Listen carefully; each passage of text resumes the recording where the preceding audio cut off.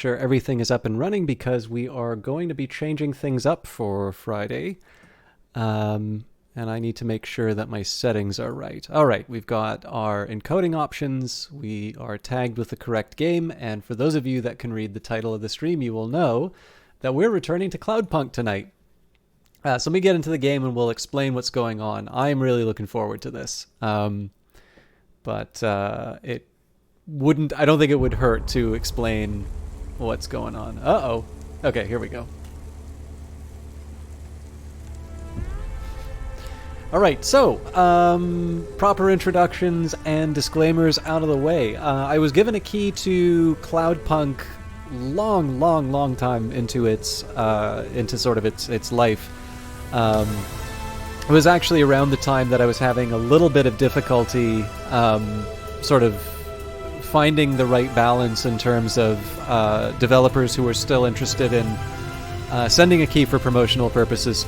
So Ironlands actually gave me a little bit of a confidence boost, I suppose, by willing to sort of roll the dice on me, because I know the benefit of a broadcaster checking out your game is not quite the same after the release and after this thing is sort of established as a successful game than it is early on. But they sent out the key. It was a wonderful game. It actually also attracted a lot of really interesting people.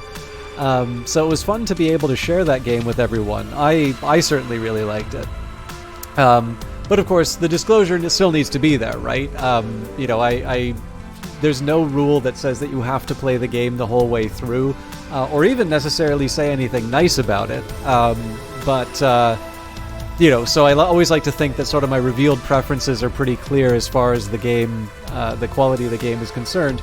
But with that in mind, I mean, we do live in a time when there is a lot of effort that's put into giving you the impression that, everyone is into this thing that a company wants you to buy. And while I would like to think a lot of, hey, Oren Raisin, it is going all right. I had a pretty rough day today, but I'm trying to find the new equilibrium. And we're actually about to start something new that I've been really looking forward to trying out. So I'm doing a little bit of intro first before we jump in. But yeah, as I was saying, one of the ways that companies will want to try to get people to buy things is to create the impression that sort of you're missing out on the next big thing, and influencers, whether they're on Instagram or Twitch or YouTube, is one way that happens. There are some actually very clear guidelines in terms of what you need to disclose when you do these things. And in the case of streaming, the guidelines are clear, but the actual requirements are not. So if I were to play City of Ghosts every day for the next 2 years because it really means that much to me, would I still need to disclose that I was given a key?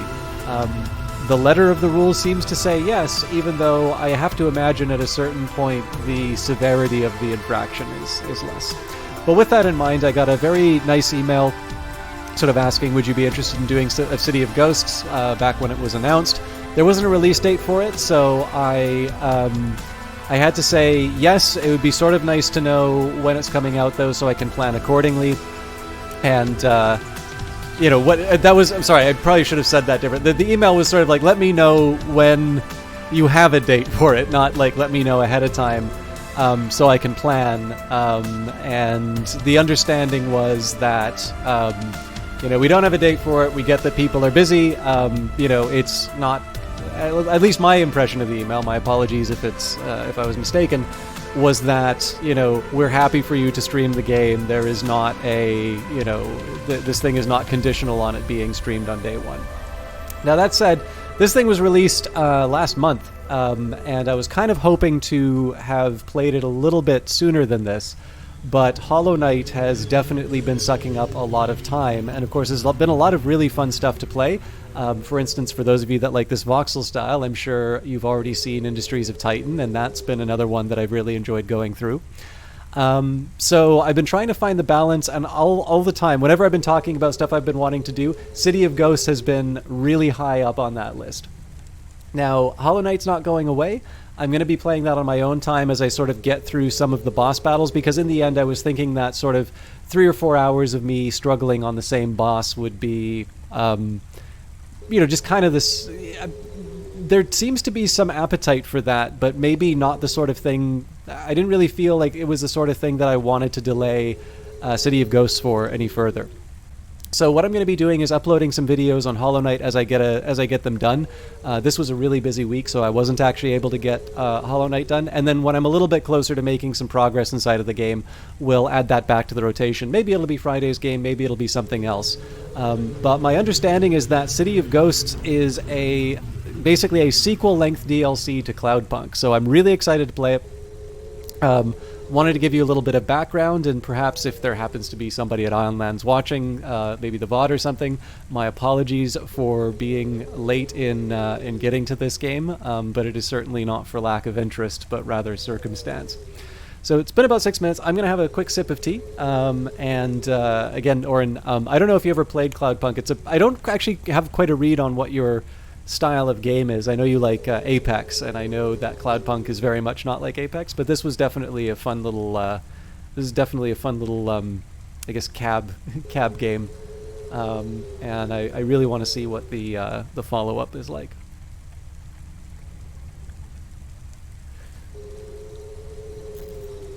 Oh, it is what it is. It's been the last couple of weeks have been a bit like this, and I don't really think. I mean, people don't watch streamers to hear them complain about how tough life is. Everybody's got tough times, and I don't know. I get a chance to play games with everybody, and and share some stuff that I'm interested in. So, you'll play anything? All right. Well, hopefully you'll get a good idea of Cloudpunk, seeing its sequel DLC. Let's jump in.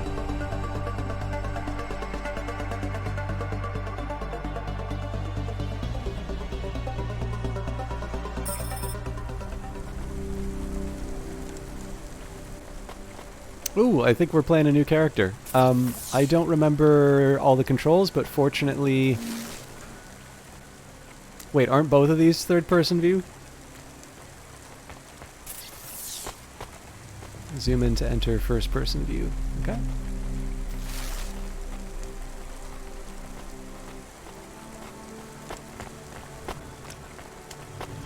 I think we'll do first-person for a little while.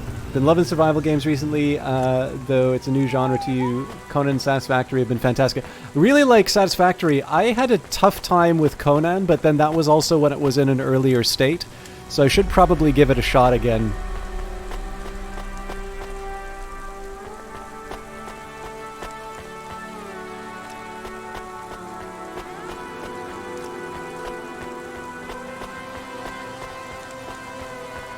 Oh, that's right. The little blue packages on the ground are things for me to pick up. Plus, it's just a chance for us to look at this really cool city.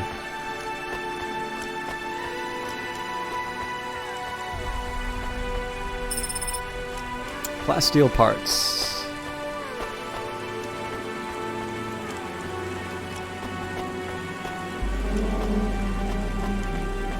I'm not 100% sure how I'm going to sort out the first-person, third-person view for a bit, but for now I'm going to...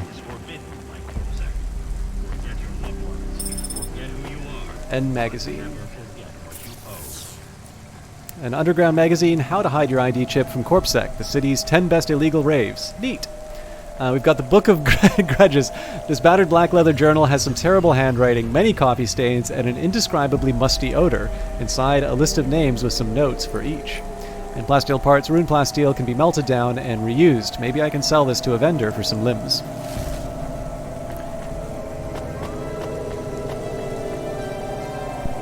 This is my Hava. You're in the way. I am Officer MORPHO, CorpSec Junior Cadet, in training, and you are under arrest, Mr. Hayes. In training? You can't arrest me. My training is complete. I begin my first shift tomorrow morning. Great. I look forward to being arrested then. I aim to have an exemplary first day as a CorpSec officer. I must impress upon my superiors the seriousness with which I approach my duties, and solemnity and respect in which I hold the ancient and venerable CorpSec Civil Enforcement Agency As such, I aim to make an impressive and prestigious arrest as soon as my shift begins. Good for you, Corpbot. You got any smokes? MORPHO, and I do not imbibe tobacco, alcohol, or illegal drugs. We're not gonna have much in common, Morpho. We might not be best friends after all. Citizen, I am escalating my tone to level 3 aggression.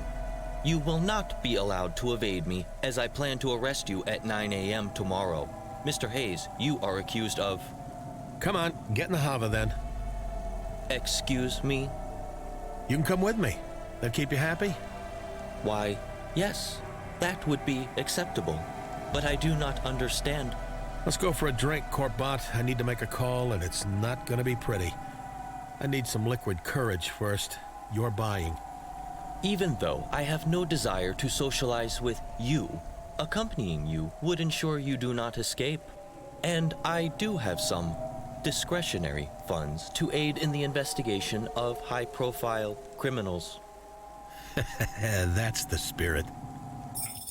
They certainly know how to start the stream. All right. Hey, Jank, give me a nav point for the nearest, cheapest, best booze. My new friend Morpho wants to treat us.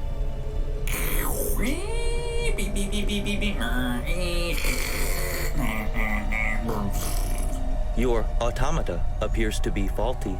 Hey, me and Jank been through a lot, okay? He's just a little flaky. Generating nav point for all that exists when the tree falls in the empty library. Enjoy your giraffe. See? He gave us the nav point. Yep. And he I'm mostly going the makes wrong sense. way. So it was Morpho, right? What's your deal? Why'd you want to join the sec? Who put you on to me? You like it in Novalis? How much money you got? Yes, I am MORPHO. I have no deal. I have dreamed of being a CorpSec agent since my programming was reset. I must protect the anonymity of my sources. I am here to serve the corporate citizens' safety and freedoms within the city. It does not matter whether I like Novalis or not. I have 1,077 credits. That's a decent stack of limbs, but how do you know they're real? I'll need to check them.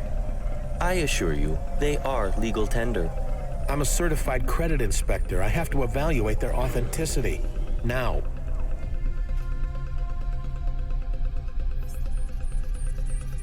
Sorry for the no chatting. I'm just trying to let the game talk first. I did not realize you were a credit inspector. Very well. I trust these are all in order. I can't believe that worked. Excuse me? Oh, just as I thought. You can't use these. I've seen plenty of counterfeit limbs in my time, and these are some of the worst. How can that be? I just got them from... Listen up, Morpho. If you spend these, you might get kicked out of CorpSec before you start. If that's what you want. No. Then don't worry. I'll make sure no one knows you had them. Thank you. That is a relief. No problem. But now you owe me, okay? That only seems fair. Was your CorpSec training rigorous, Morpho? Yes. CorpSec only recruits the best and brightest. I don't think it's Alec Baldwin. Funny you should mention Squano 77. I believe one of the vehicles you can get in the base game is based on Corbin Dallas's taxi. Okay, let me just take a quick second here because we got a bunch of people in chat. We've got C. McLaugh. I actually usually do Friday streams anyway. I'm just a little bit late in starting tonight. Wow, that is not a pleasant noise.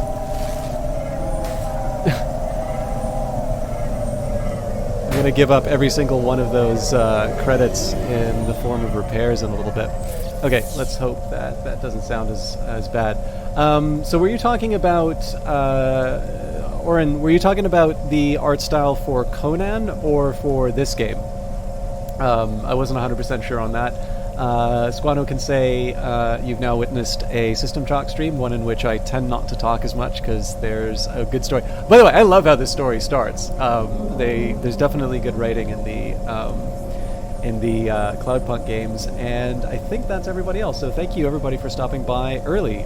We're just in the opening moments of City of Ghosts, so you know about as much as I know right now.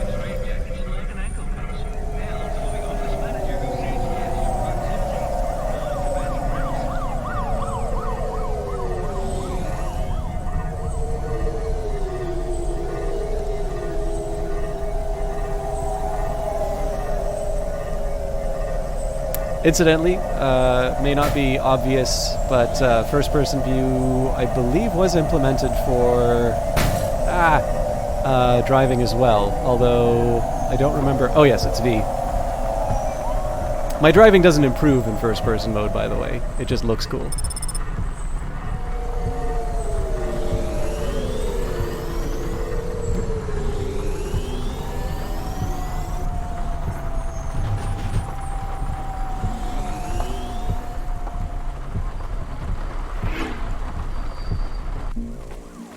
Ah, gotcha. Yeah, I don't remember if this game uses... there was a suggestion, or something, a comment that was made that suggested that some of the art might have been produced in, I think it was Magica Voxel, which is the tool that Sirkama uses in Industries of Titan. But it's a wonderful looking game, and just as the more you play it, there's more little details that you get, so...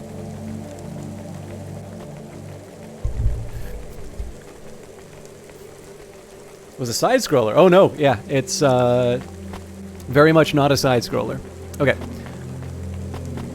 There's stuff to pick up, so I will grab those first, and then we'll get a drink with our new Corpsec buddy. Sorry, soon-to-be Corpsec buddy.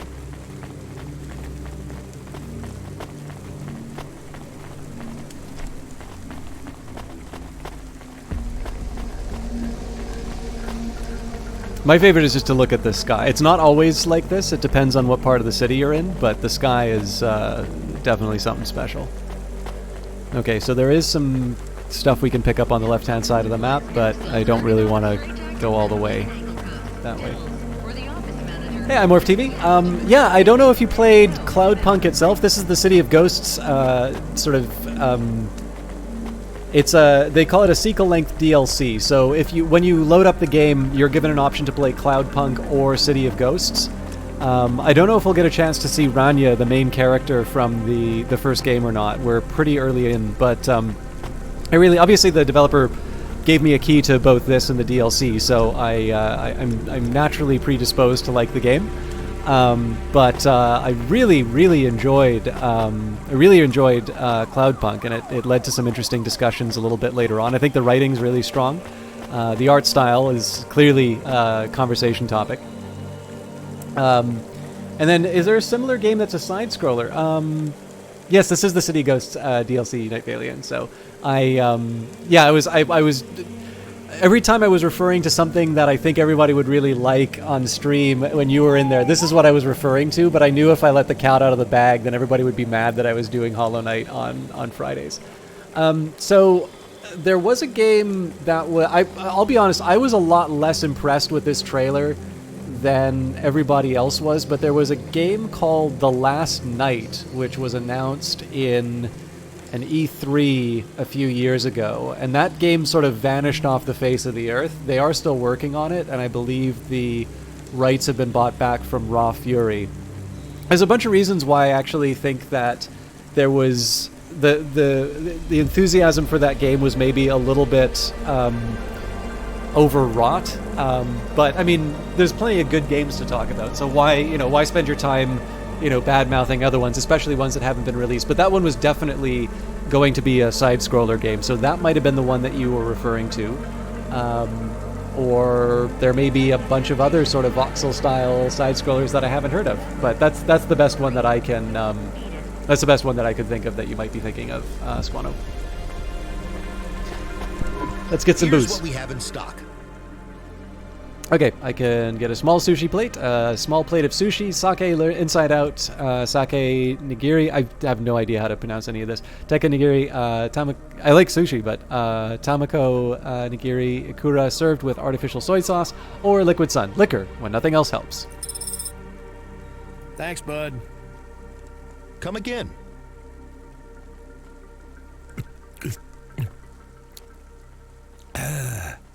Are you going to drink the whole bottle?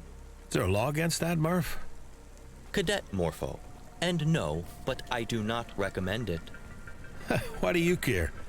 Isn't it easier to arrest me tomorrow if I'm passed out drunk?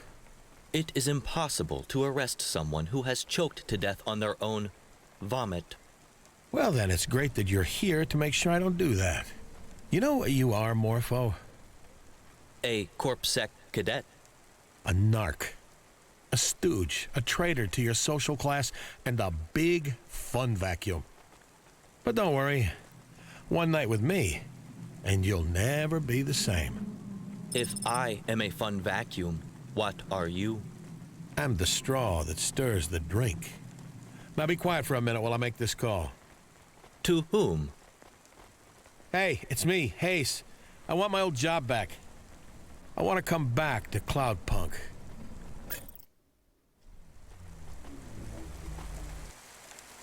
Oh, well, that answers whether or not we're going to see RANIA again.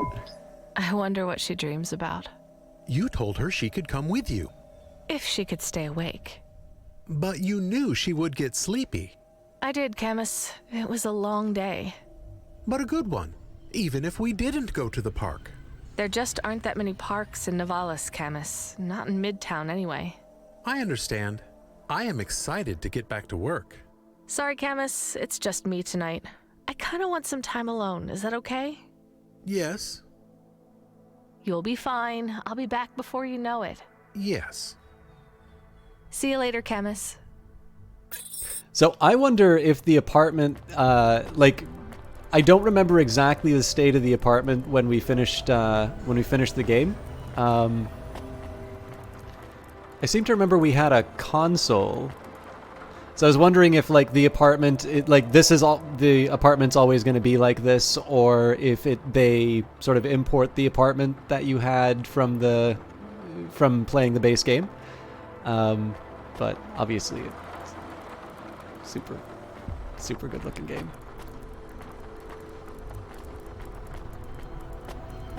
Maybe, but I mean, the trick here, right, is I don't know what this would have looked like without playing the base game. So I'm pretty sure I bought the retro. I'm pretty sure I bought some of this stuff. So I'm gonna make a guess here and say that this is a default apartment that has some of the items but not all. Obviously, we can check the video, but I don't think it's that important.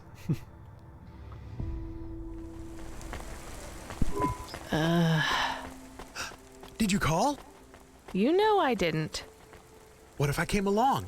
You have worked for Cloudpunk for 2 months. And Thank you, I am never iMorph allowed TV. to Sorry, come. sorry, I I'm was slow a good to helper on the first night. get on with it. You were, Camus. I will be quiet, then it will be like you are alone. I will be extra quiet. I know I am annoying sometimes. You're not annoying, Camus. You really want to come? More than anything else in the world. How can I say no to that? Come on then, let's go. My second night. I wonder if it will be like the first. Let's find out. But yeah, good luck with class tomorrow, iMorph TV, and I look forward to sharing more City of Ghosts with you when the time comes.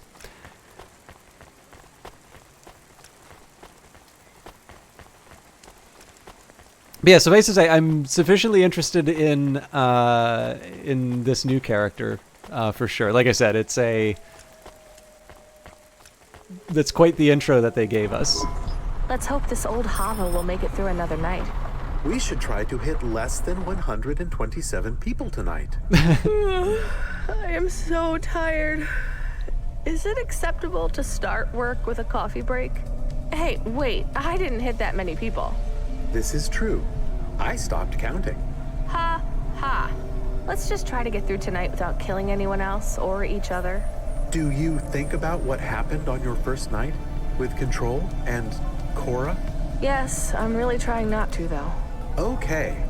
I am excited to start a new shift. I hope we almost die less often. Same. Camus, toggle our Cloudpunk service status tag to available. What? I can't. Damn it. Right, you're not my automata anymore. I am a dog. Activate generic automata. Automata now available in generic limited mode. How can I help you today, sir? Right, I forgot about you. Just log in to the automated Cloudpunk job allocation server. I'm clocking in for the night. Delivery available at Cloudpunk HQ. Would you like to activate my limited offer, monthly subscription, premium mode? You ask every night. I told you, no, I don't want to start the night in the red. Premium mode is now available, free of charge, courtesy of Cloudpunk. Wait, really? Then yeah, go ahead, unlock or whatever. Premium mode unlocked. It is a pleasure to serve you, ma'am. Ma'am, about time. Although... Ma'am? I know, Camus, I know. Generic automata, just call me RANIA, please. Yes, RANIA. So, what should I call you? Are you listening, generic automata? I need a better name for you. You may choose any name you desire. Any suggestions, Camus? Oh, choosing a name sounds fun. There are so many options. Susan, Renata, Rasmussen, Frangible, Alexandria Titania Elizabetha Swanson. Generic automata. So, Jen. Your name is Jen. Aww. Very well, RANIA. Please enjoy your premium automata features. What are they? You know what? It can wait for now. Let's focus on this first delivery. I want to get off to a good start tonight.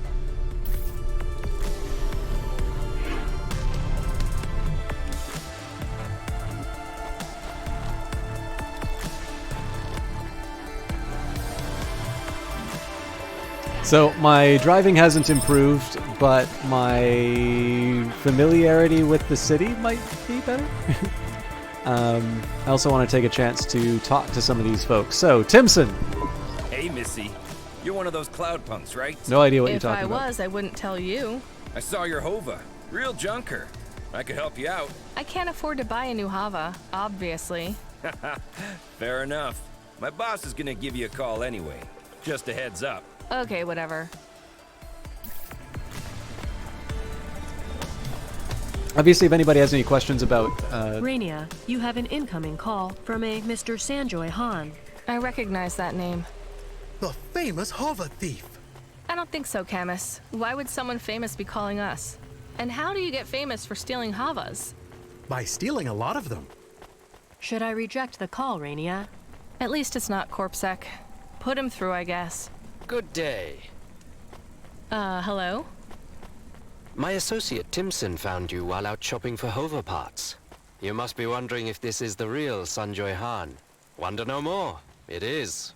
My dog has heard of you. Your dog? I am famous across the whole city. I'm new-ish here. Well, that explains it. Right. So, what do you want from me? I'm sending you a nav point. I want you to come visit me. But before you do, I must be honest with you.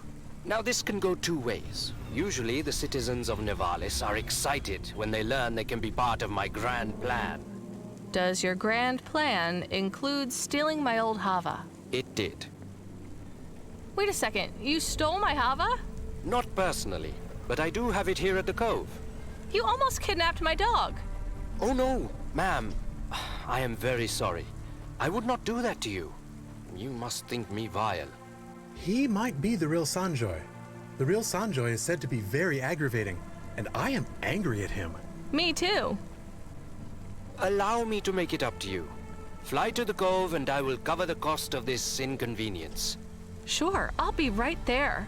Would you like me to put a bow on this Hava so it looks prettier when you steal it too? I am quite serious. Just so I'm clear, I'm to fly to the secret lair of the famous Hava thief, and he'll give me some money so I'm not sad about him stealing my Hava? Yes, and I have a favor to ask too. No way. Camus, I did not see this unforeseen twist. Please make a note in my journal that I am both shocked and surprised by this unexpected turn of events. I possess no journal functions. I am a dog. We're being sarcastic, Camus.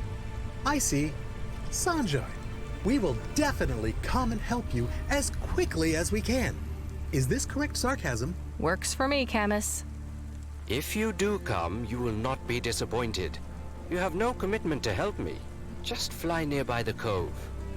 If you don't want to learn more, I'll transfer you some limbs and you can be on your way. We're not listening to him, are we? I'll think about it. Jen, cut off the call. Goodbye, Rania. I hope to see you. Call aborted. Of course we're going to check out the code, but for now, I want to do the delivery. So where is this package going? We don't have a nav point. Jen, why isn't the Cloudpunk job allocation server telling us where to go? The job allocation server is offline. We would normally have a call from Control by now. Old Control. We don't have a controller now, Camus. We just take whatever job the algorithm gives us. No chat, no special jobs. That is boring. I remember a lady Control. At the end of your first shift. She dumped us after one night, Camus. We're stuck with the algorithm now. Is that better? You might think so, but no. Drivers who don't have an allocated controller get all the shitty jobs. If things don't pick up soon, we won't make rent this month. Hey, driver 14FC, you read me?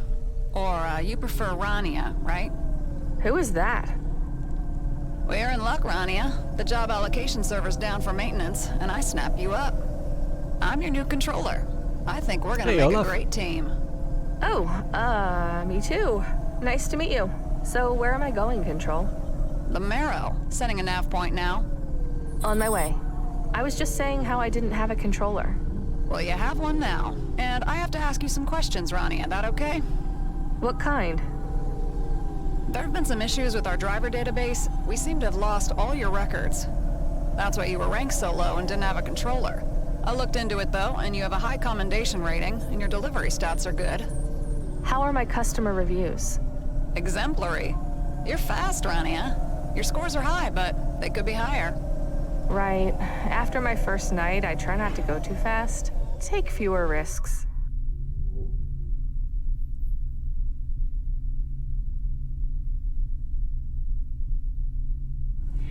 I am. This is the City of Ghosts it's DLC. Not just you that gets rated. Each Cloudpunk controller has a rating at the end of the night, too. My rating's based on how well my drivers do, so this is no time for slacking. No time for playing it safe. How many controllers are there? Who knows? But I want to be top tonight, and I think you can help me get there. I'll do my best, but I'm still pretty new to this. You're a natural. And I'm gonna level with you. The rest of my stable of drivers, well, they aren't exactly speedsters. My ex-husband could teach him a thing or two about finishing fast. Ugh. Just give me the questions then, I guess. Nah, I'll catch you after you make your delivery. I'm gonna have my coffee first. Triple espresso, come to mama. Coffee? So if you can drink, you're not, never mind.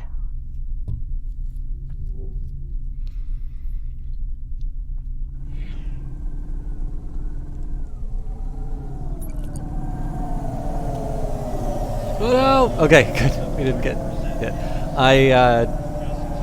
I'm not exactly the kindest to my vehicles in this game. We will check out Sanjay Hunt's Cove, but I do want to finish the Cloudpunk job first. And there are some timed missions in this. They'll tell you right away when they're timed, but I do sort of want to get some... Oh, I never noticed the garage signs. I do sort of want to get better at being somewhat speedy in my my deliveries.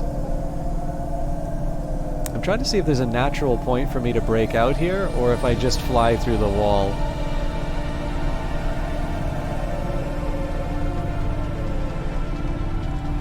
The other thing that's funny is there's a map to so I said in the game, sort of at the start, that there was a... it would be neat if it came with like a physical map, sort of like some old games used to. So I know, like when I was playing Morrowind, I would have my tablet open to a website that would have sort of a copy of the map that they had put out for that game. I think Grand Theft Auto might have had one of those as well, like the very first Grand Theft Auto. But it turns out there is an in-game map, which I was completely unaware of until the very end of the game.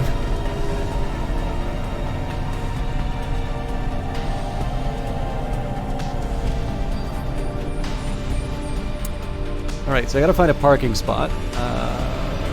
Whoa! something to turn the stream off. I should comment, a little bit like the last time I played Cloudpunk, the writing in the game is quite good. It's full of dialogue. One of the things that's kind of neat about games like this for me is when you have like a little bit of rest in between missions to sort of think about what happened. But I do notice that the game does tell a lot of its story in between jobs with the dialogue, so there will probably be some extended times where I don't have something to say, or rather I would maybe have something to say, but doing so would talk over the dialogue. So feel free to ask questions, feel free to engage in chat, but I may occasionally have these extended quiet points just while I have the experience. I always feel a little bad about that, but I feel worse about stepping on the game telling its story. And if you have any preferences in terms of how stuff looks, feel free to speak up and I can... Okay, we gotta go up. I'll head back to that elevator. But yeah, feel free to speak up if you have any questions or if you have any preferences in terms of views. So we're in first-person mode. The game actually has a pretty... Oop.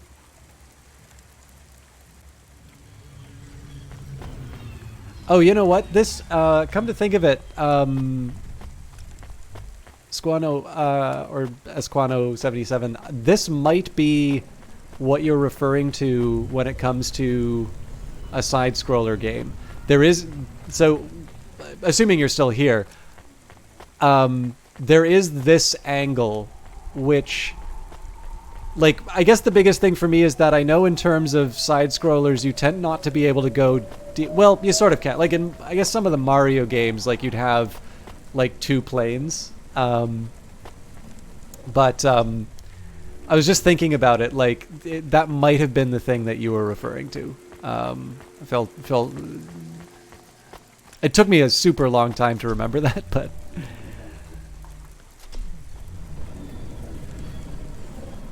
I don't know. I kind of personally, I'm partial to the first-person view.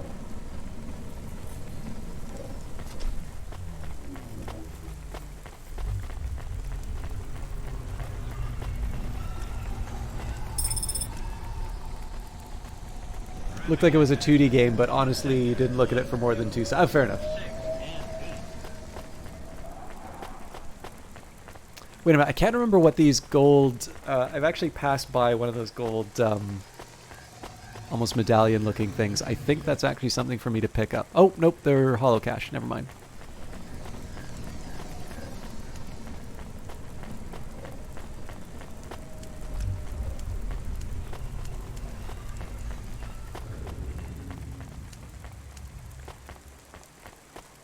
It's actually raining in my city tonight. Or this afternoon rather, so the mood really fits. Well, this delivery was very normal, Camus. What do you mean? I guess I just kind of expected to meet someone weird, or I don't know. It is not like that first night. Everything seems calmer. It is all the same, but it is also all different. I guess that's a good thing. Hold tight, Camus. I'll be back at the Hava in a sec. Oh, if you can just give me a quick second here, there's one thing I didn't check, which was the rating for this game. I moved off of a mature tag, but there'll actually be some, it's relevant to the YouTube video. I don't think this has like a PEGI rating, but it also has a physical copy, so I think... Sorry, this shouldn't take too long, but... Like, it's a pretty stylized game, so I don't really see how... I don't really see how it would get, like, an M rating, but probably just as well for me to double check.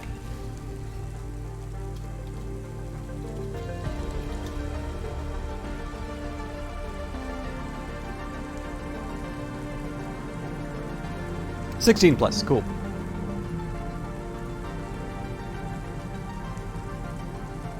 So I can say words like crap.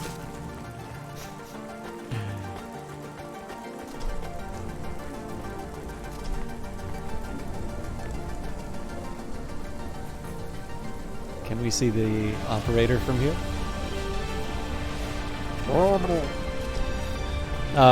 I think it was one funny thing. I had, for a very long time, thought that the elevators had like personality AIs.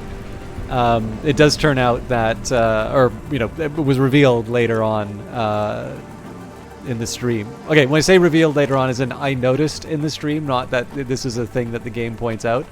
But somebody had pointed out the person beneath the elevator.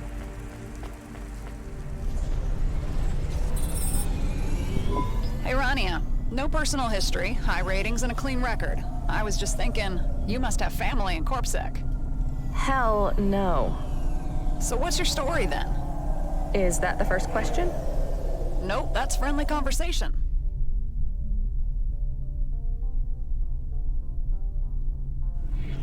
Won't get much of it from me. Not tonight. We have work to do, 14FC. So, give me a job. You got it.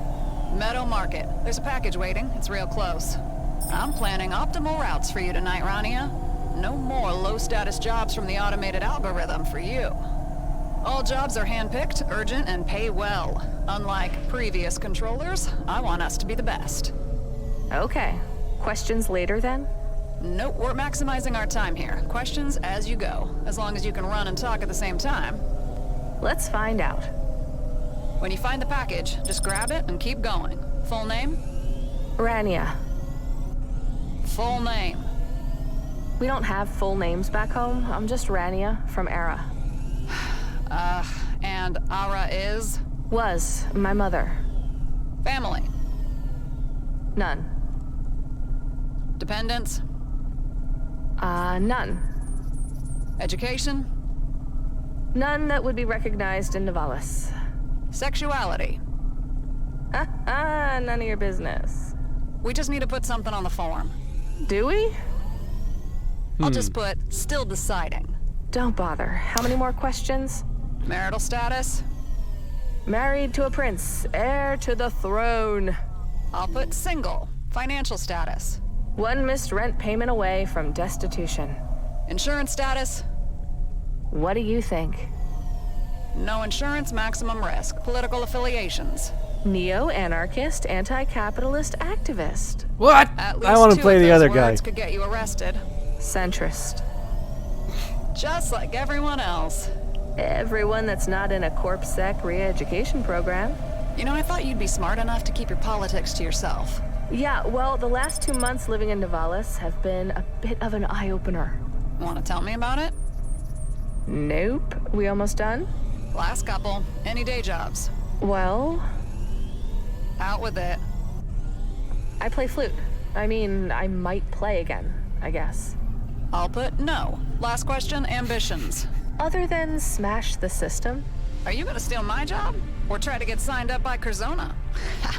Your job? No way. No offense. And Curzona, the massive multinational delivery company that forcibly recruits drivers and works them to death? Please see my previous answer, re-anarchism. All right. Well, believe it or not, that went better than usual. Good luck with the delivery, RANIA. Control out. Wait, Control. Can I ask you something in return? Seems only fair. The accidents, the disasters, and the bombings. What about them? Are they getting better? I mean, in the past few months, have things improved? This is a Twilight, RANIA. Literally and figuratively, is that the word? The one that means in books. Literally means... It doesn't matter. What's your point?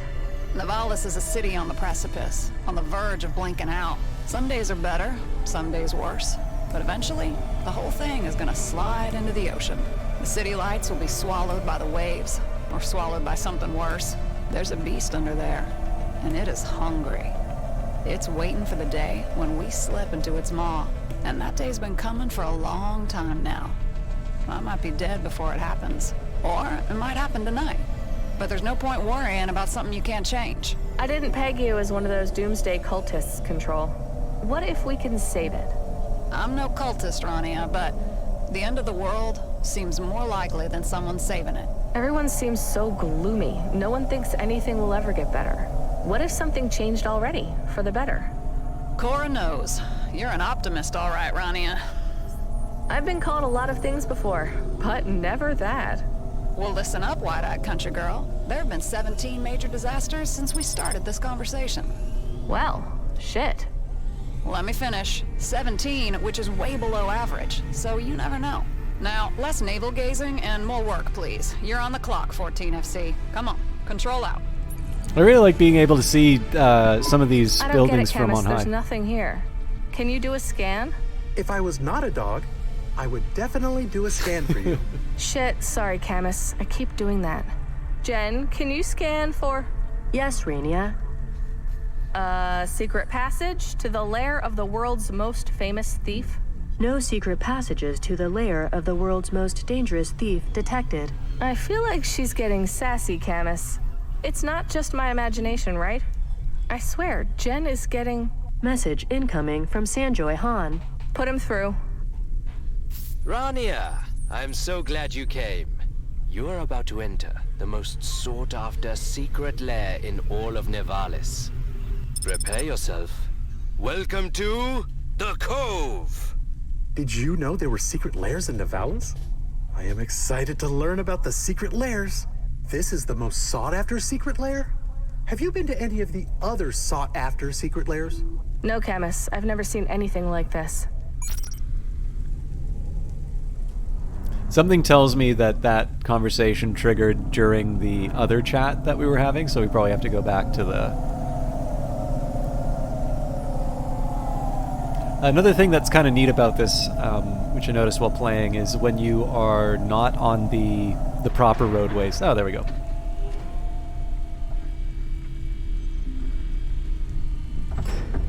When you're not on the proper roadways, you'll move slower, which is helpful for the timed missions.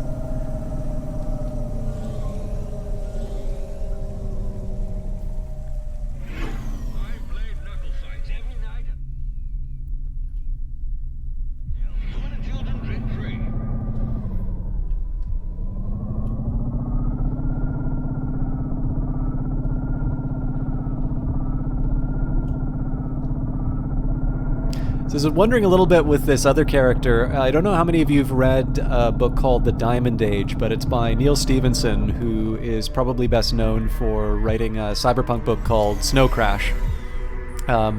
What's interesting about The Diamond Age is that it starts with a very stereotypical sort of cyberpunk anti-hero, but within probably the first few chapters, maybe even the first chapter if I remember correctly, they're executed for like doing what is kind of standard in a cyberpunk story. So I was wondering if that character would be sort of similar to the introduction to the Diamond Age, but it looks like it's going to be somebody that we come back to see. Obviously, we're going to loot this place to its bones.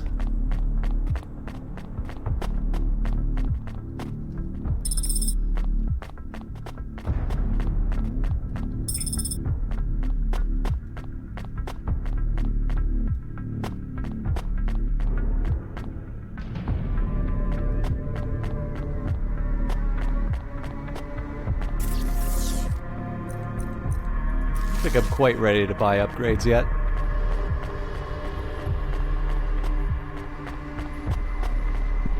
You no longer need to pretend you are unimpressed. I'll admit, this is something. But I've already seen a lot of weird things in Nivalis. Weird? This is a place of wonder. It's a big cave filled with some stolen Havas. A big cave. It is the hub for my grand plan. A vast lair to stage my greatest production. Sorry. It's a very big cave filled with lots of stolen Havas. Not just lots. All of them. Or one of each, at least. So you're a collector? Indeed. So that's why you stole my crappy old Hava? A rare model. Vintage, but prone to disrepair. Tell me about it. My old boss told me if you hadn't stolen it, it probably would have been the death of me. No need to thank me. I didn't. Did you only bring me here to show off? My network of spies has watched you. You work for Cloudpunk, giving you unprecedented access to the city. You are resourceful. The Andersons, the Quarantine, Cora. You can be trusted with difficult tasks, and you have no love for CorpSec. What do you know about Cora? Only enough to know you are wasted as a mere Cloudpunk driver. Better you work for me. I already have a job, and I've already turned down offers. Then find me a drive converter for this hover. I'll pay you well, and we'll go from there. Why can't you get it yourself? And why do you trust me not to turn you in? My network tells me you are many things, but a CorpSec informant? No, I know that is not the case. And you have connections. Many repair shops will not sell me replacement parts. Emmett. Yes, he would have the part. You can't send someone else from your network? The old man Emmett is wily, and he dislikes me. He would know it was for me, unless it was purchased by someone he trusted. Why does this mean so much to you? Stealing old Havas. You grow curious about the grand plan.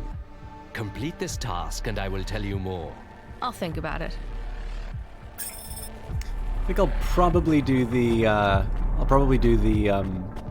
Meadow Market job first. I am really curious about where these items are, though. It says higher. I don't believe there's a jump in the game, but I don't really see any ways to move up. Possibly, if we build trust with the character, we'll get access to other parts of the level.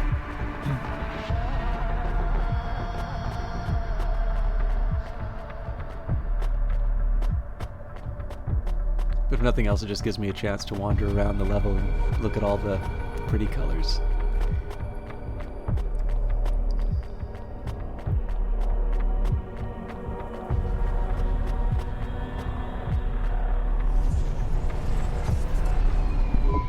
What did he want? Is he going to steal me again? You're a dog now. He doesn't care about dogs. Will we help him? Maybe. Did you see the Havas in there? They had a Voda Noir. I hear it's the fastest Hava in production.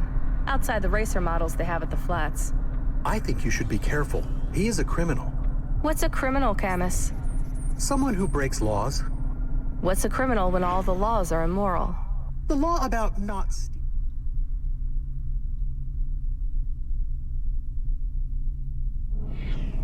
seems universal.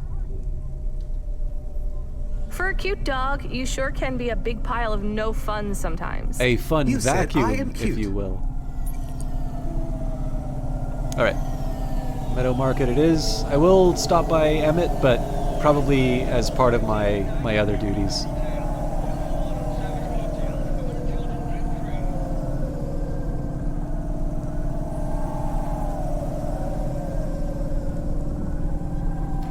Just as maybe a heads up in terms of the overall expectations for runtime, I believe the marketing for this game says that the length of this campaign is longer than Cloudpunk itself. So it wasn't a particularly long game for me. It's definitely one that I extended the runtime for just because we had a chance to have some discussions. Yeah, it's definitely not going to be something that we get we finish in an evening.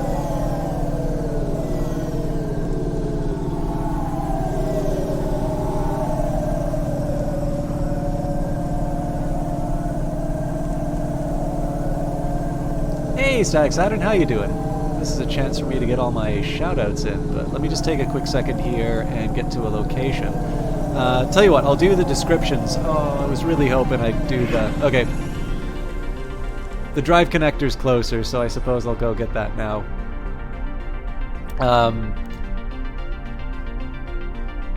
I was hoping to get off of the street, but yeah, let me at least get the verbal description. Oh, interesting. Okay, you know what? I'm gonna go change my mind. I'm gonna go.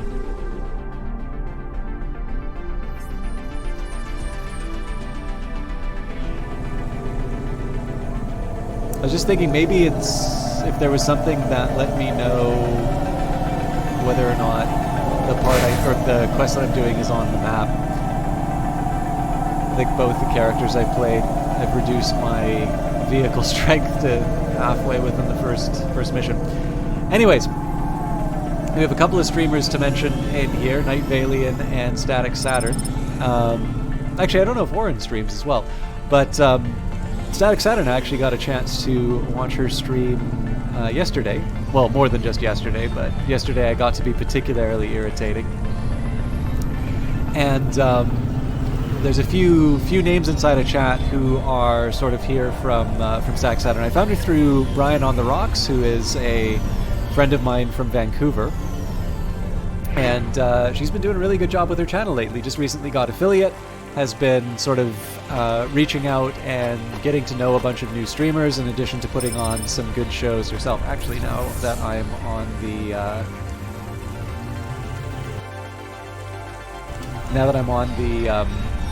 on land, I can probably do the shoutouts.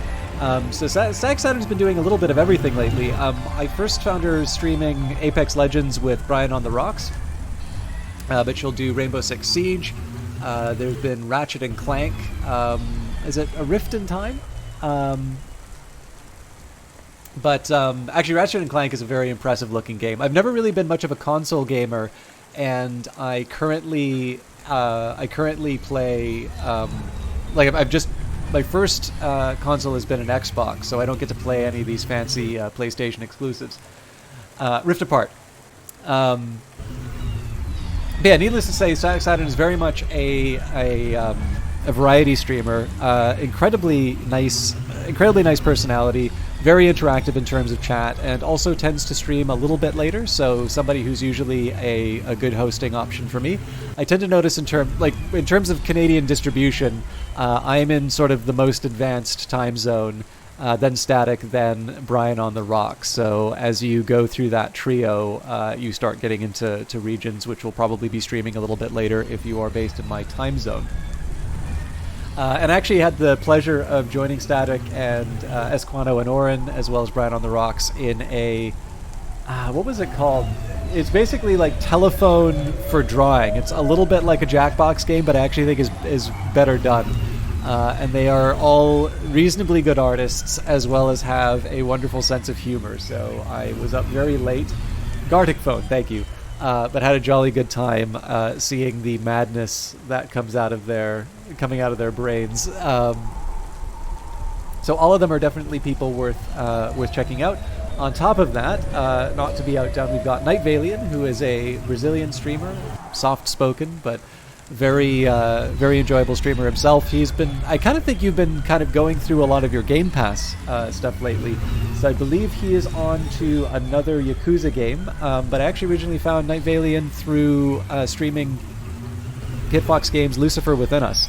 And again, another variety broadcaster. He's done everything from Frostpunk to Yakuza, and also tends to stream quite late. So is another one who I tend to feel very comfortable sort of handing off at the end of the evening, because we'll have have somebody who's going to be streaming for a longer time.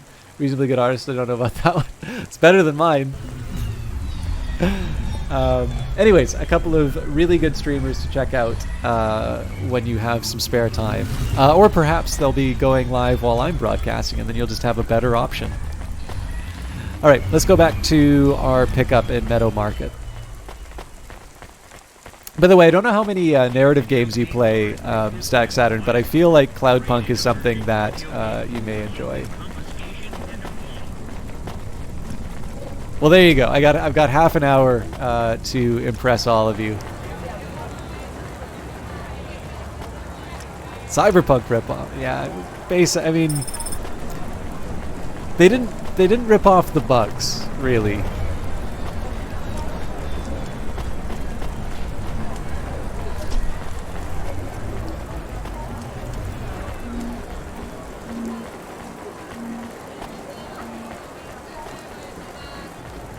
I think it's more of a Valheim clone. They just didn't bother to implement the survival components. Ferrofibers. These fibers expand into a solid, rigid mesh when exposed to current. They're used to build all sorts of stuff around the city, even though they have a half-life of 100,000 years. It's definitely a great-looking game. It's definitely a little bit more... a little more narrative focused, and it's definitely one where I'm trying to think of the right way to put it. Like, part of the appeal for me is the time that you spend sort of between missions to sort of talk and just sort of think things through. Like, it'll give you some experience. It'll give you a bunch of vignettes of the city and sort of present you with some moral dilemmas. So it's definitely not it's not as action oriented as some of the other stuff that I've seen you play. But I definitely feel that the time that they so first of all, the story that they tell is definitely worth hearing. And then on top of that, the time that they give you to sort of think about what's going on is really great too. And of course, you get to see the game from a bunch of different angles. So there's a third-person view, which is what I spent most of the game with. There is not exactly a side-scroller, but sort of a fixed view. And then I don't know if first-person was added into the game later, but definitely the first-person in the vehicle was added later. Anyways, there's my payload. Let's go deliver something. Yes, we got a dog at the end of the base game. So this is the City of Ghosts sort of DLC. They do stress that it's a sort of sequel-length DLC, although we are playing the character we played in the original game as well as a new one. But we do have a dog that talks.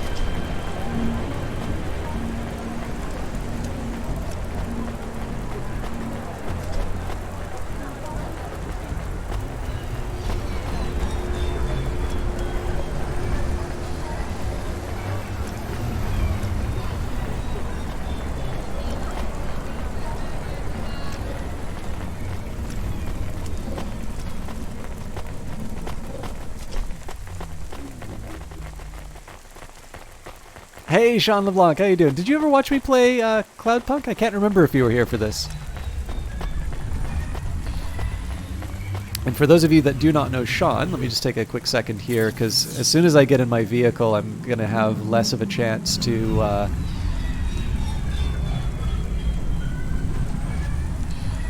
going to have less of a chance to share this. Sean is somebody who I met through the local game dev community. Actually, not your most recent release. Late Fees and Damages made me laugh because I think we're very much in the same boat. But I got an email. I haven't actually played this one yet, but I got an email. I think you just released. Was it just a cool little guy or something like that?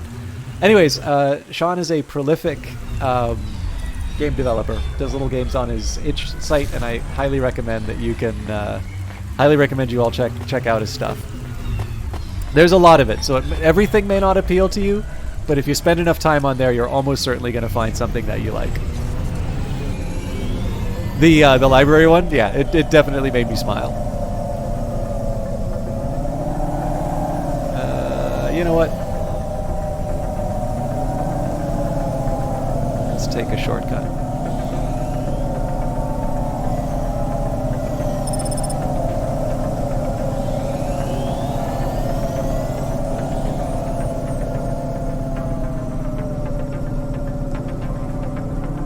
See how well I do in first-person mode again.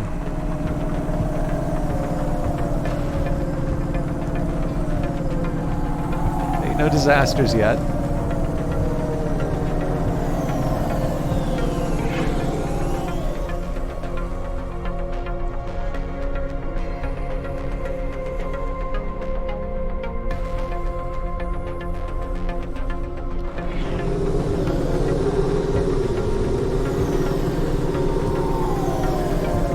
Okay, I'm going to take a quick second on the map here just to see if these are real destinations or if these are just spots. Okay, so I can stop by Emmett on my way. I'm going to go play some Apex with a buddy of mine. See you later. Have a good stream. Thanks a lot for stopping by, Oren. Sorry this is the one that you're all starting with, because this is definitely one where I have a little less of an opportunity to talk. At least in the earlier stages, but I am a big fan of this game. So I'm hoping you all give it a shot on your own.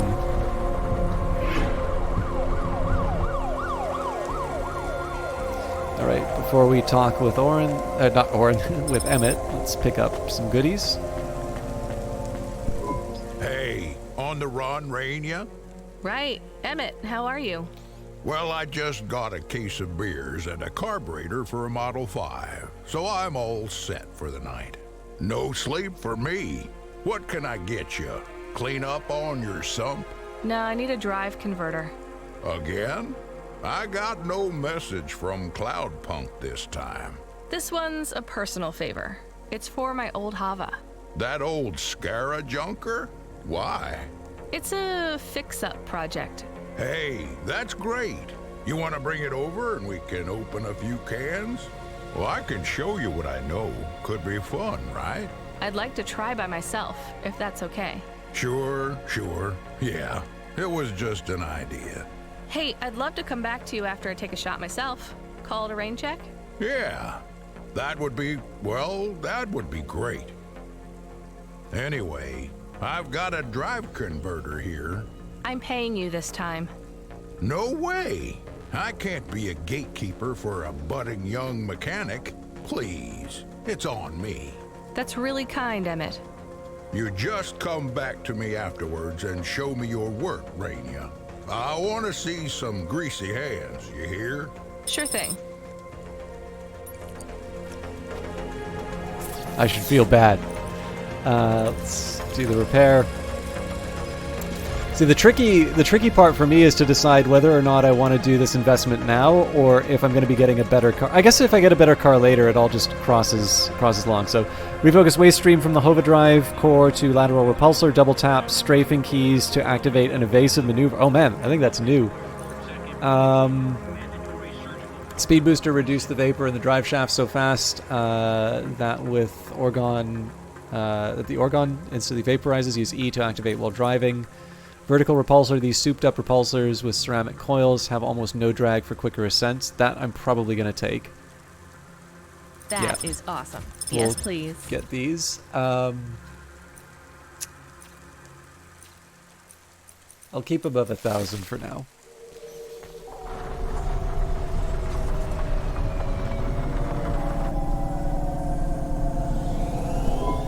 Emmett sure is kind. I know. It seems like maybe he would have just given Sanjoy the part if he just asked nicely. I'm not so sure, Camus. I don't think Sanjoy needs to ask for things nicely. He's used to people doing what he wants. Just like he got you to do what he wants. Huh. I said, just like he got you to do... I heard you, Camus. Vent the dog out the airlock, please.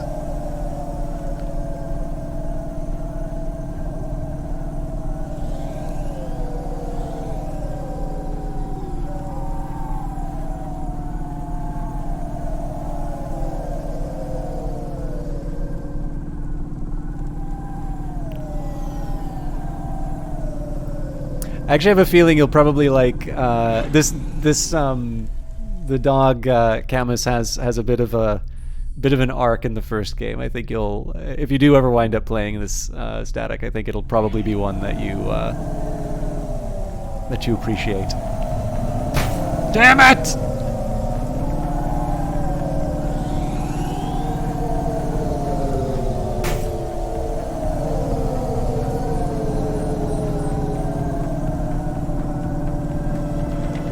Hey, Miss Ariella. All right. Another... Oh, thank you.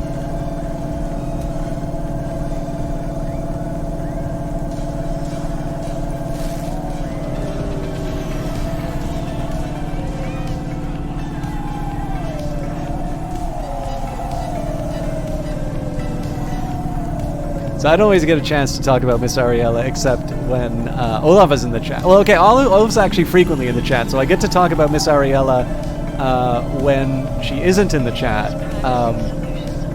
But Miss Ariella is another streamer who I met through met in Vancouver. This is not Ark. This is a vastly superior game to Ark. But Miss Ariella is an Australian streamer who I knew from my time in Vancouver. In fact, I met through EXP, so there are a number of EXP alumni in the chat right now. Miss Ariella, which is an Australian variety broadcaster. She likes this kind of Star Wars ripoff sort of a game. Massive Attack or Massive Effect or something like that. Anyways, so far as I can tell, it's kind of like one of these, I guess from the description that she gave me, it's kind of like Stardew Valley, but like it seems like it's third person. You play like a shepherd, and I'm like, I guess she was in like one of the dungeon bits because she was doing a lot of shooting. But anyways, not my sort of thing, but I don't hold it against her. Green Anchor. But yeah, anyways, Miss Ariella is not just a variety caster, actually does a ton of indie games. She has got this amazing ability to sort of accept and cover every single game that she's given a key for. Whereas for me, like, I'll play one game and it will take me all, like, a year to get through the entire thing. So I don't know whether or not you've gotten a chance to play... Oh wait, you're talking about the house, the opening theme for that, aren't you, Sean? I happen to like House in general, but that probably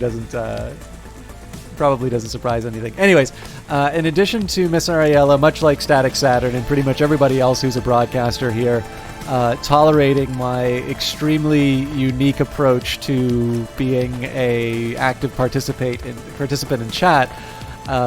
She's a wonderful variety broadcaster. The only real drawback is that she seems to have an irrational bias against Civilization, the greatest game series ever. Home? I have a package. I don't want it. Wait, do I know you? Maybe. I think I saw you near the spire. Right. Don V, I'm a reporter and I need you to leave. You don't want the package? I did, but I've been compromised. It could be a trap. You should dump it. Forget you met me. That bad, huh? Absolutely. Corpsec? I wish. The chorus. The chorus. If anyone says the word again, pretend you've never heard it. Right. So, in the trash? Right. Well, now that you're following, you're a member of the System ask. Flock, Static Saturn. What was it supposed to be? What's the Cloudpunk rule? Don't ask what's in the package. But I'm really terrible at following that one. And if it's going in the trash anyway...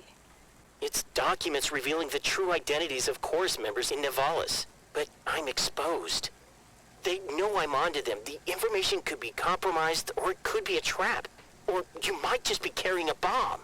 Shit, not for the first time. Well, thanks for the warning, I guess. Stay safe, Rania. You too, Don. By the way, you might, I don't know if you noticed, but the channel points also have a special name as well. You still have the package? This is not how package delivering is supposed to work. I know, Camus. He didn't want it. Why not? It's a trap, or a bomb. I don't know. Let's dump it. Jen, give me a nav point for a trash chute to the bottom of the ocean. Nav point generated. Anyways, so her gross mishandling of the Civilization 6 file aside, Miss Ariella is a wonderful RANIA. broadcaster who I'm sure we don't know each other, but we spoke outside the Synwave a few months back. I'm Amelia. you should check out. Sure. What do you want, Amelia? You have a package, right? For Don? I'm not allowed to say. Bring it to me. You're gonna dump it anyways. I'll make it worth your while. I don't know what you're talking about. And if I did, it could get me fired. We don't have time for this, Rania. The chorus are dangerous. You have no idea what you're getting mixed up in. Bring me the package and get yourself out of this mess. Sending you a nav point now. The package is flashing. The package is emitting light in a repeating pattern. I see it. Quiet, you two. Amelia, what do you know about this package? It's not a bomb. It's not dangerous. Except in the information it carries. How can I trust you? That's the kind of question I want you to ask, Rania. It shows me that you're thinking, at least a little. You should ask that question about everyone you know. What will you do with the information in the package? You remember Rubric? You thought he was the most dangerous man in Midtown, right? Well, he's just one tiny part of the chorus, Rania. If you get that package to me, I'll use what's inside to hurt him, like he hurt you. I'll think about it. Jen, close the channel. Alright, I'm completely heading in the wrong direction here.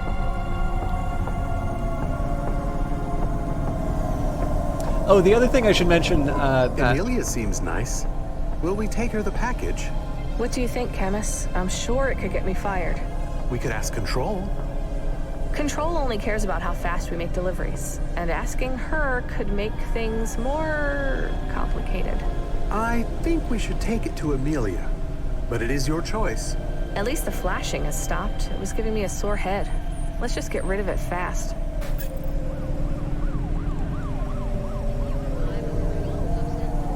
I have no idea where this nav point... It kind of feels like the nav point just suddenly vanishes on me every once in a while. Okay, here we go. Just gotta find a parking spot nearby.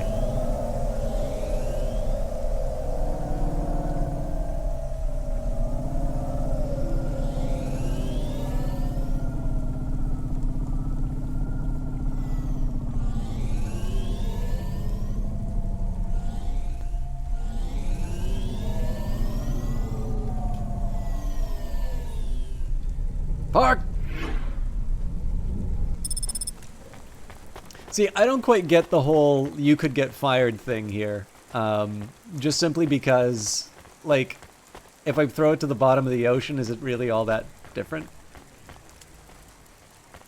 Okay, apparently they're probably on another level. Oh, no, hang on. I know where they are.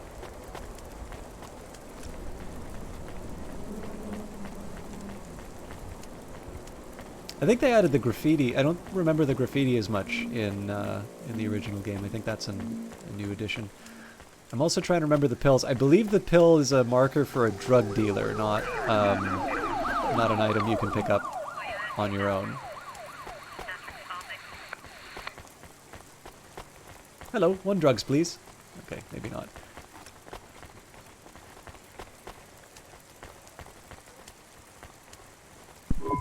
I'm glad you came. Tell me how you're going to use this to hurt Rubric. The less you know, the safer you'll be. In this case, I'm willing to take the risk.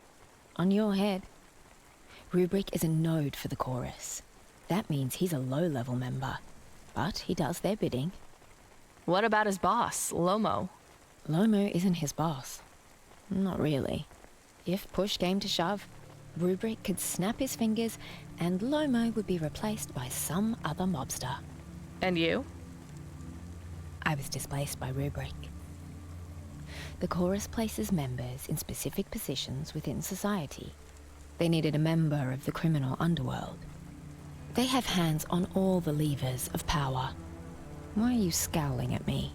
I don't know. Sounds like your standard crazy conspiracy theory to me. It's a conspiracy fact. With these names, I can blackmail Rubric. I can leak them on the Undernet, or threaten to. He'll be blamed for it. The chorus will come for him. Wait, you're just gonna threaten him? All I need to do is scare him off to get my old job back. Wait, that wasn't the deal. You're supposed to take Rubric out. I can't get rid of him completely, but I can scare him off. That will have to be enough. Even if this information is wrong, I don't think he knows that. It's leverage over him, and that's all I need. Another weapon in an information war. Great. Hey, he's not going to be happy about this. I've transferred you some limbs. You did the smart thing, Rania. It doesn't feel like it.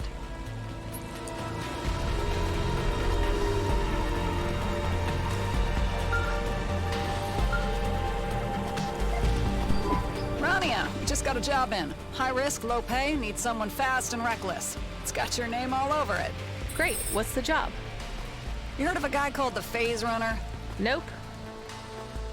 Me neither, but he insists he's famous. Anyway, we need you to grab a package from HQ and take it to him. On my way. He says he's a secret vigilante, so be careful, I guess. Should I be worried about vigilantes? I'd be worried about anyone who's eager to tell you their secret vocation. I was gonna say, claims they're famous, but you've never heard of them. Sounds like every Twitch streamer I've ever met at a meetup.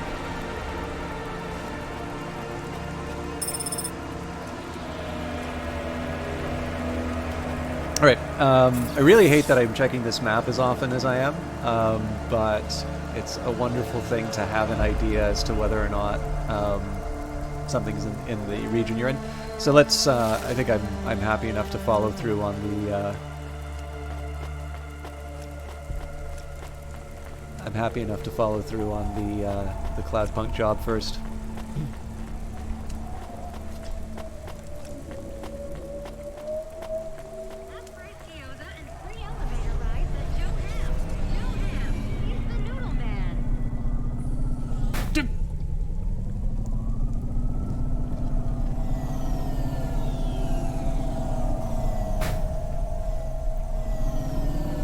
Although I should gas up if I'm going to be doing a fast and dangerous, or labeled as fast and dangerous mission.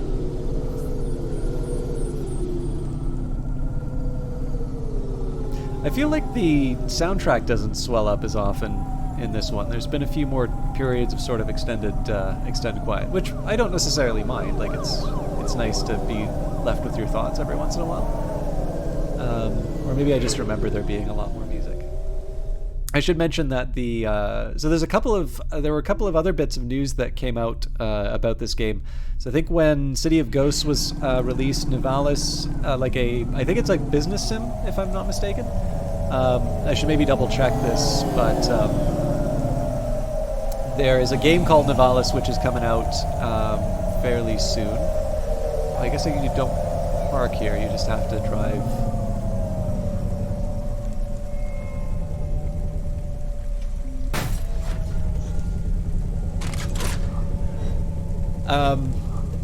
But yeah, so there's a game called Nivalis coming out, same developer, Ion Lance.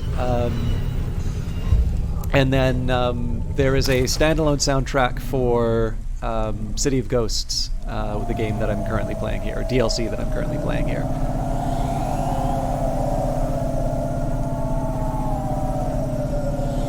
Although I would be really interested personally to see, so obviously Steam gave a sort of standalone,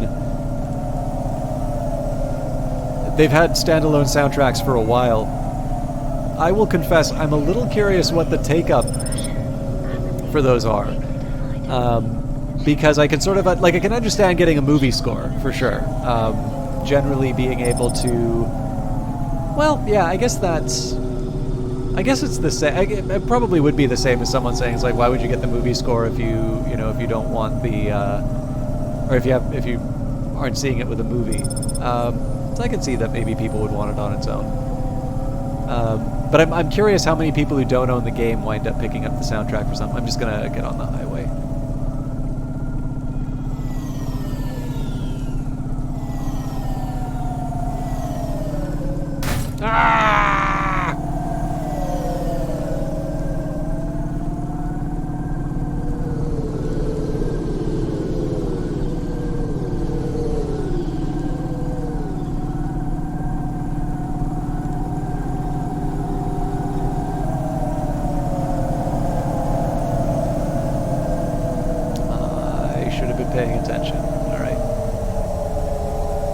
This is legal to do on the road, right?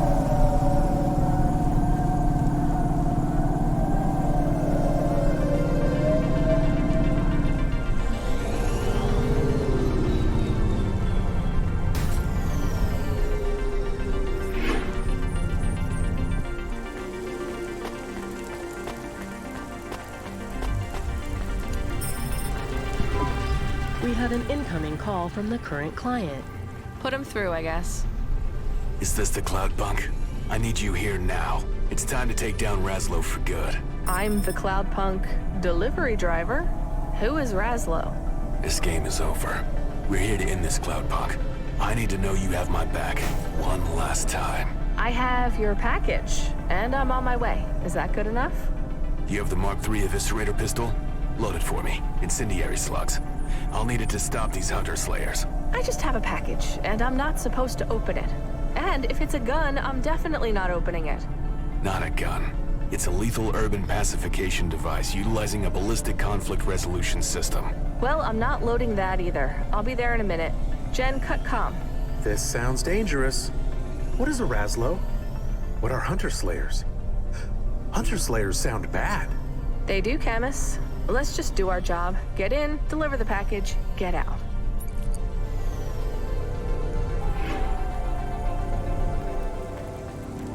So we're not timed on this one, so I'll pick up the item instead.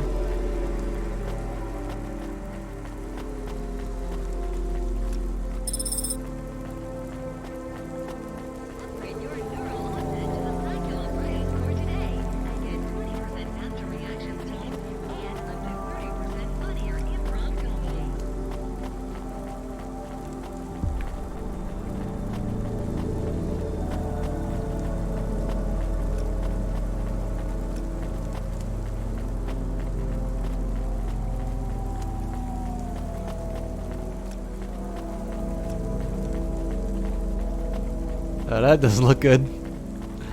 I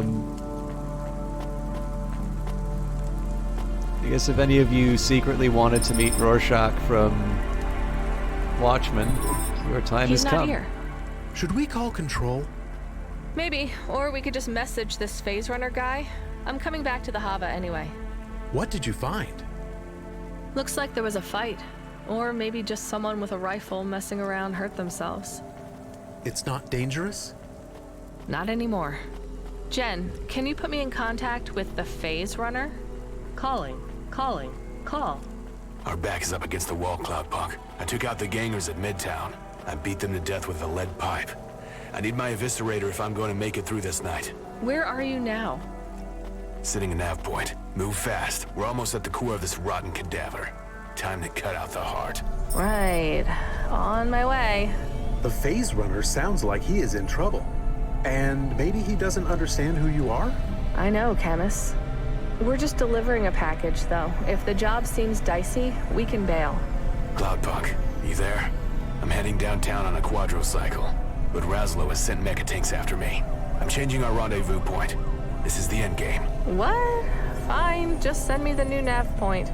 Watch your back, Cloudpunk. Tonight it's them or us. Uh-huh. I have a question. I don't know what a quadrocycle is, or a mecha tank. I am excited to see what the phase runner looks like. He seems very heroic. Running around town shooting people isn't heroic, Camus. It's crazy. But he says he is fighting Razlo. That is what he says. Well, I am excited to finally meet the phase runner. I am surprised you are not. You can be excited enough for both of us, Camus.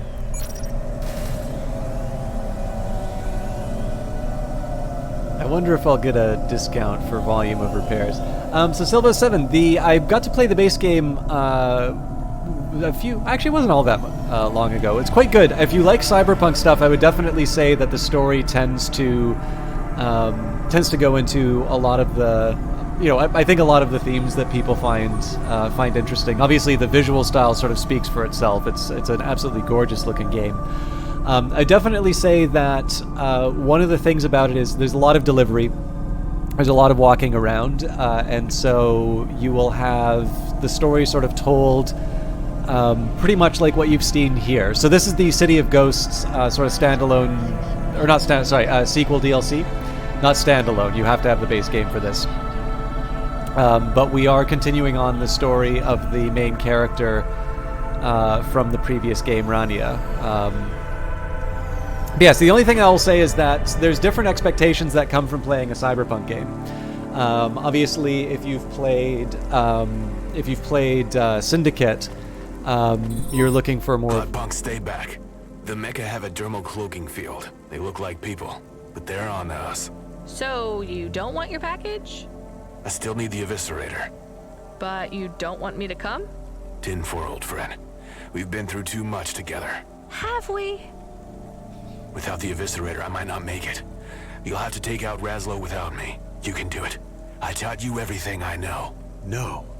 Hold on, the phase runner. It's not over yet. Wait, is it only humans the mecha are targeting? They're only after me and you? Correct. What if I send my dog with your package? Would he be okay? It might just work. This is our last chance. Right. Camus, that okay with you? You trust me to go on this mission? It isn't too dangerous? I am confident that the amount of danger Mr. Phase Runner is in is an amount you can handle. I won't let you down.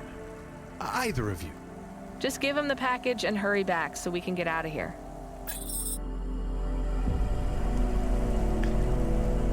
Oh, we get to play Camus. Yeah, so Silvus, sorry, I'll just take a second here. So, like, if you play something like Syndicate, or probably its modern reincarnation in the form of Satellite Rain, it's going to be something a little more strategy-oriented, and there might be, an interesting cyberpunk story there, but it's not driving as much. Obviously, one of the challenges is with such a huge sort of milestone in the form of Blade Runner. Cyberpunk is as much an aesthetic choice as it is sort of a subject to be informing some of the ideas about, which is of course a bit of a shame because they continue to be relevant even in the 2020s. So, I mean, it's 40 or 50 years depending on when you think the genre sort of started. So, in a certain sense, it should be. Like, you'd sort of think if you consider that distance, it's kind of like when people kind of laugh at bubble space helmets and, the very old-fashioned kind of Buck Rogers sort of science fiction. But either they've done a really good job of marketing, or I don't know. There's a bunch of different reasons why this stuff is still interesting. So, in the case of Cloudpunk, I would definitely say that it's a game that is definitely very interested in telling its story. A lot of it is done sort of as the way that you've seen it here, which is through the dialogue. A lot of the dialogue will tend to happen as you're doing your driving throughout the city.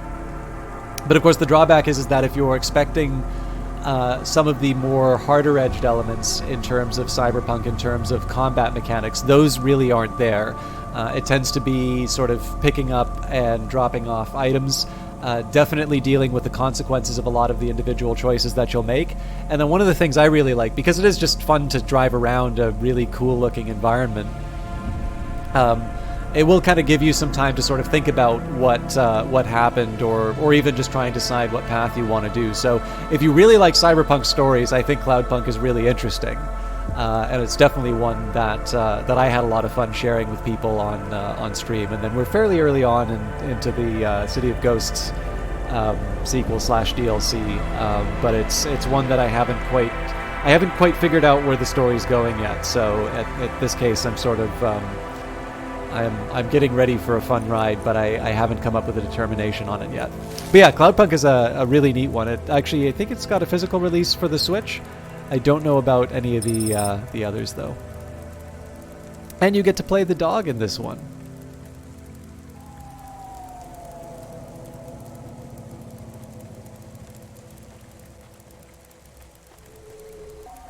Are you experiencing heartache, depression, apathy, vaguely defined ennui? Then check out this season's best-selling emotional immunizations at Immune One.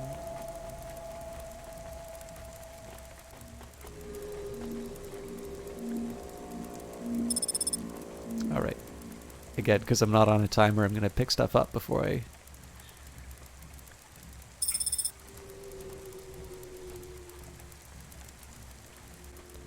Oh my god, is it the Phase Runner?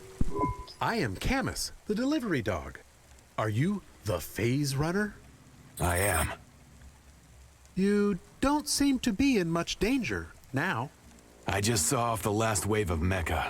I am a hate machine, fueled by a burning rage, and my fires won't be quenched till Razlo is dead. I am a dog, and I have your package. Right. Where's Cloudpunk? RANIA is waiting in her hover. I need a ride, and I need my partner by my side. The Phase Runner and Cloudpunk stick together till the end. I am not so sure. Let's go, dog. I'm sorry to pause again. It's mostly the general... the aesthetic looks very nice. It's usually not the bright punk aspect of cyberpunk that draws you in, like Cyber Renaissance style Deus Ex. Excuse me. Deus Ex just as much. Mostly general themes of philosophy that I enjoy. Yeah, so the reason why I make the distinction... only mostly... I think so. The only times that I've heard negative opinions about the game are when I'm reading sort of Steam reviews and that, and I think all of you know that I really don't care that much for Steam reviews. Excuse me. But with that in mind, I still think there's some value in just sort of being clear in terms of where the potential, where the potential interest lies. I think if people kind of go in, there's, like, so here's the thing. I don't think there's anything wrong in wanting to play a more action-oriented cyberpunk game. Like, that is really fun. That's a really cool style of game, and it's one that I've personally really enjoyed. But obviously, that's if the biggest thing that I can say is that if you're into if you're into something that's more about the ideas behind it, then I really do think that that Cloudpunk is definitely something special. I think it's something that really did for me at least, kind of going through the original game, I thought was interesting enough in terms of the different places where it went. You definitely meet a lot of different characters and get you get a lot of different views of the types of people that live in the city of Nivalis. And to me, that was probably the biggest appeal of the original game. And my apology again. I'm not too much longer. I just want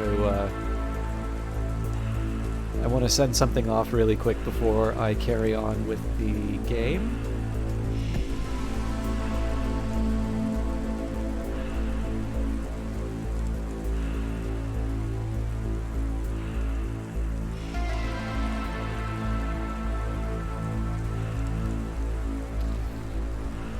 Okay.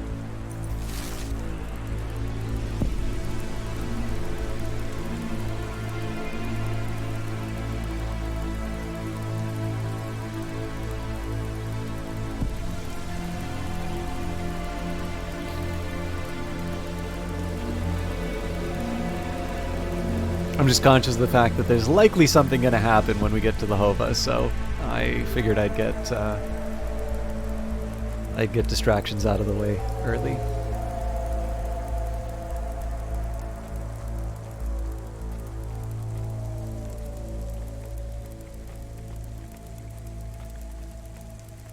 I'm gonna get loot.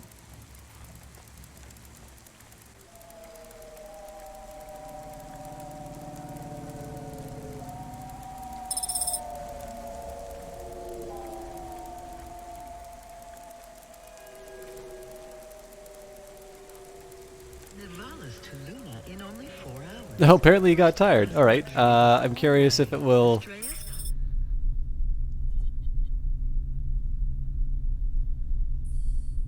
Presumably it won't respond to the fact that... Camus, why do we have a guest? No, he came... The Phase Runner needs a ride.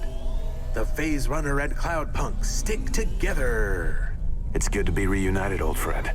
Hi, it's nice to meet you for the first time. I'm RANIA. I have the Eviscerator pistol. It's time to even the score. I'm just a delivery driver. You shouldn't be in my Hava. When this is over, we'll both be rich. When Raslow's body is cold and still, you'll get double the limbs you expected. I can drop you off somewhere, I guess. Raslow's place, Midtown. His base of operations is a fortified bunker beneath what looks like a normal apartment.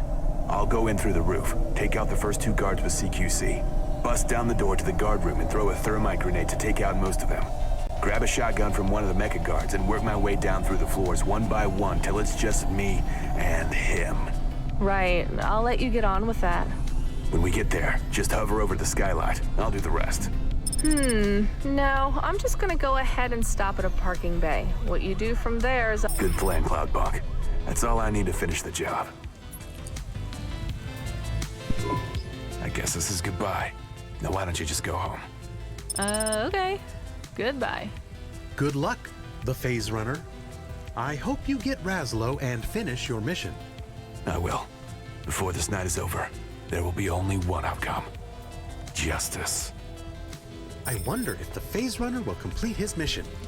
Do you wonder if the Phase Runner will complete his mission? Not really.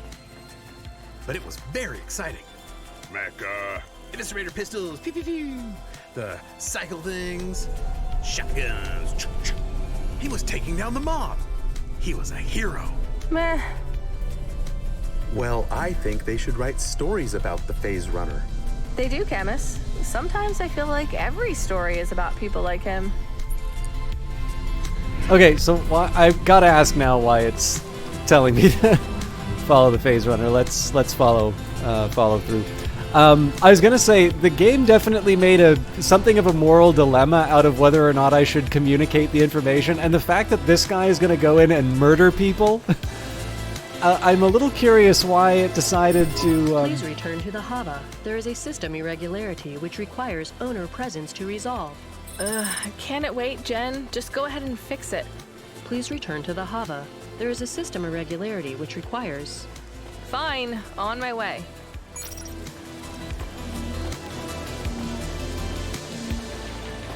I can't remember, Sean, did you see the original? Camus has a lot of really good little lines in the first game as well.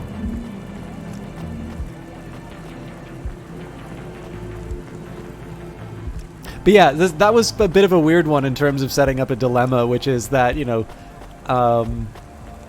should you deliver this package or should you just throw it away?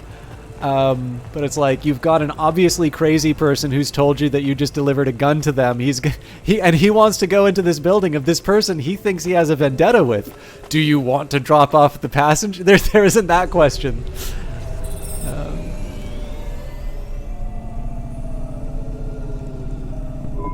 I've found a suitable, well, we shouldn't call them victims, should we? Candidate? Yes, that'll do. Jen, who is speaking? Why is someone on my comm? I am being overwritten. What? What's happening now? Jen! Jen, what happened? Are you okay? Hello? Please, don't panic. We're just dropping in on you. I hope you don't mind the imposition. Who the hell are you? Did you hear that accent? It's a delight! Oh my, she really does sound angry. You've annoyed her, Isidore, you old dog. Oh, I didn't mean to upset anyone. See here, young lady, there's no need to raise your voice. We're just visiting.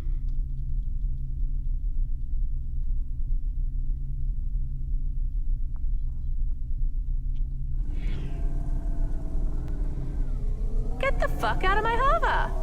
Oh, she's How has this got a 16 rating? I know, such language. You have to admit, when she curses with that accent. Let me explain. We should explain, right?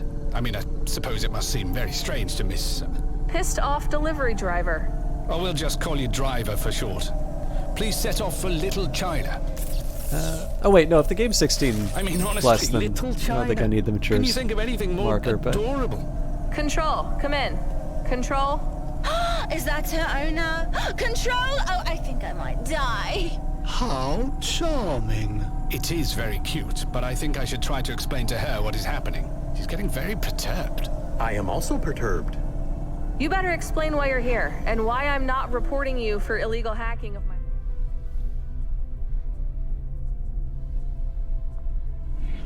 Automata slot. Illegal? I can't take it, Isidore. This is too much. Shush! Quiet, folks. She's getting really quite cross with us. Let me speak to Miss Driver in peace. Miss, we're engaged in the newest automata excursion experience. Voyage to the Savage Undercity. Premium Explorer package. It's Astraeus Industries' top seller. Astraeus? The moon people? Oh, please. The moon is so... last year.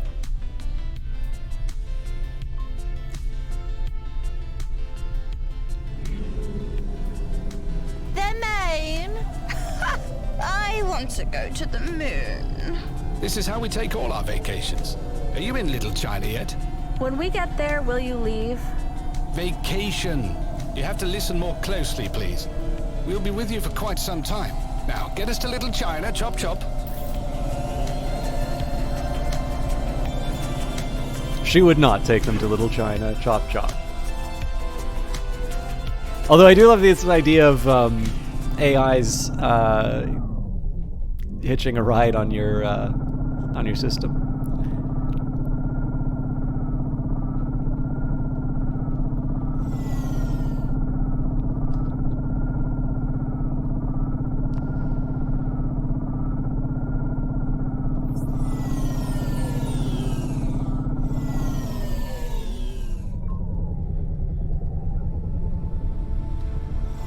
Oh, come on.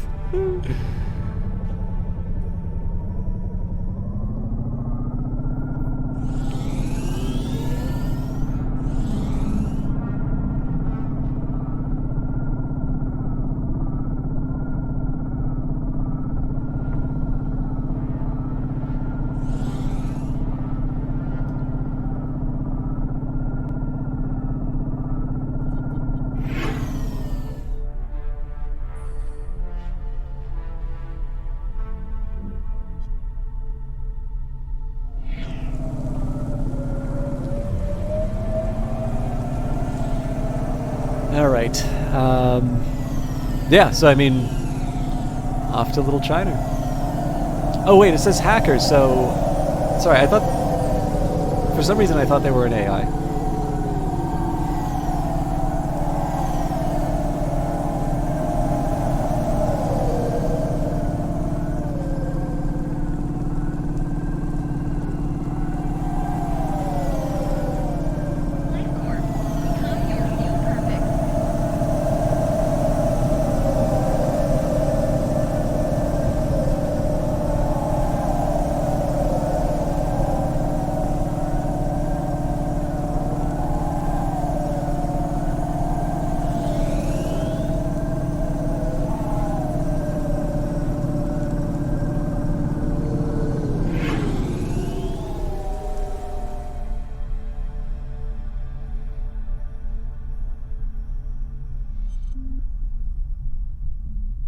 Actually, Miss Ariella, if you're still around, I'm curious what you think of this game, because I'm thinking that probably... I don't know if the base Cloudpunk was on your radar, but it seems like the sort of thing that you might normally... Oh, you're not here. Okay, never mind. Was it because of the civilization stuff? Because, like, honestly, it's not even that I think probably there's just been a misunderstanding that you think that... you know, your most loyal and dedicated fans want to see you play like boomer Civilization games like Civilization 4 or 5. But what you know, people are really wanting you to play is Civilization 6, which is the pinnacle of all gaming. So I think probably that's really just been the main misunderstanding here. Obviously you want to play Civ 6. I can't imagine why you'd say otherwise. Drive what way?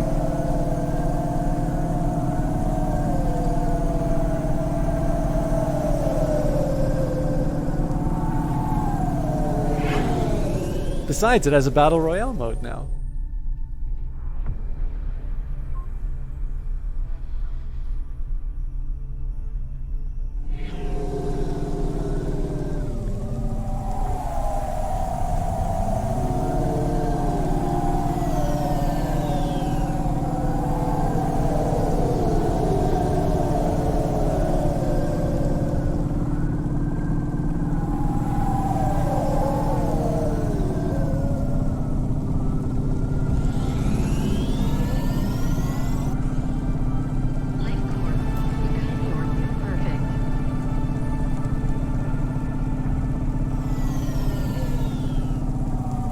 Okay, so apparently it's somewhere around here. Jen, are you back? Are the tourists still here? Isidore? Do you want more Estrel? It's chills now. To 12 degrees or 5 degrees Celsius. Don't get it yourself, Chauncey. We have help for that sort of job. Oh, not a problem. I'll go to the minibar. Let the help have a break.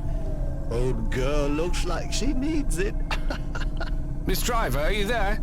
Good work on getting us to Little China, but it's a bit drab, dear. We're all about to open a bottle of Estrel, and we'd love to see something a bit more exciting. Take us to, the Sprawl. The Sprawl? What is that, Isidore? Chauncey, I want some wine too. I'm coming, old girl. Keep your pants on. For now. Oh, Chauncey. The Sprawl is the true heart of the city. Can you believe it? I know this is a tour of Midtown, but if I see one more dive bar or neon sign, I will die. I want to see something real, you know, something genuine. What if she gets in danger down there? We can put put her in danger. That might be interesting. No, it's fine. Miss Driver, are you on your way? Absolutely. Camus, do you have any idea how to get rid of these assholes? Self-destruct. I have heard that the sprawl is quite drab compared to the danger and wonder of the vents. What?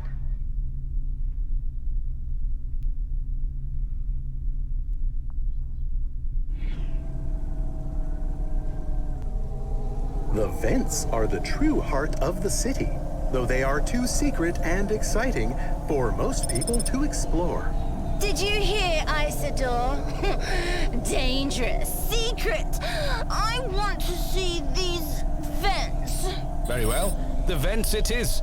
Miss Driver, I'm sure it is not as dangerous as your pet says. Yeah, I'm sure it's fine. Camus, why are we... I might have a plan, but even when we whisper, they can hear us. Isidore, they are conspiring against us. A plan? This is good sport. I can't wait to see what they come up with. Let's make them take off their...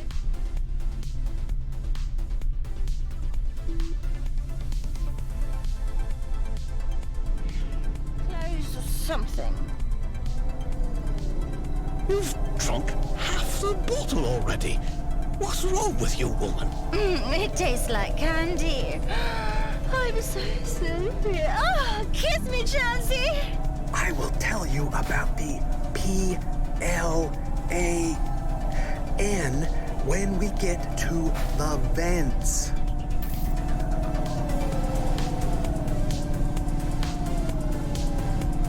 I want to see if I can get by with my existing fuel and repair, and then we'll fix up. Actually, maybe I should wait until after the drive conveyor or drive converter. Again, it's possible we'll just get a different vehicle.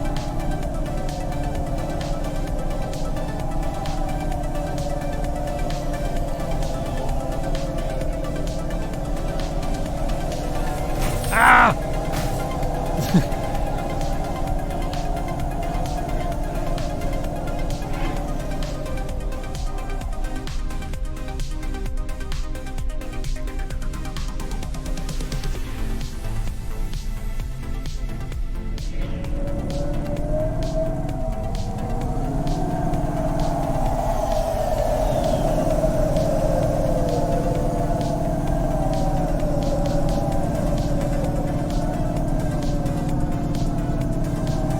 You know, come to think of it, I don't know if I ever got to 0 fuel or 0 repair. I'm curious if there is a you got blowed up condition.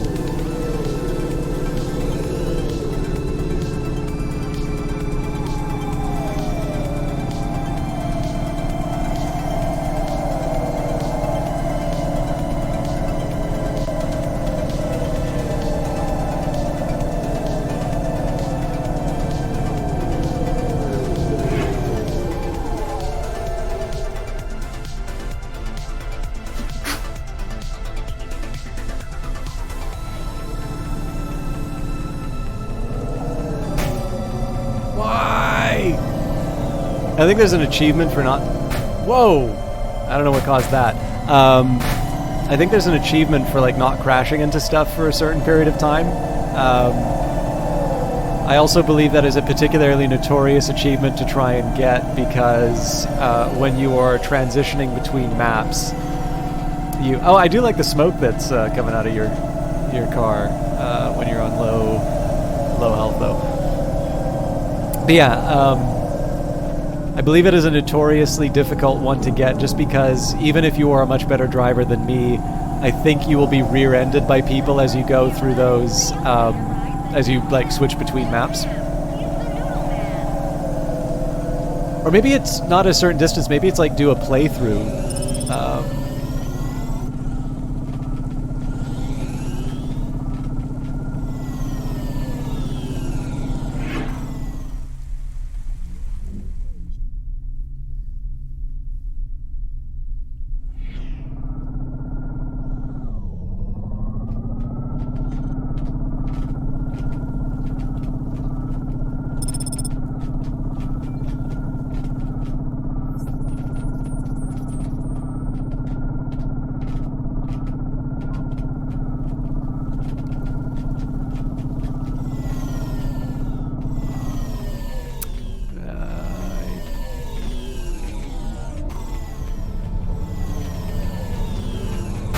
Ah!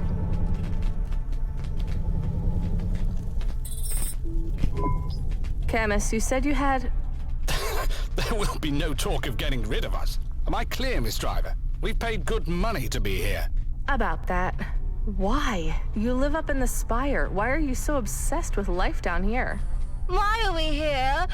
Oh, Chansey, I'm sleepy. Why not? You people are fascinating. Believe it or not, there's not as much to do here as you might think. Some days feel like a really expensive meal. It's fulfilling but bland. After a life of good food, you wake up one morning and remember that roast burger you once ate, and suddenly you can't think of anything else. Why do you want me to go there? There's nothing... P-L-A-N. Oh, right. Well, this is depressing, Chauncey. It's all dark and dirty. There's no people, no nightclubs. We should make the lady go dancing. I would love to see one of those sordid, down and dirty midtown clubs. Imagine all the bodies writhing. Writhing? Oh, make her dance! No, wait, why should she get to dance when I can't? I want to go dancing, Isidore. Do you remember dancing? Oh, I would dance all night long when I was...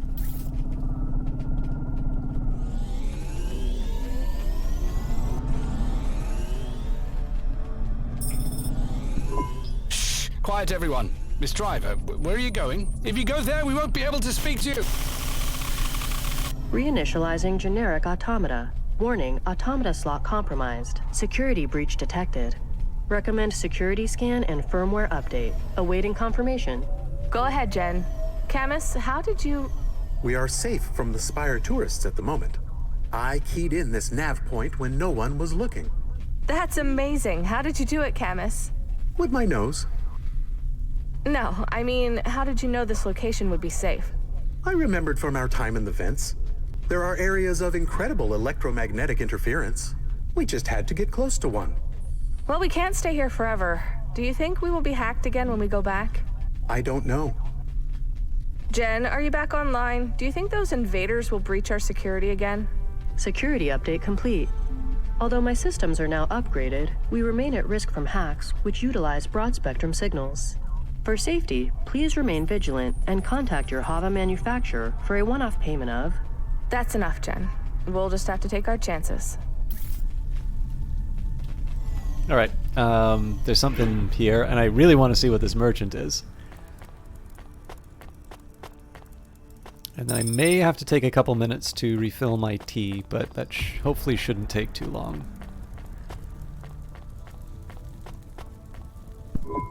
What you looking for? Whatever it is, I got it. Hood makes you look like an outlaw or a grandma. Cybernetic arm, you might have thrown something so expensive away, or a trading card. All right. I'm okay. Thanks. Without Hey, doing come back any of that. anytime, lady.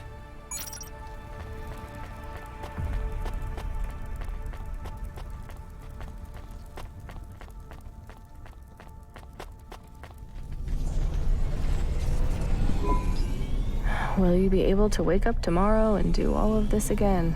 I don't understand. It's something that JK said to me.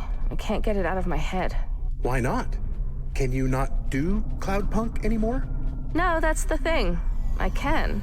Even after everything we saw on that first night, I've kept going. It all just goes on. It goes on like nothing happened. But maybe it shouldn't?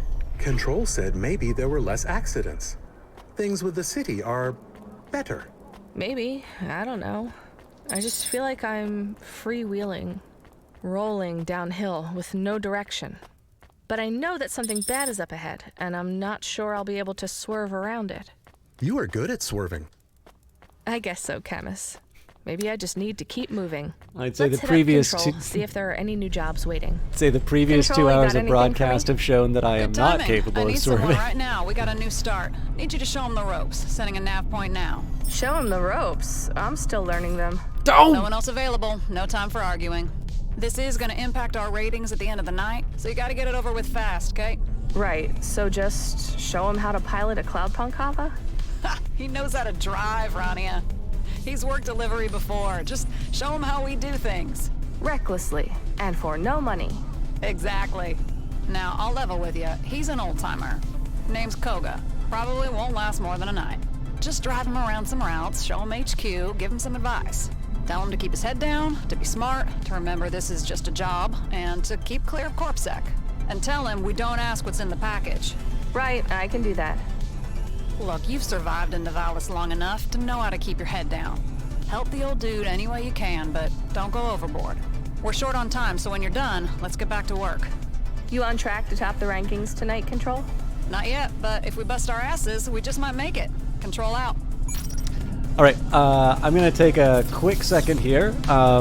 It's also got some good music on, so I'm going to just mute the stream really quick. I also need to quickly run to the bathroom, so I'm going to make some tea. I'm going to go to the bathroom. Perhaps you would like to get up and stretch yourself, and then we'll be back for some more Cloudpunk City of Ghosts in just a few minutes. Thanks.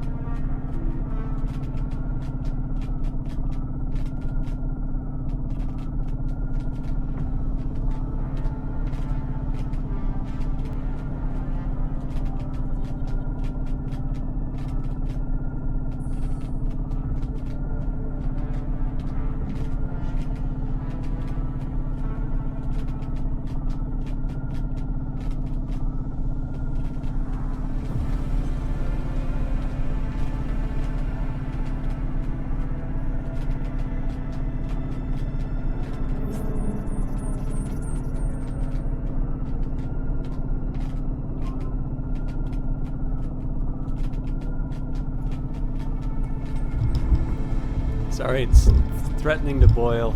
I'll just need like 1 more minute.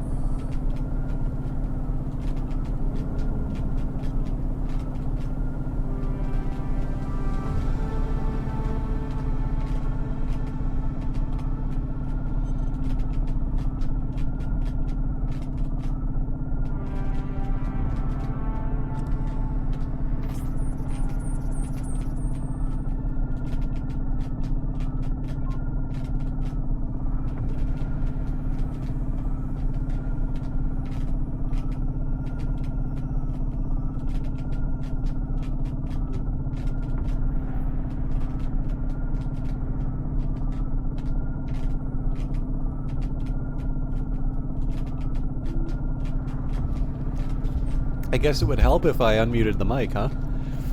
Alright, sorry, that was longer than I wanted that to take. But, one of the things I'm a little conscious of is how this game sort of wants me to go through some of the extended bits of dialogue.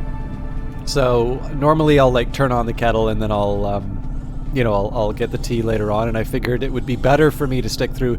I didn't quite have enough tea, or hot water, or warmish water, so I put a little cold in, and I think that took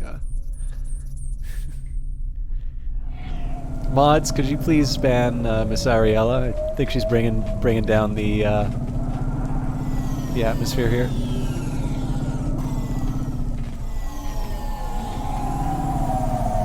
Ah!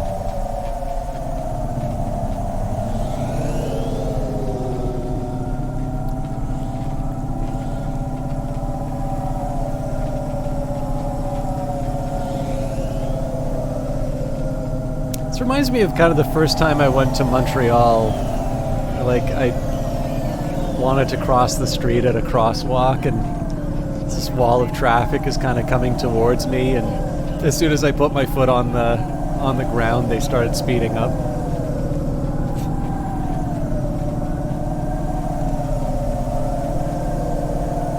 Alright. You know what? Let's risk it.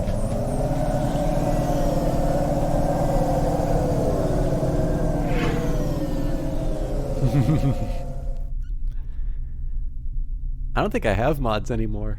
I'm pretty sure the last person with the mod status, I got rid of that person ages ago.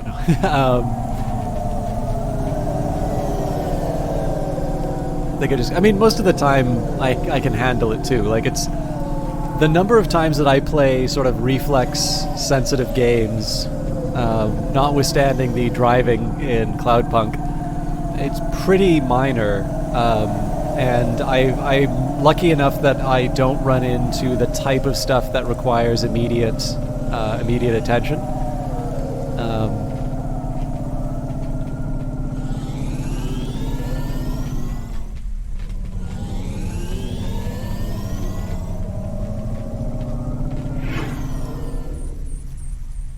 Indeed.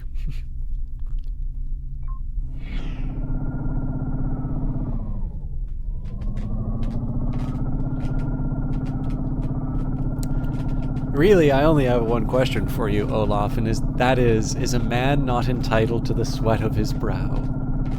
Just get rid of the rules, let people do what they do best. You'll be fine.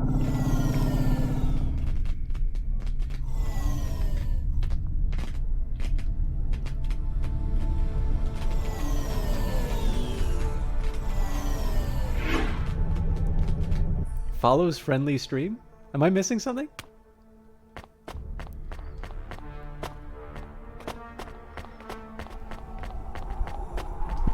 You came back. I knew you would. I brought the thing. Yes, yes. This will do. I'll transfer your limbs now. You really did it. I did. And now I want you to do it again. You need another part? I do. Don't you have someone else to do this? I have many people to do this, but I have many parts to find. Like what? Not a part exactly. Timson is fashioning a modular hover upgrade system, but to finish it, he needs ferrofiber. Ferrofibers are junk. And collecting junk attracts attention, more so buying it, especially when Corpsec is looking for you. You'd have me wander around town picking up scrap. And when we have enough for Timson's new toy, you shall have yours. Fine. If I find ferrofibers, I'll bring them back. I think I already have some. Oh, yeah, 1 of 10.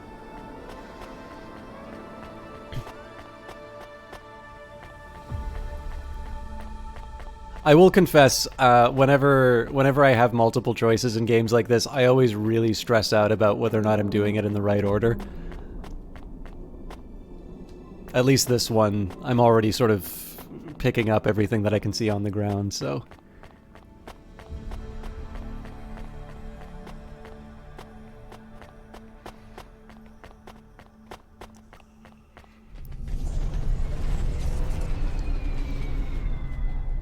Alright, well, if I'm gonna get a new vehicle, I'm not gonna get it before I need to fuel up, so let's find a gas station. Maybe a mechanic. And yes, there is a really strong desire to just ram this thing into a few more buildings and see whether or not you can blow up in this game. But I'm not curious enough to actually do it. If I'm going to destroy my vehicle, I want to come by it honestly. Also, I kind of want to get an idea. I think the fuel definitely has a has like a unit cost. I don't know if repairs do. Oh, you know what? I could have got repairs with Timson, or maybe not Timson, but I definitely could have got repairs in the lair.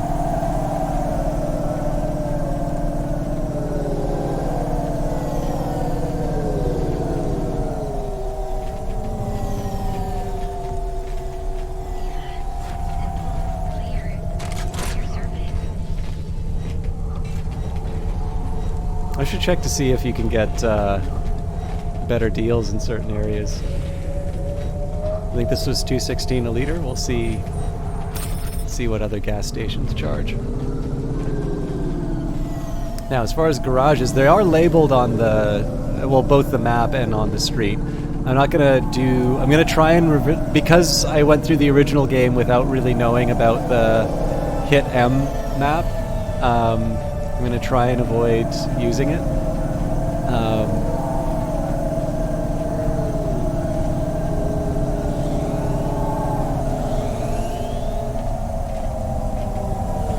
We also have some cash for some vehicle upgrades, so...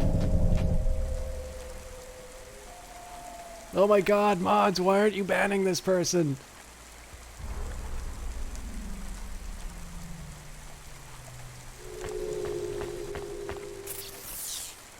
Okay, so you have to pay more the more damage you have. And let's... Too cool. Got the active lateral repulsor. And you know what, we'll get the speed booster as well. And... Pretty cool. Yeah. I didn't realize we already had a tracer.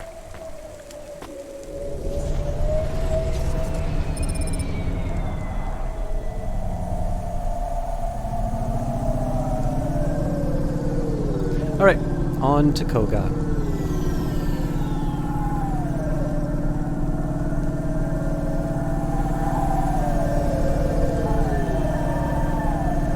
I definitely should have turned left there.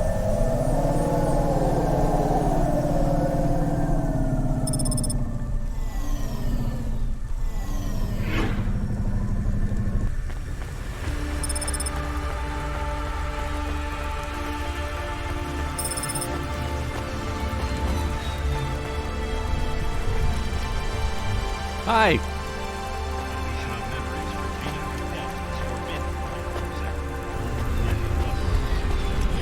What's up, noob? Hello, ma'am. My name is Koga. Koga Bind. Pleased to meet you. So, you'll show me the ropes, huh? Yeah, hi. I have to warn you, I'm pretty new, so I'm not sure I'll be much of a guide. Introduce yourself, young lady. It's only manners.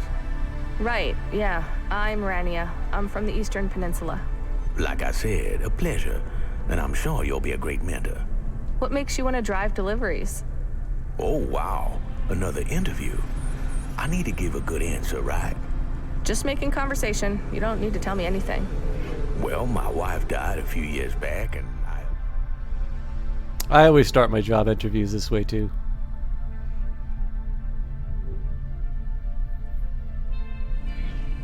nothing to do. I don't need the money. Not really. All I spend my savings on is white cake and coffee. I'm pretty comfortable, but I need something to do in the evenings. And that's what Cloudpunk is to you? Something to do in the evenings? Yes, ma'am. Fly around the city, see the nightlife, meet some new people. Seems worthwhile. Will we see Cloudpunk HQ soon? I hear it's a really pretty building. Yeah, I thought I'd show you our depot first. A lot of deliveries start there.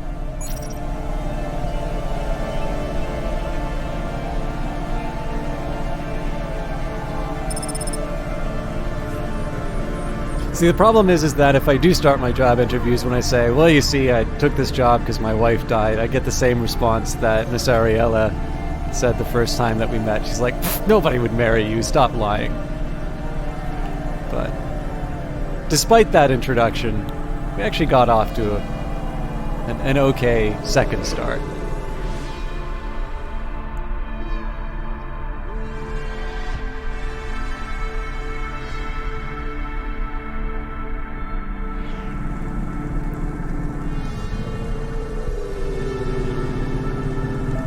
That's not exactly how we first met. It was at, again, the EXP crowd I think is probably in Saturn Stream now, but what happened was it was a Twitch streamer meetup, and Miss Ariella had sort of, like, and I had been on sort of the same stream team for a while, definitely had hung out in each other's chats, and of course because she broadcasts with the camera, I sort of knew roughly what she looked like. So of course, I'm carrying on, the place is already kind of packed, so it's hard to see who's who, but, you know, I kind of look across the room, there's somebody already sitting at the table, and she kind of locks eye contact, and it's, like, at this point I'm kind of like, oh, that's probably Miss Ariella. It's like, oh, no, she saw me, guess this is happening. So she kind of comes up, and it's like, System Chonk? It's like, yeah, you must be Miss Ariella. She's like, yeah, oh my god, I know why you don't cast with a camera now.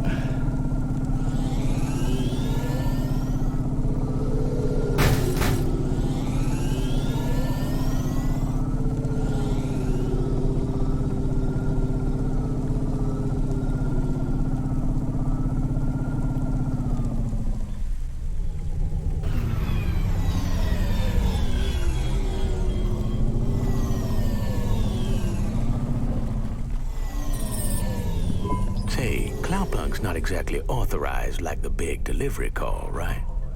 Not legal? Semi-legal. And what does that mean exactly? I am no legal expert, Koga. From what I remember of my contract, Cloudpunk the company isn't illegal, but driving deliveries for them is.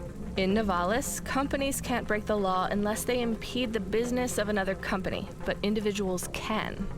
Drivers carry all the risk. If I get caught, I can get fined or exiled. But Cloudpunk can still sit here with a big old sign outside their HQ. Hardly seems fair. In practice, Cloudpunk will bail you out if you get pinched. They'll cover the bribes, but they'll take it out of your pay packet. Why work for them then? You tell me, you just signed up. I guess some drivers like the freedom. Cloudpunk is weak on contracts, and they'll let you just quit or take the night off or go on a holiday. Though I hear the contracts the big delivery corps sign you up for aren't as bad as folk make out. Are you kidding? I heard a Curzona driver once failed to make a delivery and they executed his cat. That's an exaggeration, and it was his dog. Where are we going? I feel like Camus has something to say about this. HQ to Achuba is pretty popular. I'm not sure what else I'm supposed to do to help you. You're doing it, ma'am. I'm enjoying our chat. I could tell you what to watch out for. Corpsec, some of the gangers in Diver Row, the crime bosses that hang out around the Synwave Club.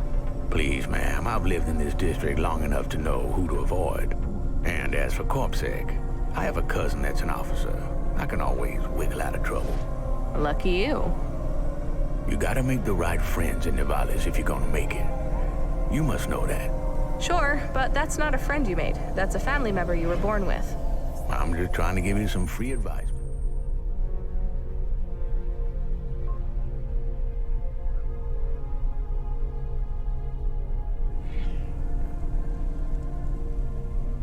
I'm supposed to be the one advising you.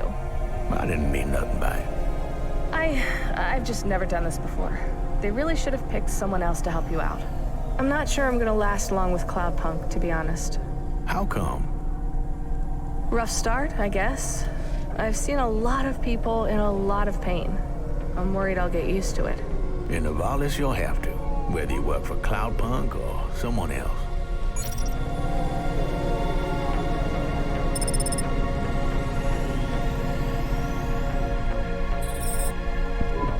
I know these areas.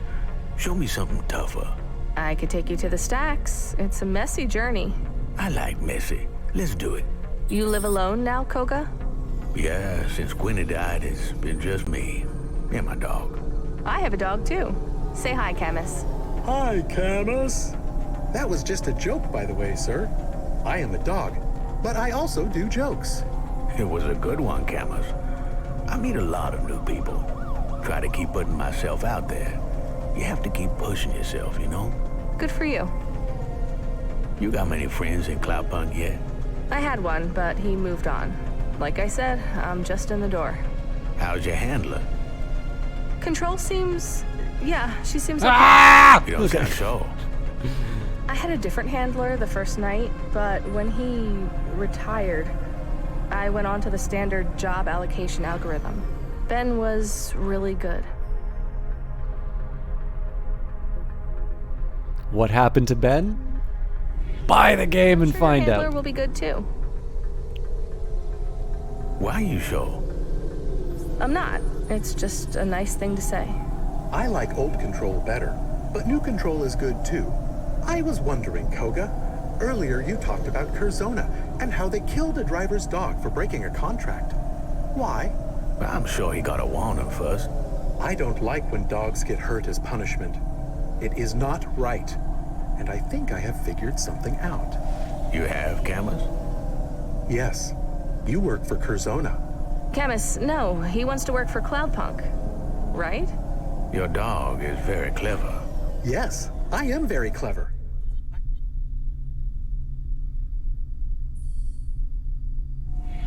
I'm glad someone has finally realized that. Very astute. Yes. I'm a Curzona recruiter. Get the hell out of my hava. Just take me to the stacks like you suggested. I can explain myself on the way. I don't want to hear it. And yet you will, because if you don't listen to me, I'll buy out your contract and offer you nothing in its place. I don't want to work for Curzona. You do, Rania. You just don't realize it. You're a good driver. Smart. Quick. Sure, maybe you're not up to Curzona standards yet, but you have potential. We're interested. I'm interested. I'm happy at Cloudpunk. Are you? It sure doesn't sound like it. I don't think you're understanding what's happening here. I understand. You force people to work for them, and it's not good. Rania, this is good news. You've passed the test. I would prefer to have failed.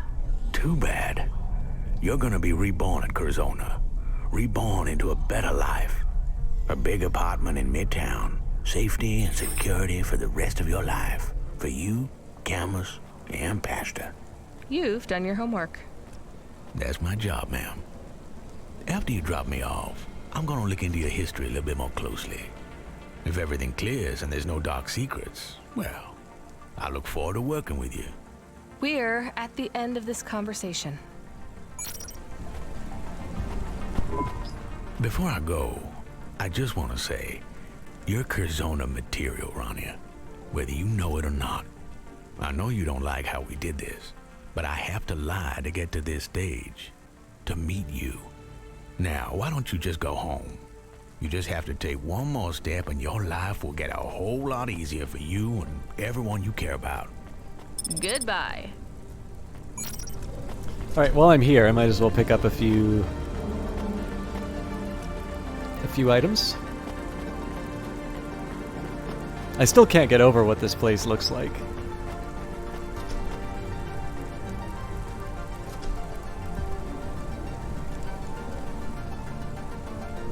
I'm curious what you guys think of the new DLC so far. I know we haven't gone too. It feels like we haven't gone too far in the material yet.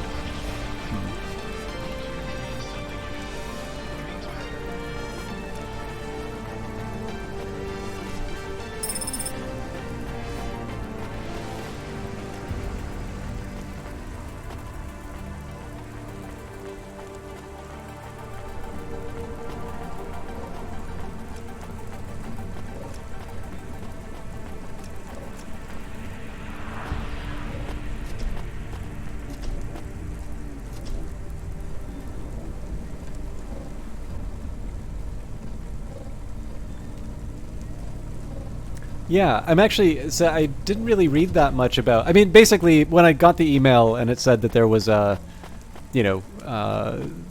City of Ghosts had been announced. It was a Cloudpunk DLC. And was I interested in it? The answer was kind of an automatic yes. I mean, obviously, I really enjoyed the first game, and it seemed like the sort of thing that people would want to see me return to. But the drawback with doing something like that is I normally don't look up the details. So, for instance, if we consider like most games that I follow, they'll have patch notes. I wonder if the fact that Camus walked off and then back on again. There's usually documentation to sort of say what it's about and what to expect. But if I already know I'm going to do it, most of the time I just kind of try and stick with the base experience. So the drawback here, of course, is that I don't know sort of what the main talking point on this one is. I mean, for me, I guess what I'm trying to say is, for me, like, more Cloudpunk was sufficient. But it's left me a little short in terms of being able to say, here's what this thing is about from my first impressions. This hopefully is going up.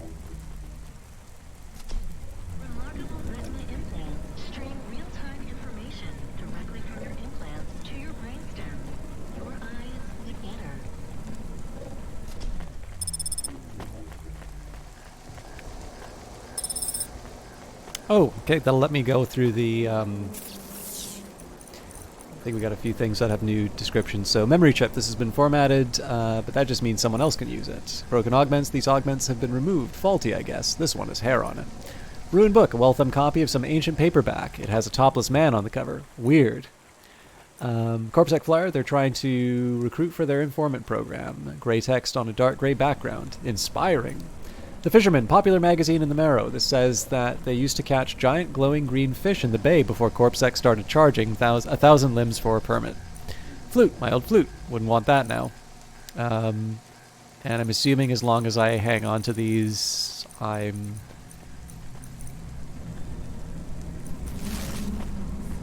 have access to those abilities.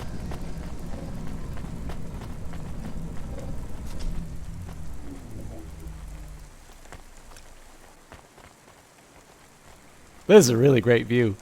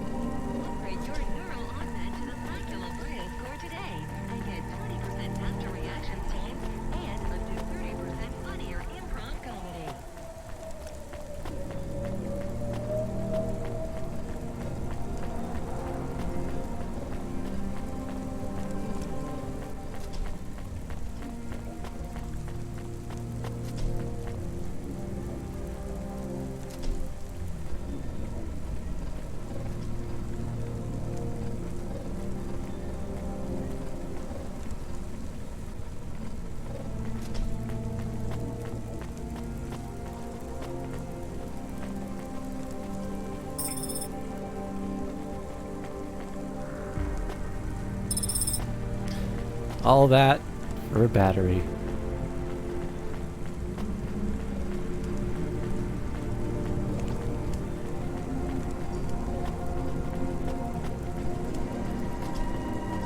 All right, now I gotta remember how to get to my car.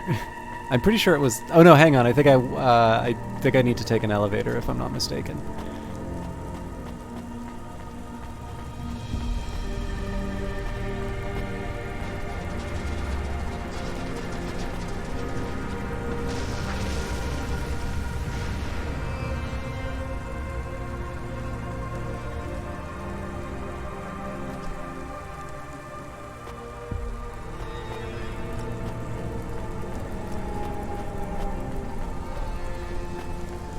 Hope I don't get blamed for that.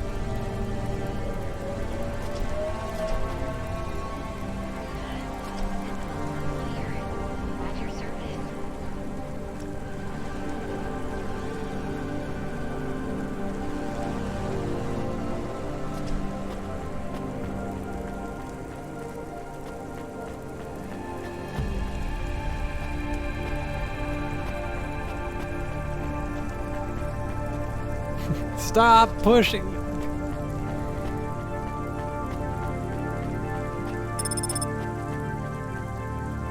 Hiss Club. Achievement unlocked. Okay, I'm curious about this. Discover the Hiss Club. Oh.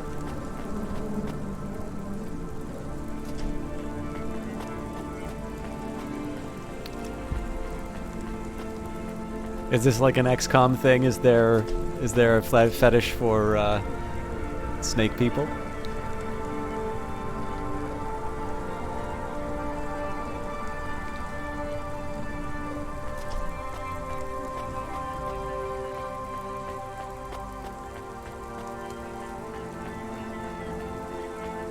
Alright, now my guess here is it's not just going to leave me with the ferro fibers.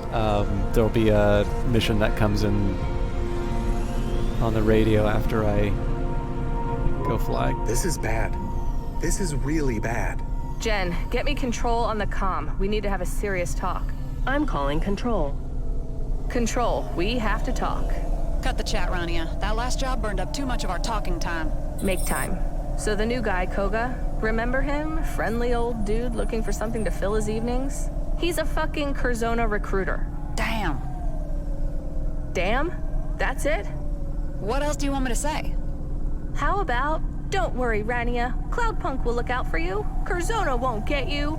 Well, I'd love to say that, but you know I can't.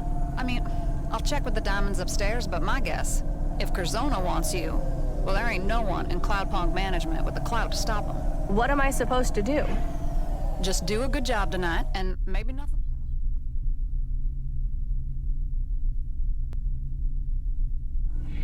Will come of it. Curzona scouts a lot of drivers. Did Koga meet with any other Cloudpunk drivers? No. He asked for me specifically, didn't he? Yeah, but he could be visiting other small delivery companies too. No reason to think you're the only driver on his radar. I'm not reassured, Control. There has to be some way I can get out of this. What if I do a really bad job tonight? Oh, no, you don't. We need you on your A game for this shift. And that won't work anyway. He's already interested in you. If you slack off tonight, all you'll do is piss me and Cloudpunk off. Listen, RANIA, just let me see what I can do. Maybe I can put in a bad word for you or something. Put them off. Any chance Cloudpunk could pay Curzona off? Good one.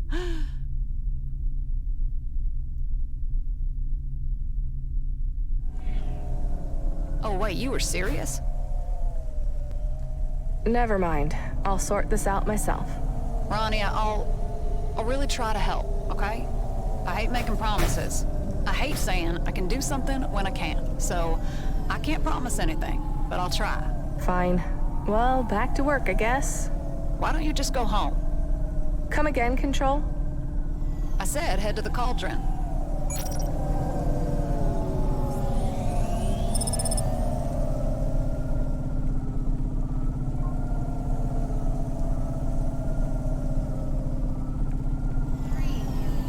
So I'm assuming there's something about the fact that both Control and the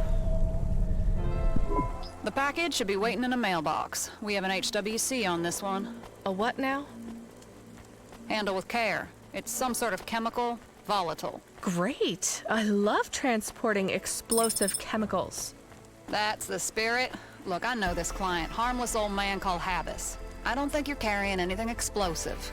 But just to be safe, try not to hit too many other Havas. That's always good advice anyway, right? We're doomed. This music is entirely too hopeful for a mission where I'm not supposed to be bumping into things. Ugh, this package stinks. We should get extra money for stinky packages. Can you smell it too? Yes. My frame is fitted with olfactory sensors. What is it? I don't know. That is strange. I know most smells. I know cinnamon. I know sulfur. I know pine wood. I know cat. I know aloe vera. Please, keep listing smells forever. I know mango. I know sandalwood. I know methane. I know ethane. I know ethanol. I know methanol. I know propanol. I think I am being annoying. Good self-reflection, Camus. You think this package smells explosive? I don't know, but I like it. Jen, do you read? Please make sure the air filters are running in the Hava. Turn the fans to maximum.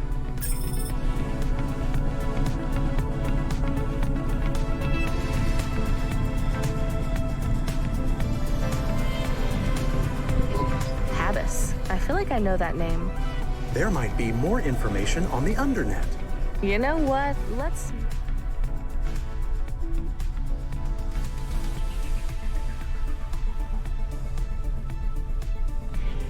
search for names on the Undernet again. Curiosity really got us into... Hazardous substance detected. Hazardous substance detected. What the hell? Driver performance inhibited. You may have inhaled a stimulant which requires a CorpSec Level 7 substance permit for recreational use. Recreational use? I've been poisoned. Negative. You are experiencing a smooth, mellow high, shortly to be followed by a gentle, soporific come-down. For your peace of mind, this experience can be legalized by contacting your local CorpSec substance licensing representative. Quiet. Control, come in. I'm in trouble. RANIA, what's wrong? I've been drugged. This package, the fumes. Damn it! Dump the package! You sure? Dump it, I'll carry the can. I'm not having my drivers poisoned. Not tonight.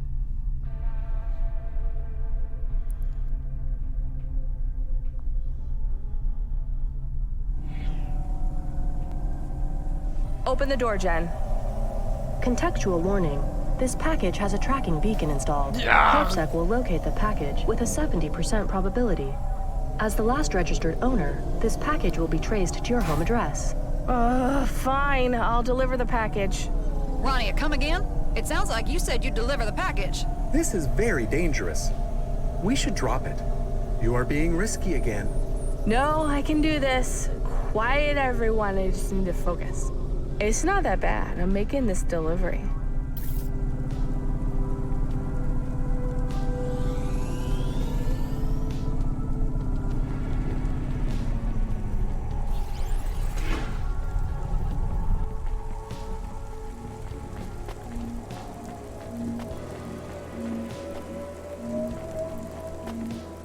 I mean, now I just want to play We Happy Few.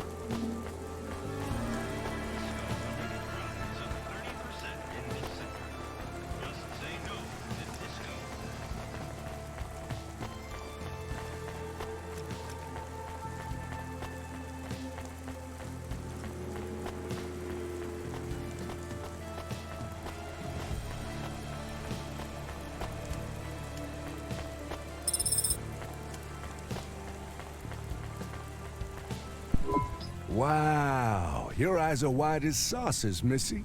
You okay? I've been drugged by your package. Oh, hey, that's no problem. I can sort that out. Here, take this. No way. I'm not taking anything else. It's granulara. It will block the acetylcholine receptors in your brain and get you back to base. No more drugs. This is an undrug. You'll feel better. You gotta trust me, Missy. I am an alterer of consciousness, a magician of the human mind, a dream architect. Control, come in. You said to trust this guy, Habis. He wants me to take something, and he sounds crazy. Old Habis is harmless, Rania, and he knows more about mind-altering substances than I know about booze and gambling. Go ahead. It is very fast. Fine, give me the thing. Ugh. That was fast. A concoction of my own making, and I am sorry about drugging you. Although people usually pay me for the experience. No, seriously, pay me. I don't use, and if I did, I would want to have a choice. Of course, of course. What the hell was in that package? Well, that depends on the quality of your driving. If you were careful, the package contains 72 intact glass vials of Violet Pilot. Which is? A blend of retro-stimulants like opiates and hallucinogens, laced with high-yield, dose-regulating nanites. Safe, customizable, and satisfying. I'm very proud of this one. It felt like my head was in a blender.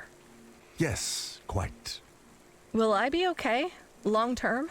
You'll be fine. Better than fine, in fact. You'll probably find your mood has improved significantly. Though you may start craving lime juice, I still don't know why that happens. Why was the package leaking? Some of the vials must have cracked. In an undiluted form, the concoction is potent. If you've been careful, we should have an almost intact batch. If your driving was reckless, we may have little more than a mess left. You're a drug dealer? That's your business? Please, I hate that word. Drug dealer? 2 words. No, business. My stimulants are not business. Like I said, I am a dream architect. Don't you ever worry about the people who use your drugs? Or getting caught? My drugs are safer than almost any other mind-altering substance you can put into your body. But they're still drugs. You are an odd girl. Humanity has been using substances to alter their consciousness for as long as there has been consciousness. Longer even. Whether we're creating nanite-focused symbiote stimulants in a city in the clouds, or licking slimy amphibians in the primordial swamps, the goal is the same. Mankind has a long history of pursuing the feeling that their head has been put in a blender. So you're not worried about the people who use your drugs, or being caught? The people who use my drugs, as you call them, are my children. I open up portals to another world for them, but always with a tether to pull them back to reality. My stimulants are the fastest and purest in all of Nivalis, I care about my users more than anyone. And as for getting in trouble, well, I have an agreement with CorpSec. It's a standard agreement. I pay a responsibility redirection fee. A what? As long as I pay the fee, responsibility for the illegality of the stimulant sold is redirected to the user. So you can't be arrested, but the user can? Of course. It is only fair I pay the fee. And if CorpSec asks you who the users are? I tell them they are criminals after all. Why are you looking at me like that? Check your vials. I need to get the hell out of here. This looks... Hey, this isn't so bad. You're a good driver. Maybe you should drive on Violet Pilot more often. Yeah, I don't think so, Havis. I'll give you some anyway. It's the least I can do. Take it. The first dose is free? That's good business. I told you, I hate that word. And yet it suits you so well. I'm pretty sure... Rania, you there? I'm here, Control. What do you need? Are you slacking off? No, we were just talking a minute ago, remember? Right, well we need you to pick up a client's order from Hobbs Thoroughfare, but we keep losing their signal for the nav point. Oh, that sucks. I could just go there and see if you can pick up the signal through my Hava. Won't work, your signal booster isn't operational. Or I could try asking my automata to scan for a network ID. No, won't work. Why not? Control, are you still there? So what do I do? We're a bit busy here, Rania. I'll head to Hobbs Thoroughfare so I'm close by if you clear up the signal. Sound good? Waste of fuel. Is there a problem, Control? Fine, I'll work on clearing up the signal. Okay, good luck. Control? She is gone. Oof, she's a real ray of sunshine breaking through the clouds tonight. Do you remember old Control? Too well, Camus. Let's go. Oh, now they give it to me. Violet Pilot, a violet-colored liquid in a vial that gives off a strong citrus smell. Weirdly appealing, but it's a very strong stimulant. Maybe I'll take it to the coffee. Take it if the coffee stops working. Yeah, I was gonna say, Habis is kind of what I imagine everybody's gonna look like when they emerge from lockdown.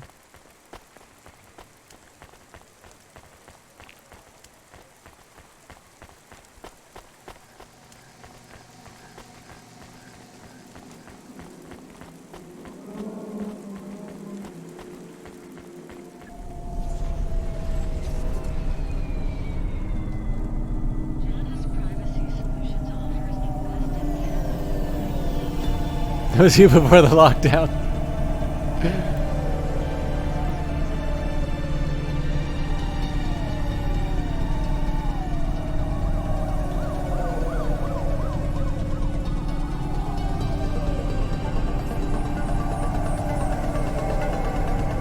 In Vancouver, actually, they had a sort of this creative... I mean, I think there's a similar one in Ottawa now, but there was a... sort of had this like creative lab. So basically there'd be like recording booths, there would be video cameras, editing stations, and you could basically sign up for time on the on the machines. So I always kind of assumed that the greatest output of the Vancouver library would be homeless manifestos, not unlike what you just saw in terms of the dialogue with Habits. I actually really wanted to use it. I have my own kind of gear, so going downtown to use something that I sort of already had access to didn't really seem like one that would obviously deny someone else the use, and then number two, like as fun as it would be to try it out, like there's probably better things to do with my time. So mind you, chances are if they've kept with it, there's probably better gear there now than what I have, so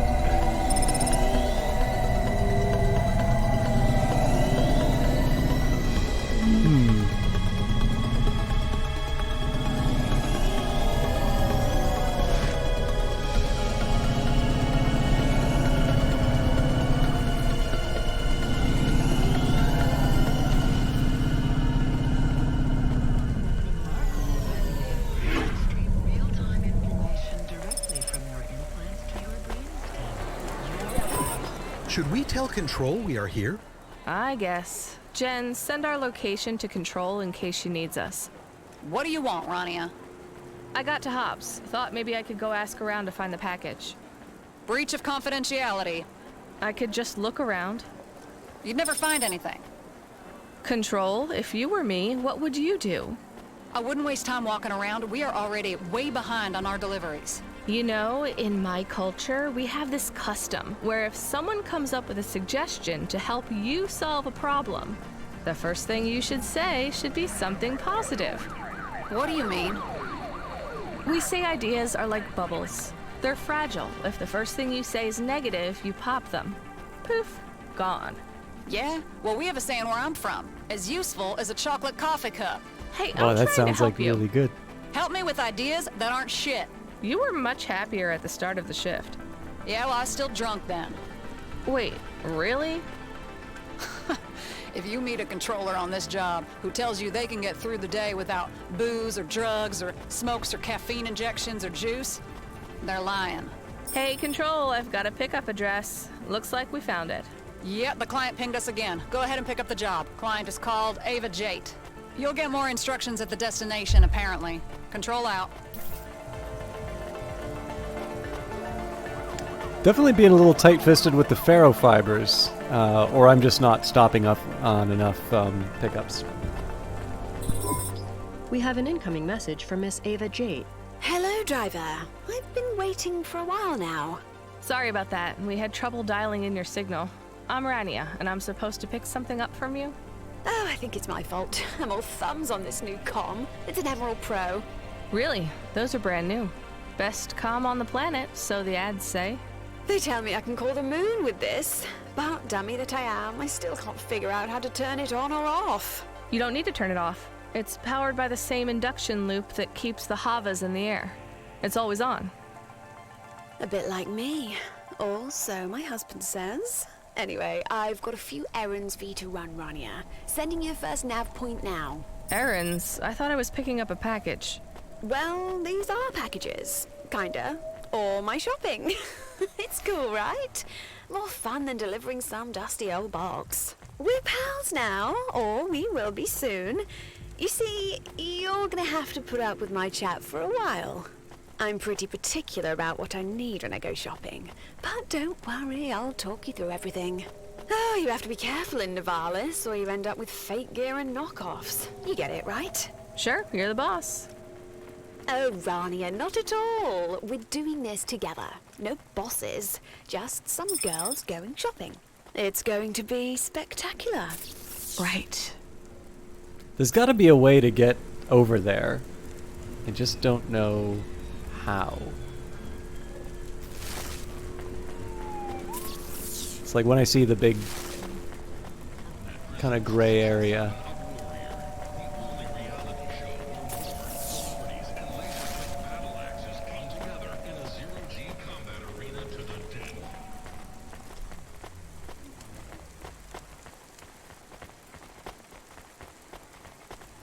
That, or of course, it's possible that I'm not supposed to walk there, but I didn't see any parking spots immediately in front, so I'm going to try some elevators first.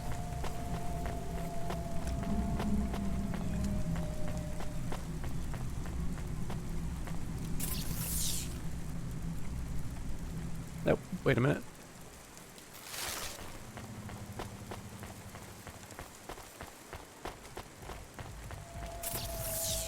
Yeah, this should take me there.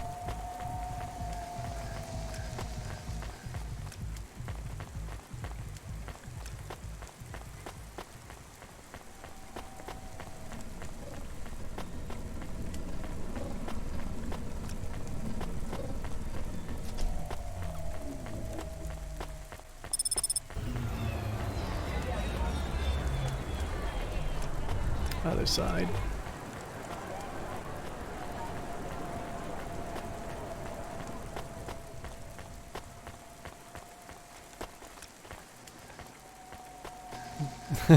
Where'd everyone go? Oh, wow. I think there's lightning going on. That or UFOs just flew over my apartment.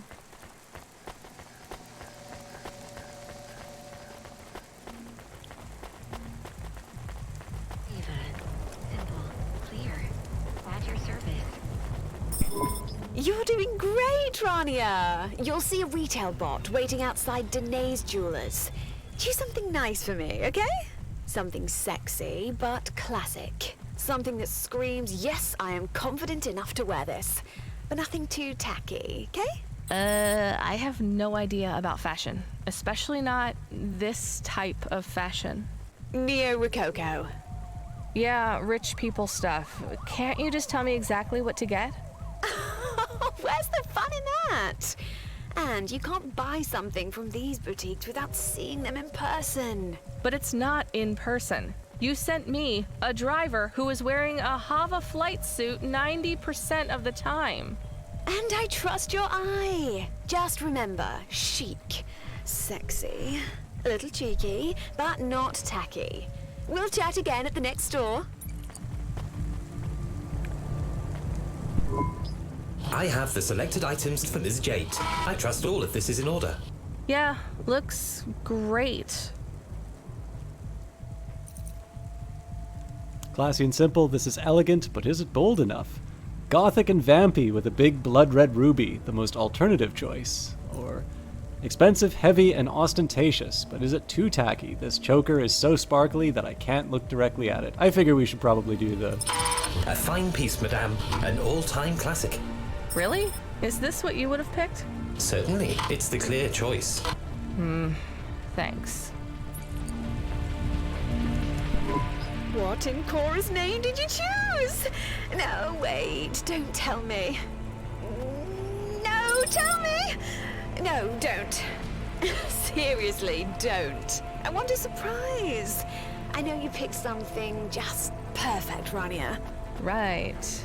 What is the outfit for, if you don't mind me asking? Date night at Cremeur. You've heard of it, of course. No. Midtown? The Lowlights. That's practically the Spire. Waiting lists are full this month, but my husband got us in. Wow.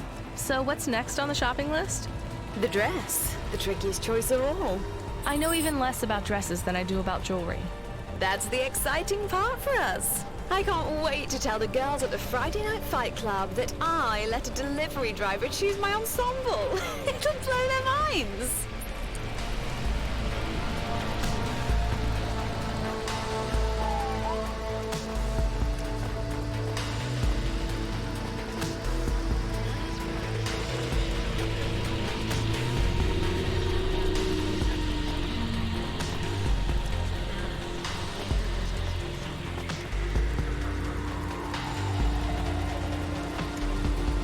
What dress would you choose to go with your vampire choker, chat?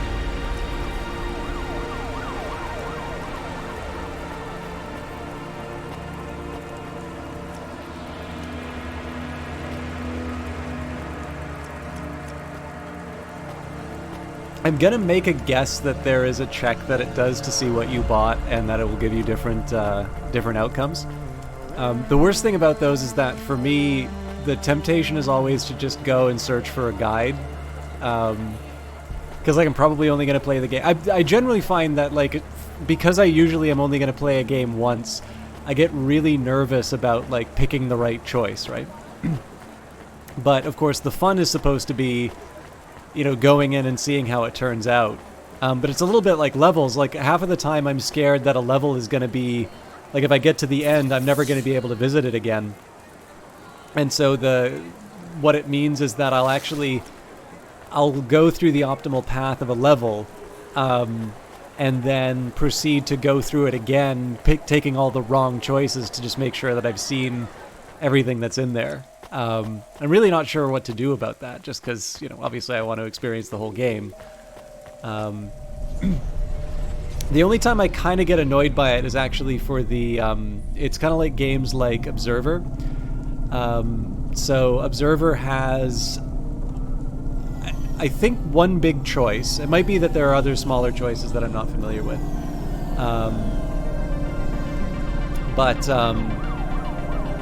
Actually, if you just give me a second, I'm gonna open the window.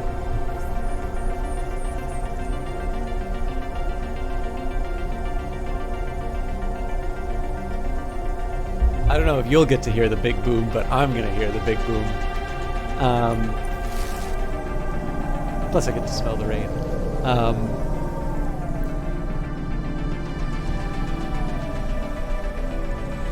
But yeah, anyways,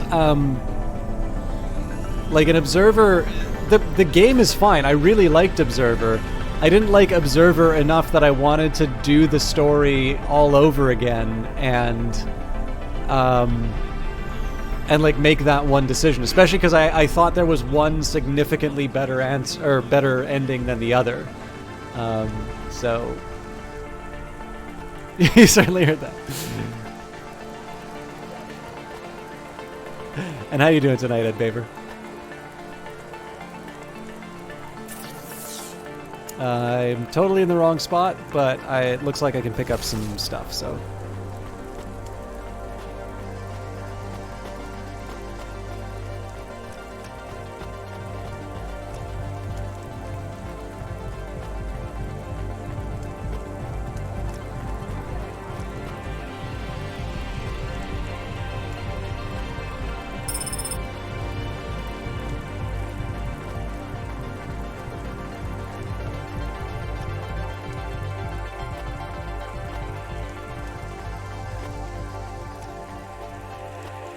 It's definitely been quite warm here, but it was raining kind of all of today though, so it's actually been pretty nice. Have a good rest of your stream. Gotta head out and get some rest. All right, thanks a lot for stopping by, Olaf. I'm going a little bit later than I normally do tonight.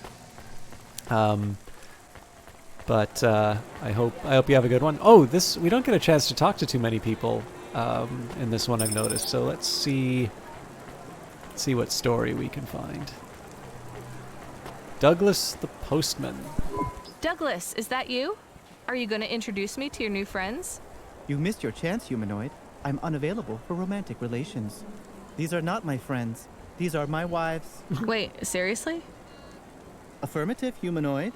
These are a selection of models, pop stars, professional athletes, milliners, and other high-status females that I have collected to demonstrate my success and domination in the world of romance. Milliners?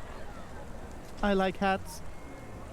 Douglas, most women don't like being collected. How did you manage to get so many women to marry you? It is due to the effectiveness of my optimal dating ritual instigation line. Wow, that must be one enticing line. What is it? Good try, but your subterfuge will not be effective on me. My optimal dating ritual instigation line is invaluable. I shall never reveal it to anyone.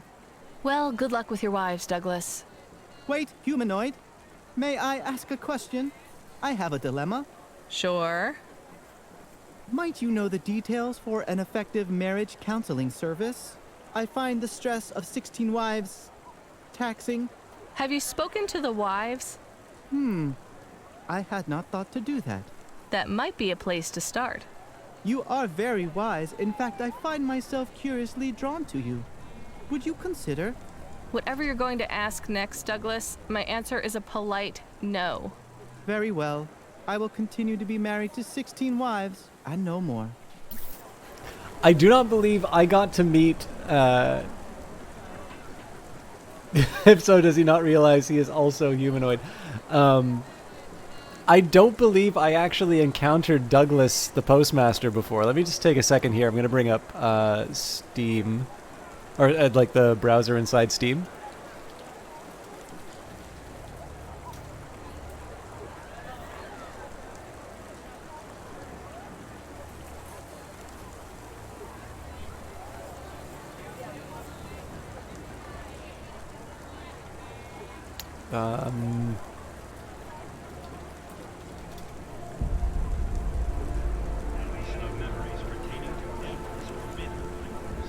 Paradox of Love achievement? Bring Douglas the dating agency flyer. I am really sad I don't think I have that achievement. Let me just see here. Joe Ham Noodle Man.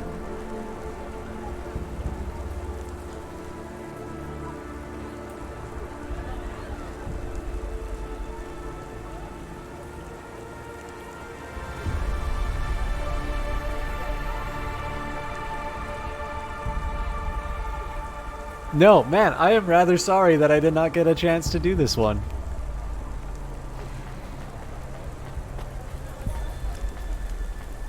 But given the fact that it's called Paradox of Love, I'm going to make a guess here that this is an android. Not that the dialogue left any question on that, but unfortunately I don't have the context for that particular event. This is actually one drawback I ran into, and this is probably just me not being like clever enough, but one problem I ran into the first time I did Cloudpunk was I didn't quite realize that a big part of the enjoyment of the game was encountering the different people in the city and sort of doing these little side quests. So for a while I always sort of thought that these were just merchants that I would, you know, like I would engage with them when I could, but it wasn't like a high priority for me. And of course it means that there's a bunch of stuff in Cloudpunk that I probably would have really enjoyed that I didn't experience. There's always a chance for me to go back and play it, but I mean, again, if City of Ghosts exists, then I'm gonna try that first, obviously. All right. Hello again. Welcome to Hot Mode. I have the items selected for Miss Jate.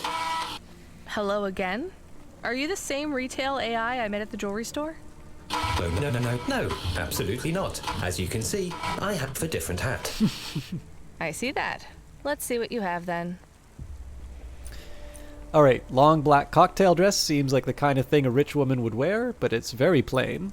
Short hollow sequin dress, not sure if this is for partying or for pop stars to wear in a music video, or red velvet mini dress, luxurious, maybe a bit too formal. I think older people wear that kind of thing. A fine garment, madame. An all-time classic. That's what you said last time. I didn't say those exact words. Or rather, the other retail bot didn't say those exact words. Whatever you say, Chief. I'll see you at the next store. Good day, madame. It is strange that this is not the strangest job we have had. I know what you mean, Camus. Do you like Ms. Jate? She is not as mean as some of our clients. She's fine. She's exactly what her world has made her. Ms. Jate likes you too. I can tell. I'm a novelty, like a baby sister or a pet. Or a dog. I guess so, Camus. Do you want to choose my outfit? Clothes are boring.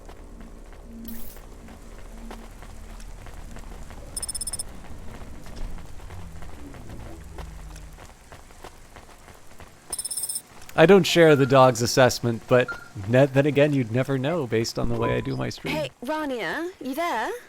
Did you get the holo dress? It might be too much. But there's no point blending in, right? This date night has to be spectacular. You want to know? No, of course not. It has to be a surprise. The holo one is the most expensive, but my husband doesn't mind. What's next? I'll tell you in a minute, but first, I need you to admit something. What's that? Admit you're having fun! I find this pretty stressful, to be honest. What if you hate what I choose? What if you leave me a bad review? What if I found out how much all this stuff costs? I've already left you a good review. We're pals, Rania. I wouldn't do you like that. Oh, thanks. Then, yeah, this is kind of fun. I mean, it's better than delivering some package to the Stacks or the Hollows, I guess. Wow, such enthusiasm. Well, your final stop is Fads, the shoe store. Right. Any guidance on what kind of footwear is appropriate for this fancy restaurant? You know me. Pick something that will turn heads. Sure, but I mean, what if I pick sneakers and it's a strappy heels kind of place? You already know not to choose sneakers. And after you pick up this last thing, I'm gonna let you in on a secret.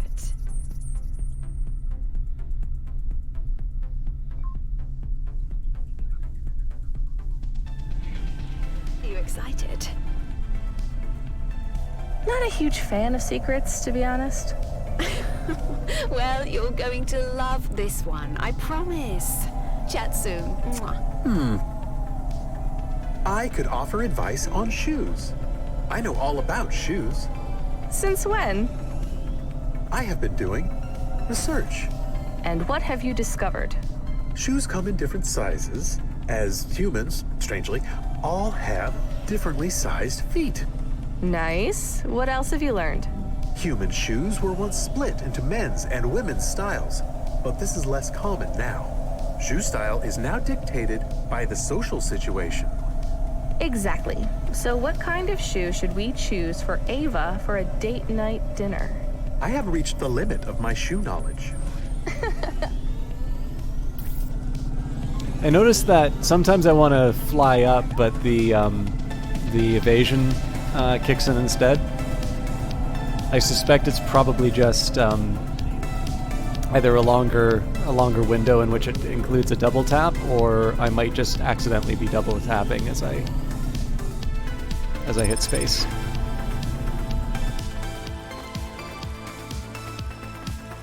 Okay, as always, we'll pick up garbage first.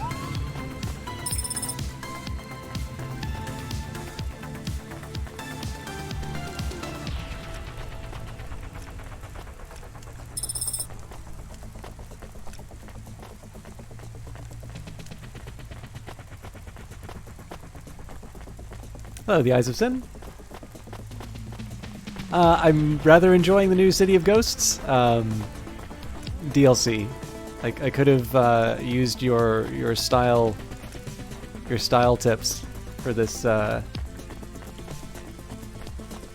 mission. For those of you who do not know the Eyes of Sin, she is the mind responsible behind the emotes, or at the very least the hands. Although I think they get to claim some ownership over the implementations of a few of my favorites. Eyes of Sin is actually currently looking for work, both in the sense of like a day job to go to. Hopefully, there's some good news in terms of a recent interview. But if you happen to know of anything that might be available to someone in the States, I'm sure any leads would be appreciated. But on top of that, Eyes of Sin is both a voice actor. I know the one that I remember getting to hear a little early was the Horizon Zero Dawn Kickstarter sort of ad copy. But there's more than a few different things that they've done. And then on top of that, also does art and photography. So if you are someone who's looking for emotes, if you know somebody who's looking for emotes, if you know somebody who's looking for art or voice acting, they are currently available for hire. And then on top of that, if you want to see what they've been up to most recently, there's a coffee page. And actually, I do owe you all a thank you for buying a fruit for Eyes of Sin. That is something that I really appreciate. Sorry, I saw a name that inspires really.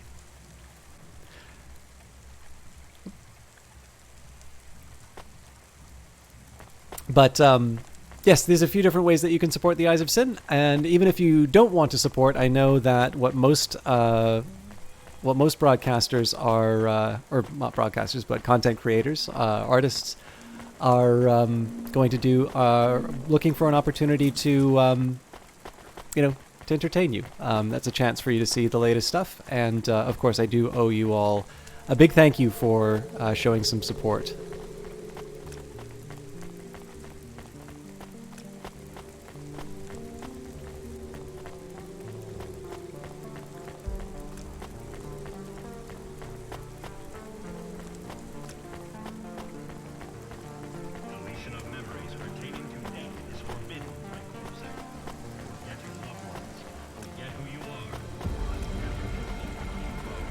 Now, I'm not really clear. I don't think I can get back in a big circle, so I should probably just walk back.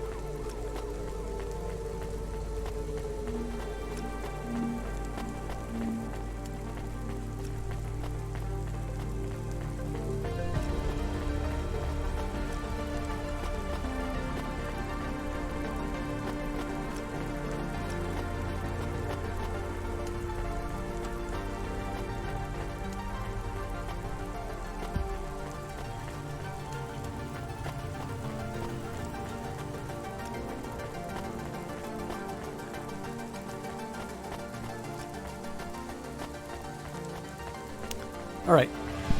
Hello for the first time, madame. I have the items selected for Miss Jade. No hat this time?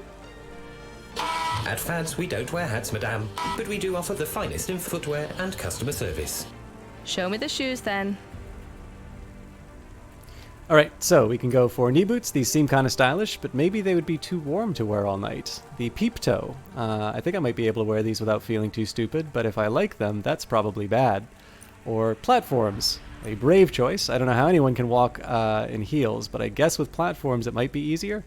Oh man, it's not really directing us like the previous ones did.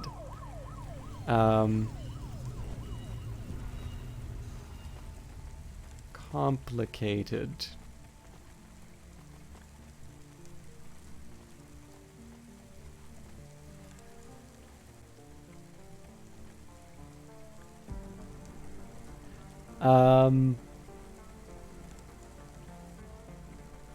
Does anyone have any opinions?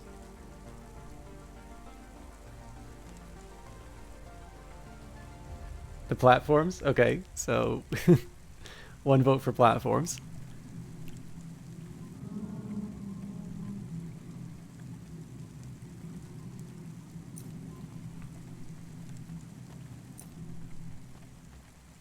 I guess the platforms is probably...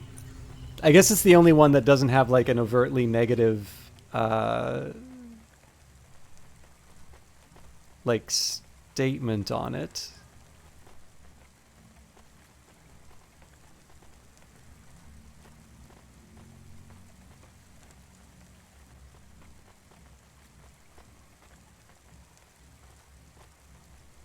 I probably don't need to make a meal out of this, but I figure I can at least let chat have its views.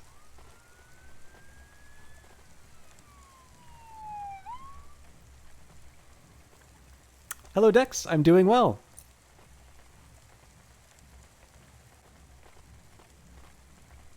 Or Serenity, as we now know. These shoes are my favorite, madame. Which shoes?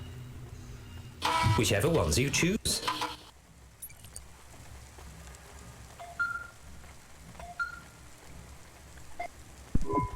Rania, are you there? That's everything. My outfit is complete. Just drop it off for me at the collection point, and my PA will pick it up. I hope you like it. I tried my best. Here's the thing. It actually doesn't matter if I like it as much as it matters if you like it. She's gonna make us wear all this. Hear the secret? Sure. My date night. It's with you! If you're interested. No pressure, it's totally up to you. What? But your husband. I thought the date was with him. With old man Frown-a-lot. No way. He lets me date whoever I want. As long as I come along to his boring work dinners and look pretty. I need some fun. Real fun. Come on, you'll have a good time. I promise. It will be spectacular. Sorry, Ava. I'm not dating right now. You understand, right? What about just as friends? 2 girls on the town. I have to finish my shift tonight. Another time then? Please, please, please. Come on. Just say yes. It will feel good. Okay. A rain check then. Totally. And hey, no sweat that you don't want to date right now. I'll go with Ellie tonight. She's always bugging me for a second date. We kissed once, but that was it. Her family's from money, and she's really sweet. Right. I hope you have a nice time together. Oh, we will. Hey, Rania, do you think I could message you and tell you about the date afterwards? A bit of girls' gossip. No pressure. I could tell you how your outfit goes down. Review your fashion choices. I hope the clothes you picked for me make Ellie want to rip them off. You're curious, right? Sure. You can call me. Spectacular. Wish me luck, Rania. Oh, I just love you. You're so adorable. I like you too, Ava. Yeah, chat soon. That's it, Camus. Outfit delivered. You are a personal shopper now. Not quite. Were you tempted to say yes to Ms. Jade? To go on a date? No. She seemed to like you a lot. As a novelty, we have a name for women like her back home. We call them dadcoms. Why? Because they would run away from their rich families, party in the poor districts, take a lot of drugs, go to raves, hook up with sketchy guys, and pretend their lives had spiraled out of control. But it was all an act. They could call their dad on the comm and be back home in an hour. Why would they do that? They're bored. I liked Ms. Jate. I hope she has a nice date. You know what, Camus? Me too.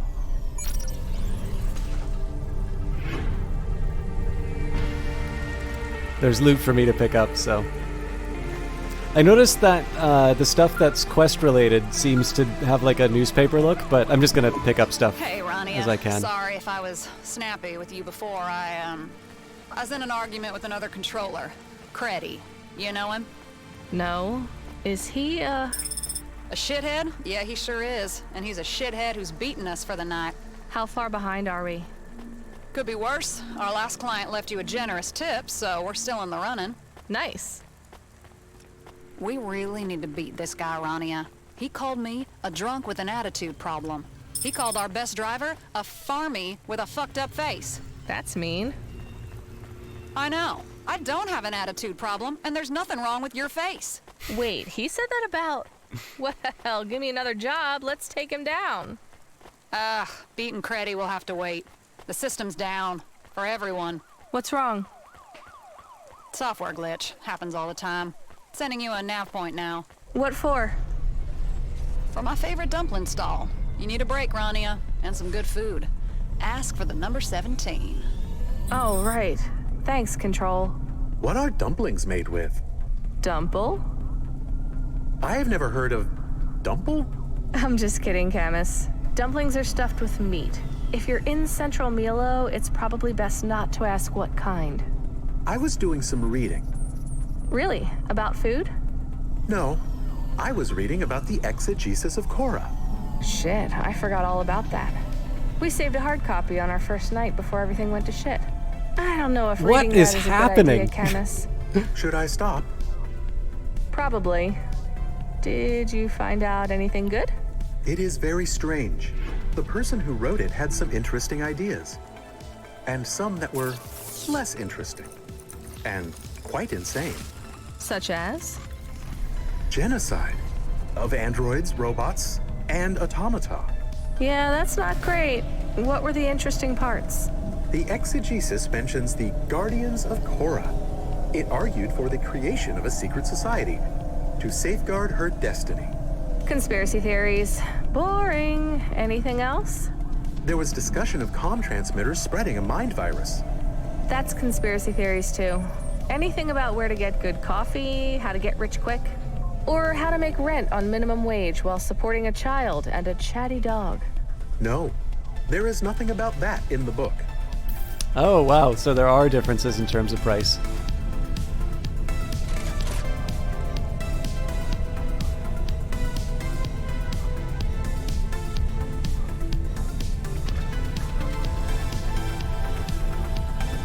I mean, obviously I'm not going to unless I could get a really good... Excuse me. Unless I can get a really good indicator.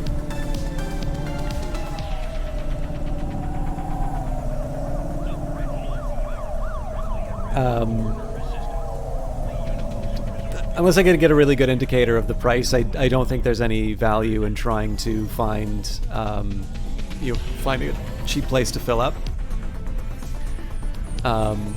But it does turn out that there is a difference in terms of the prices throughout the game. I wonder if maybe there was more of a... I wonder if that was something that was in an earlier version and would have been a bigger thing. Anyways, there's stuff for me to pick up here, so I will make a side trip.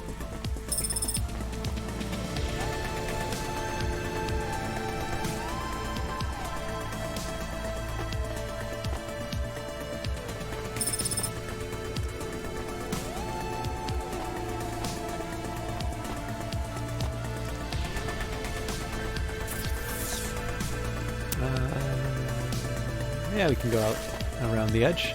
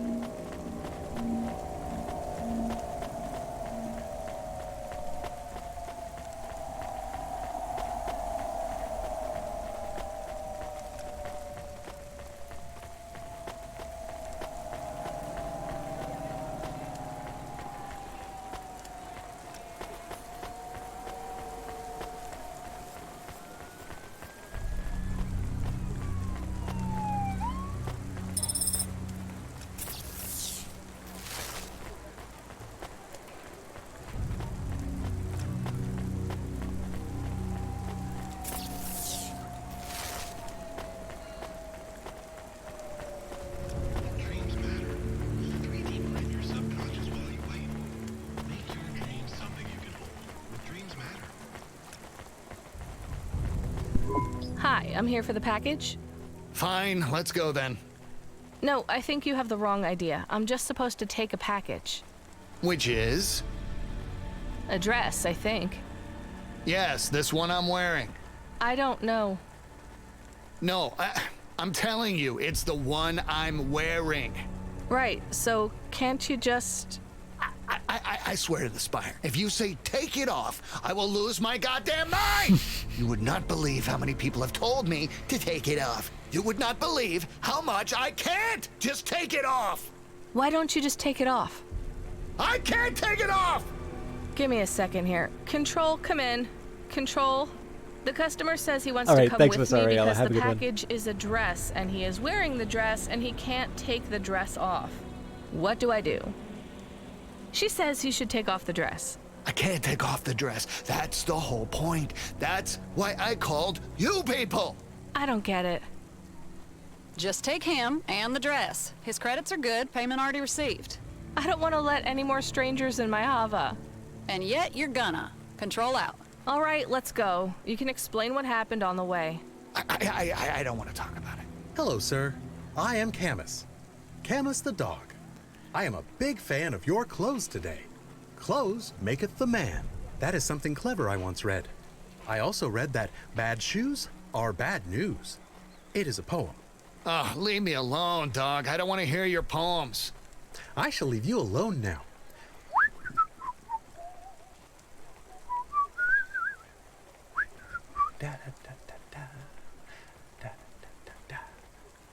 Dumb dog. Hey, watch that mouth. Right. Sorry. It's been a tough day. Take me to hot mode. So I wasn't expecting to get a package, you but don't this like the is dress? amusing. I look ridiculous. People will mock me. No one's going to mock you for what you wear. I'm wearing a dress? So? Men in dresses deserve to be mocked.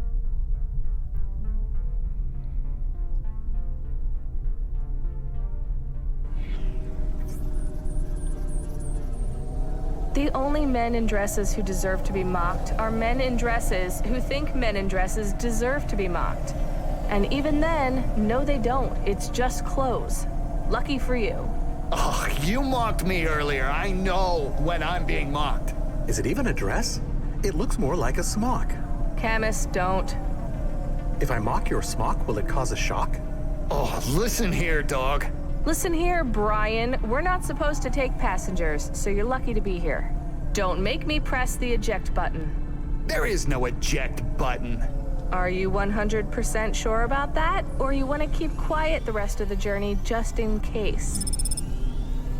And Camus, maybe hold off on the poetry except for emergencies, okay?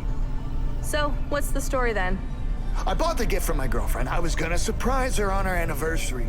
She didn't like it. I like it. Shiny. It's made of mesh polyvinyl fabric with invisible interwoven strands of ferrofibers. Hot.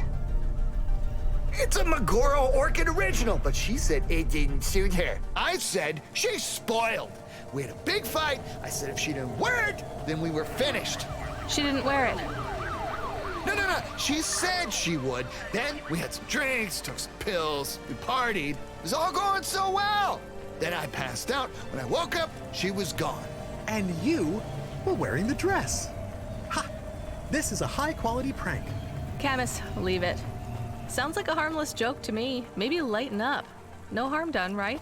Maybe she'll even cool off after a day or two and forgive you. No harm done. Forgive me. You have no idea what you're talking about.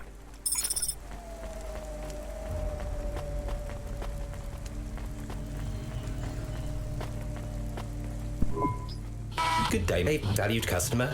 I trust your Goth Doll Black Orchid couture dress is to your liking. No, it's fucking not. I can't take it off. That is by design, sir. I know, but it's not supposed to be on me. So you bought your girlfriend a dress she can't take off? The mesh polyvinyl fabric with invisible interwoven strands of ferrofibers has a tensile strength of 800 tons and cannot be removed without authorization from the atelier via cryptocode. This is a curious business model.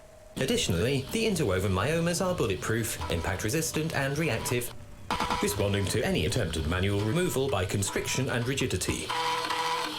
Get this thing off me! For your convenience, the Goth Doll Black Orchid couture dress is also white clean.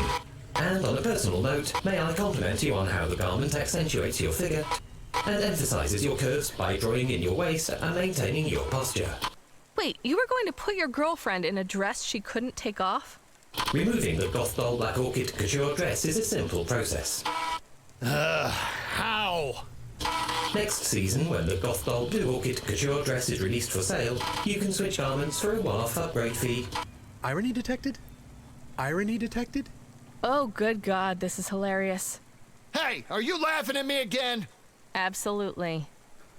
Oh, you can both go to hell! All of you! Grr! He's been dressed. His girlfriend was not impressed. Now he's stressed. Camus, don't. Can't you see Brian is already depressed? Okay, that's probably my favorite out of these encounters so far.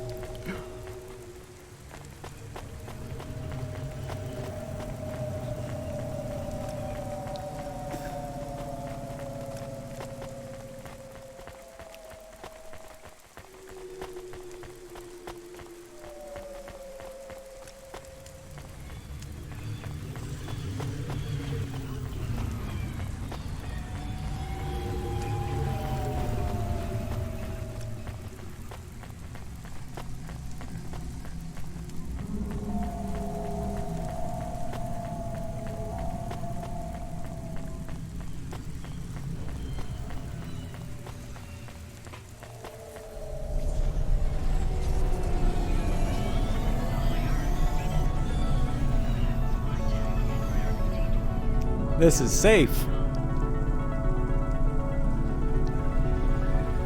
I'm trying to remember what this icon means.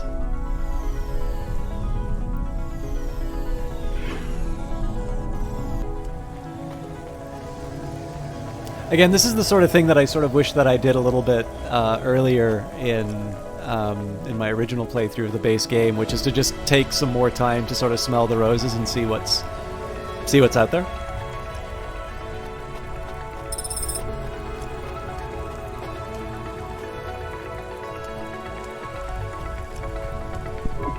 RANIA! Hey, RANIA, it's you! Etta? I haven't seen you since... You're soaking wet. Never mind that. It's so good to see you. Remember Mal's party? Her 18th, yeah. That was the last time we hung out. We didn't really hang out. You look great. I love the shorter hair. Thanks. Etta, what happened to you? You're shivering. It's nothing. My own damn fault. Was arguing with my ex and he pushed me into a sump. That's terrible. I pushed him first. You look so slim. Your mom used to tease you, remember? Chubby cheeks. Not anymore, right? You look like a damn model. I remember. Damn, it's really you! RANIA from back home. I remember the foot races on the flats. No one could beat RANIA. You were always so fast. You beat all the boys. I did. So, I mean, how's life in the city? It's amazing, right? You must have some cool job. You look really well. Are you making moves in the city? I pay my bills, just about. That's great, so great. And I mean, how about this station, right? Busy? It feels like there's so many people we're all gonna get washed away. We should catch up, RANIA. We could grab a drink. But you don't do that, right? Let me give you a ride. You don't need to. I have a Hava. Come on, you can dry off inside. This is amazing. You have your own Hava. Not exactly. It's for my work. Where are we headed? It's so fast. How can you keep control? You're amazing. I don't. Thanks, Seta. Are you in Midtown? Could you take me to the Mercantile District? So, how long have you been in Nivalis? Just a month. Me and Bex came looking for work. Any luck? Sure. Yeah. So many auditions. Bex turned out to be a real snake, though. Dumped me for this low-life drunk called Hayes. You still sing? Yeah, but they want me to sound more like the city style, you know? They want me to sound less... ethnic. I know, right? Man, fuck them. I'm gonna make it. Damn, I wish we could go for a drink together. That's more Bex's style. Fuck Bex. So you're living with the merchants? No, I just needed to grab something real quick from my man. Your man?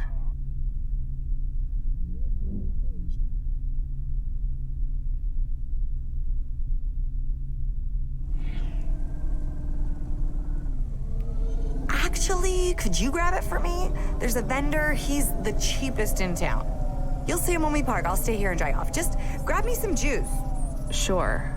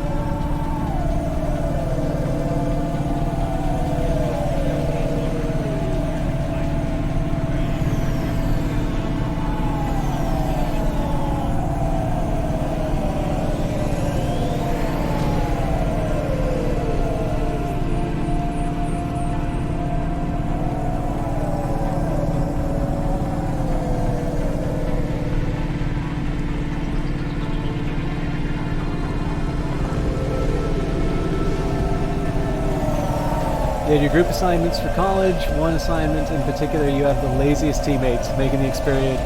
I mean, I was never that great with group work. The problem is that I've actually found out work-wise, I find group work is also a bit of a struggle for me, so it might just be an undesirable personal trait for myself, which I wish were different.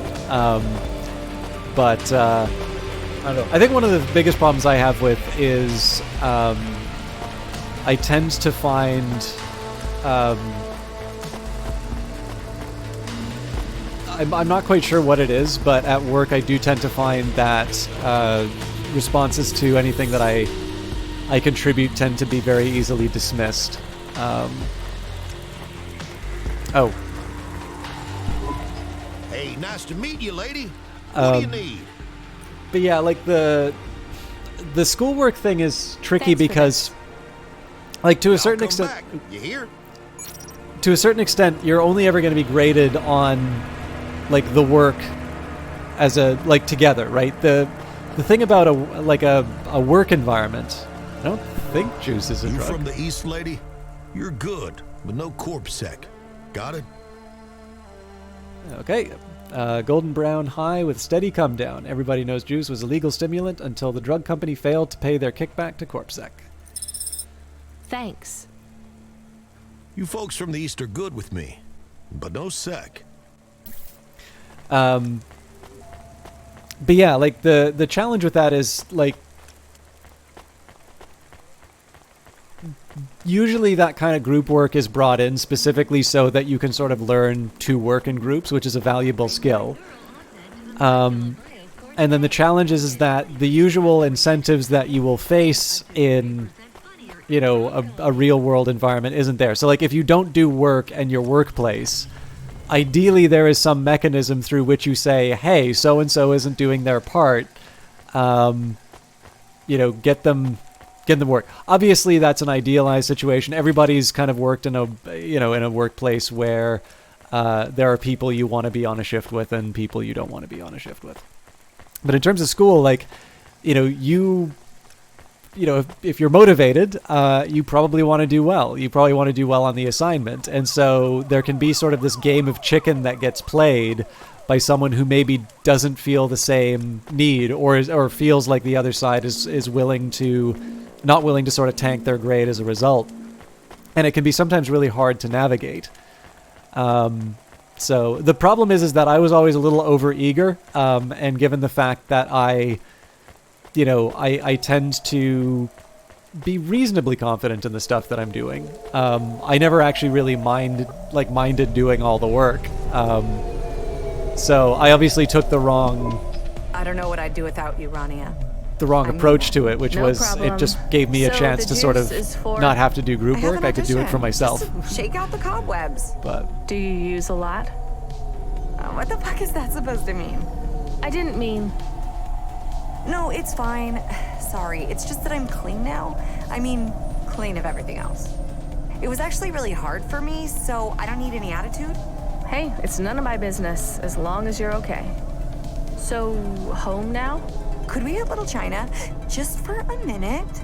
So your hobby is for work? I drive deliveries. Cool, that's really cool. It sucks, but it's all I have. You still play the flute? A little.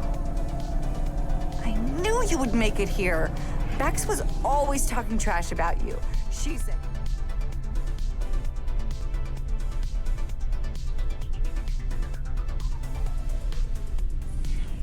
Never make it. I haven't made it. You've got a place to stay, you're eating right, you're not on any... I mean, you're healthy. You got a goddamn hava. I don't know if any of us from back home can really make it here. We just have to survive it. I hate it back home. Navalis is... It's amazing, RANIA. Anything can happen here. If we could go for a drink at a trendy bar, we could meet a CEO. Get a ride up to the spire. You too good for it or something? No judgment, you do your thing. Yeah, no worries. I'd let some rich asshole take me Serenity. out. Hell yeah. I'm not against some romance. My ex can go drown his sorrows or just drown. I like the physics changes. Gives me unintended moments of excitement.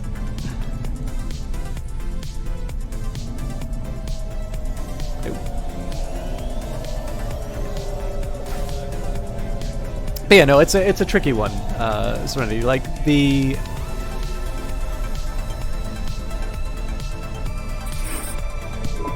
Can you go to the holocaust machine for me? Why can't you go? Oh, I'm not allowed within 100 meters of that bar. I made a scene. Was a hell of a night. Fine. What do you need? Grab 100 limbs. My number is 4514F.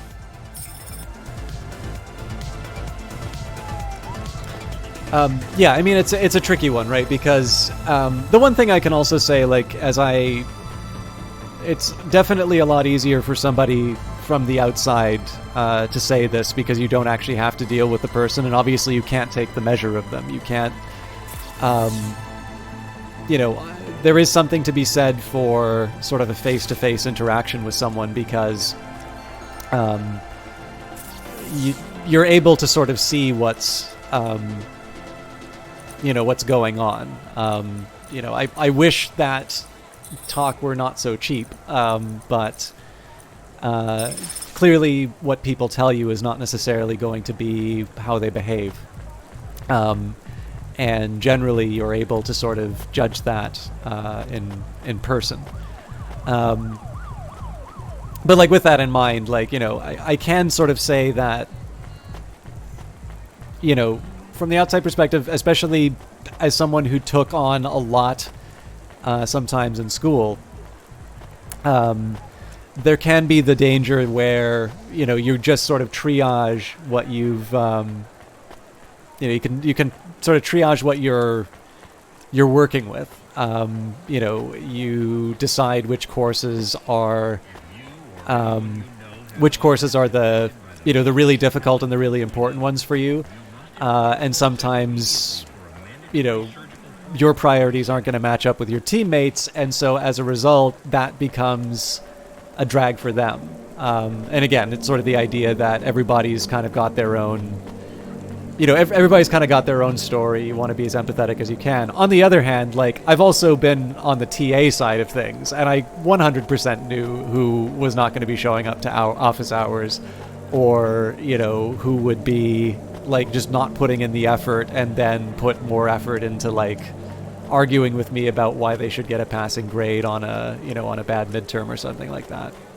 So I definitely have a lot of sympathy. And hi, Tibirasi. So you've got some new emotes. Whose are those?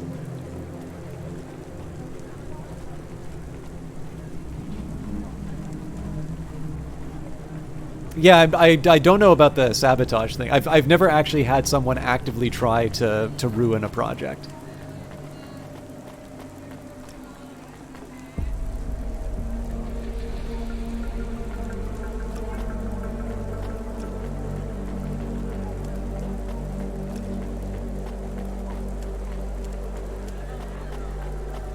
But yeah, I don't know.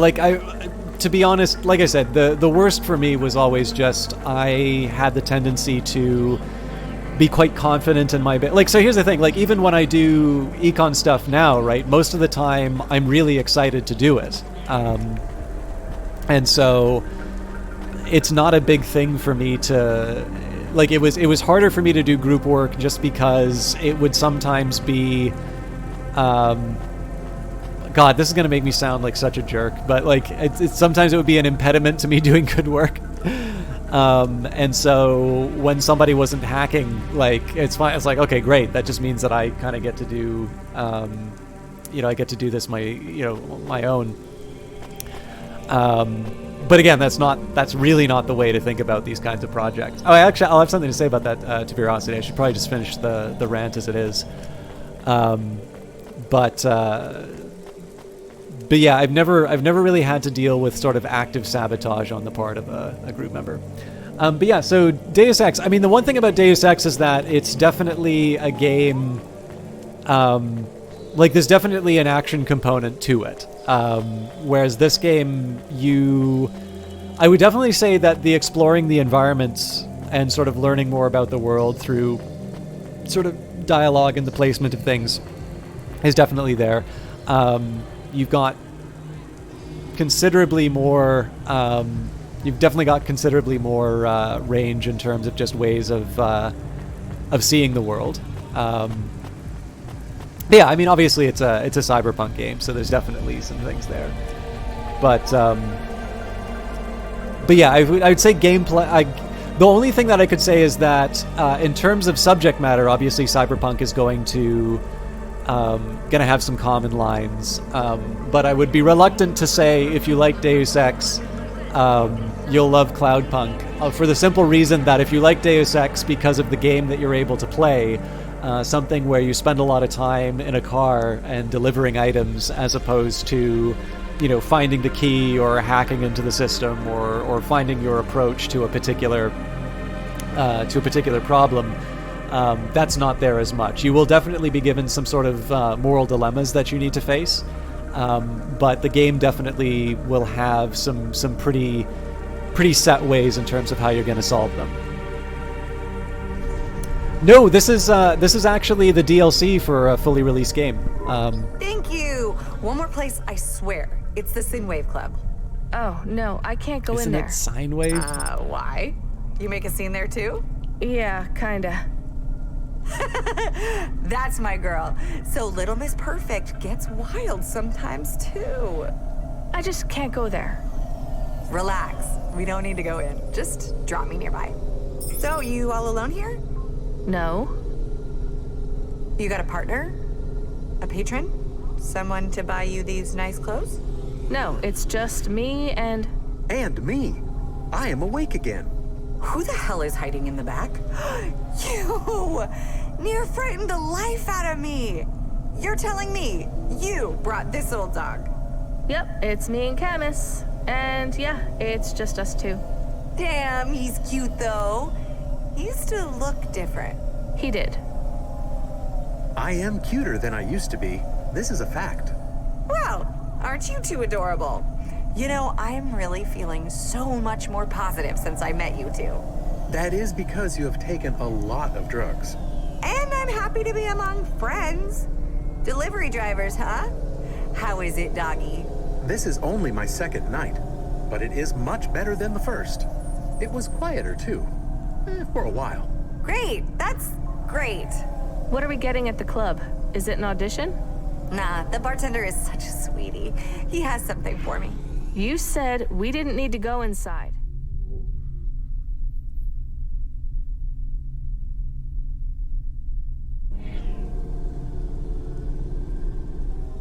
We don't. Don't worry.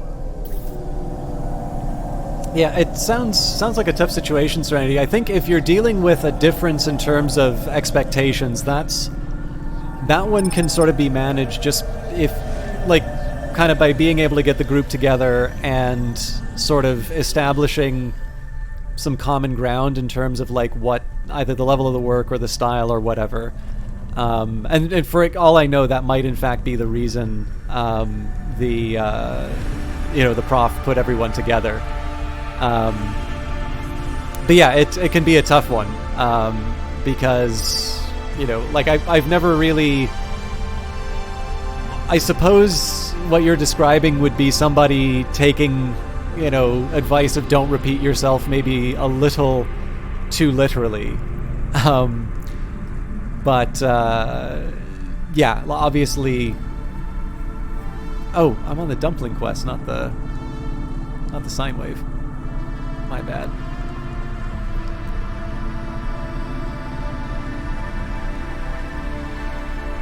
I'm getting better at not hitting buildings. Yeah, I don't know. Do you have an idea in terms of how everything's gonna get sorted, or are you feeling a bit lost in terms of being able to get everything in?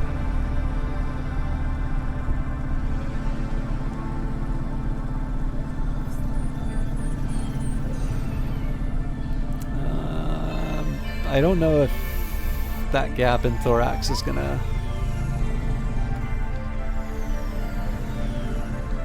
Oh, cool.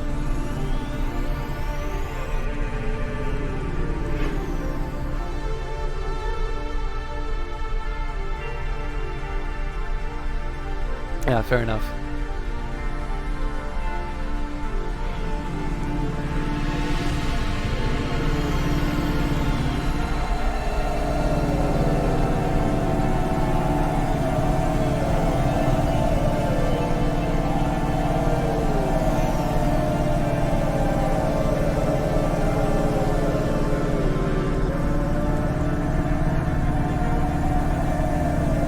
Yeah, I mean, the quality one's a little tough to deal with. That one, I actually have an easier time in dealing with because, like, number one, I really do like teaching. So if I was paired with somebody who either they didn't feel or, like, the thing is, like, this is one of the things that's really, really hard for me whenever I'm not doing good work. Like, I know it, and I feel terrible when I haven't done good work. And so, like, for me, that is actually the one that I find the easiest to deal with, because I have a certain degree of empathy. Like, I don't know a lot of people who do bad work and, like, feel great about it. And again, because I have a bent where I really like teaching, obviously there has to be a little bit of tact in terms of being able to approach the subject in a sensitive way. But it was sort of, I would tend to find that those would usually turn into situations, like, because usually people like that are already struggling in the course, right? So a chance to not struggle in the course is really good. And in that case, group work can actually be, like, good. He ain't here. He said he would meet me. This fucking guy. Always letting me down. Looks like you do have to go in after all. What? No, I just told you. It is a bad place. This is a bad idea. Hey, calm down, dog. The adults are speaking. Etta, if you don't apologize to Camus right now, we're done. I'm serious. Hey, dog, Camus. I didn't mean anything by that. Rania doesn't have to do anything she doesn't feel comfortable doing. You need me to get something from this barman, and you can't go yourself, right? Yeah, it's just my coat. I left it by the bar. I'm banned. A misunderstanding. You probably don't even need to talk to anyone. Bad idea. The bouncer. Lomo? It will be fine, Camus. I'll be in and out in a second. They don't even have a bouncer tonight. Don't worry, Camus. Rania will be fine.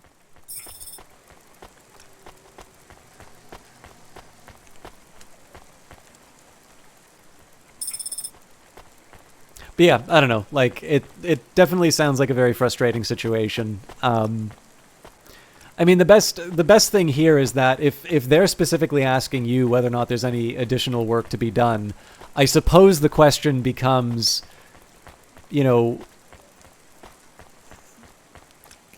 like, I guess for lack of a better term, like, how far you want to go down the path of trying to coach them towards an outcome that you're looking for, and at what point you just kind of accept that contribution is as good as it's going to be, or alternatively, you'll take some time and do the extra revisions. And I mean, like I said, for myself, generally I found that if people were struggling in a course, they would appreciate the help. And so it was actually one of those cases where I would be able to turn group work into something that was really kind of profitable for both, because I wouldn't sort of feel kind of made to work on something I wasn't all that interested in. And of course, somebody who was finding the course difficult would, I mean, I'll be honest, like, what I would usually hear from those people is like, thank you for getting me through this course. I am really glad I never have to take this prerequisite ever again, as opposed to, oh, thank you. I have seen the light, and I realize why economics is the greatest course in the world.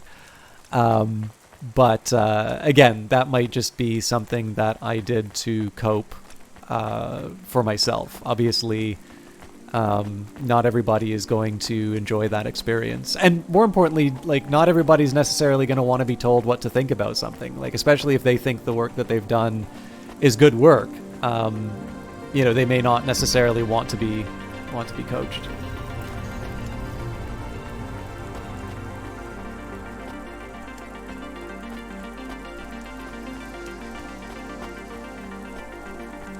Hey, woman.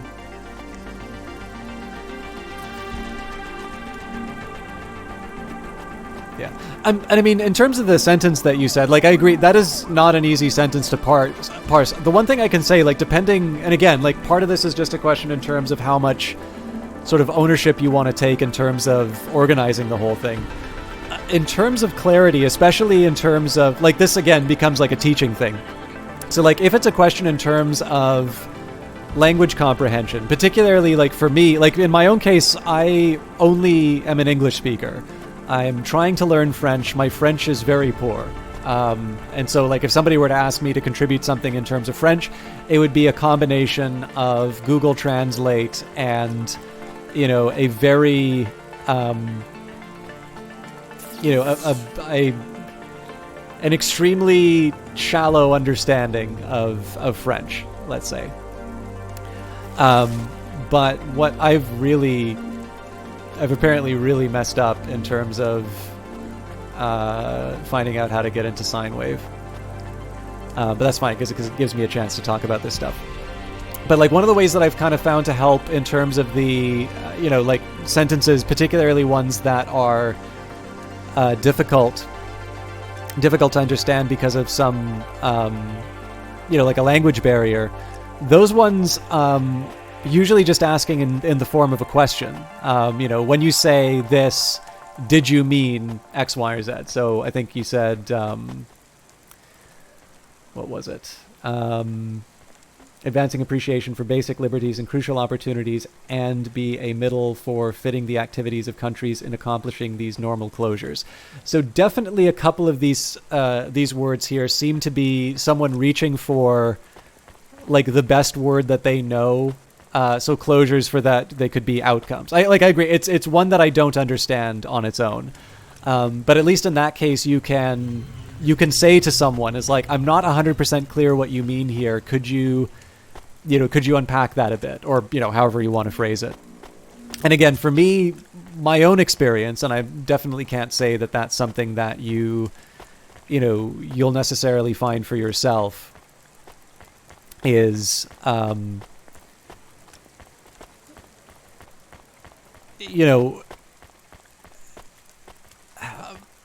like, at least for me, like I have found that I enjoy the process of sort of being able to do again, I like writing, so being able to try and help someone become a better writer is good for me. The other person may not feel that way. You may not feel that way. But then I guess, part of it also just comes down to a question in terms of, I don't know, the amount that you're willing to work with. Like, I really try my best not to go too aggressive on stuff. This is almost certainly the nightclub. I don't like feeling like a jerk. I don't like feeling really overbearing on people. But on the other hand, there are situations that are easier to handle than others. Like even in like the current day, right? Like I've got cases where, someone will say, oh yeah, I'll definitely do that, or, whatever. And routinely it doesn't happen. And, my first reaction on that one is to be, it's like, well, look, they're obviously don't want to put in the effort. Like, this is clearly a friendship that has like gone past its sell-by date. Like, this is just someone who isn't really interested in spending time or doing anything with me. And, I probably would be better to just accept that and not be upset when plans fall through or whatever. And then of course there's like the really natural response of like, well, you keep lying to me or whatever. And like being really aggressive about that. And it's like, well, what do I think that outcome is going to be? Right. It's probably just going to be hurt feelings, and I'm not going to feel good. And presumably that person won't feel good. Again, I can never really tell. And it's tough because obviously being able to give voice or to vent some of that stuff can be very cathartic.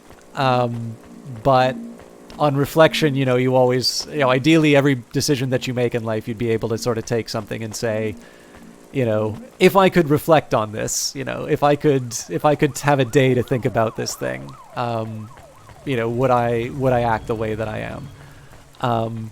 But even then, like, even in that context, right? Like when I try to be as stoic or as understanding as I can in this context, like the fact of the matter is that I've been increasingly unhappy, in this particular context. So it's not even necessarily leading to really positive outcomes for me.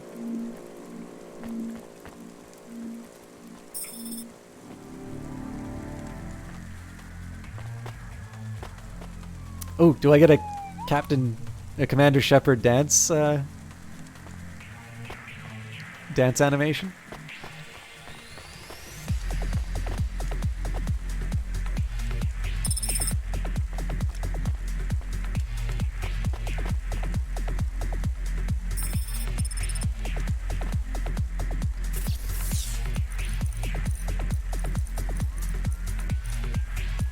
Oh, we don't get to see a description of it.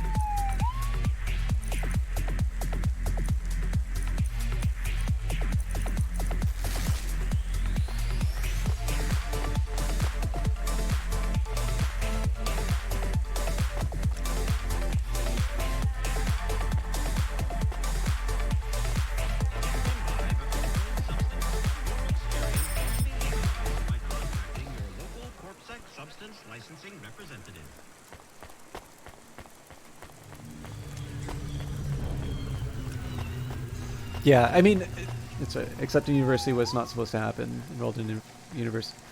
Yeah, I mean, so like this is I guess Serenity. The biggest thing that I can say here is that it's like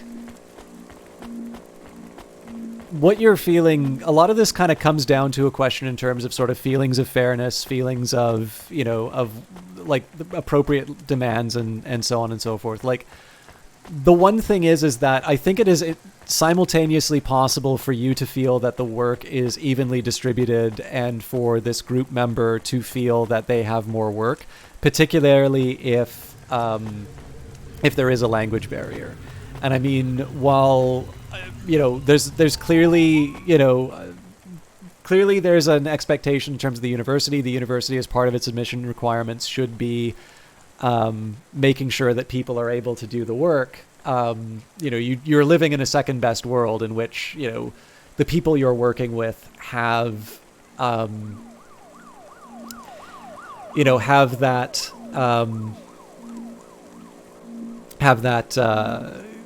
have the understanding that they do. And so again, the effort that they will so I put it to you this way, like if the language of instruction is English and the assignment, and these are people who struggle with English, by definition, an even division of the work is going to be more challenging for them because the effort required to produce a sentence equal to that of a native speaker is going to be higher. And obviously that's kind of up to a group to decide in terms of how that work will be best handled, because obviously you also want to make sure that someone is in fact learning and doing the effort and what have you. So it's difficult, right? Because in this sense, you've got two people who both sort of will have, a very clear idea in terms of what they think is fair and what is a reasonable expectation. And because you're largely dealing with sort of a feeling and you're dealing sort of with a difficult area, it's hard just simply because it's really like that's not necessarily one where I can sort of point to someone and say, you're right, you're wrong. And yeah, I mean, Sean is absolutely right. There's also so when I was in university, it was fairly clear early on that I was going to be going to grad school, and that will communicate a level of commitment on my part and a level of effort that is quite a bit higher than my peers. I had a sorry, this is going to be not super Cloudpunk related, but I actually had a case where there was someone who was doing, I think, like a poli-sci masters or something like that. And I don't know if it was like a YouTube video that I did or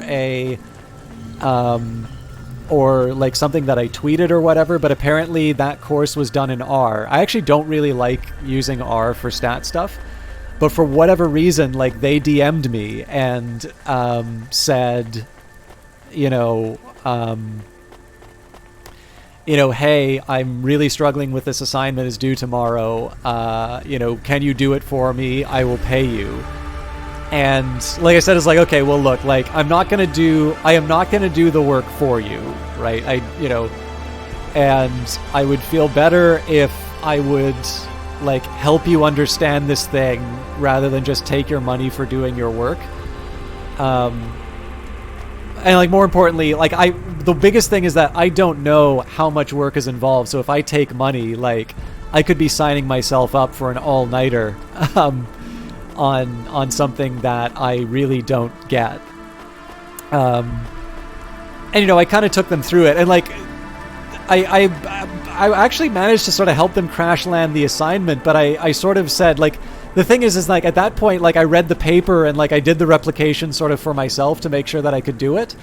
And then, they said, it's like, okay, yeah, I got this thing running, thanks. And like, it was definitely like I did not consider that to be fulfilling the spirit or the, the letter of the assignment. Like I sort of felt that they didn't really add any substance to the paper that they were replicating. And I thought it would be really apparent that they hadn't really done anything. So I wanted to sort of suggest, like, maybe you want to revise this, or maybe you want to go a little bit deeper. And they're like, no, that's the prof will accept this and they'll carry on. No, I mean, first of all, I don't know what the standards of that grad program are. I definitely didn't consider it was up to it, but like they were happy with it. So there's a certain point where I'm like, well, like, is it really my responsibility to convince them that actually they could do more?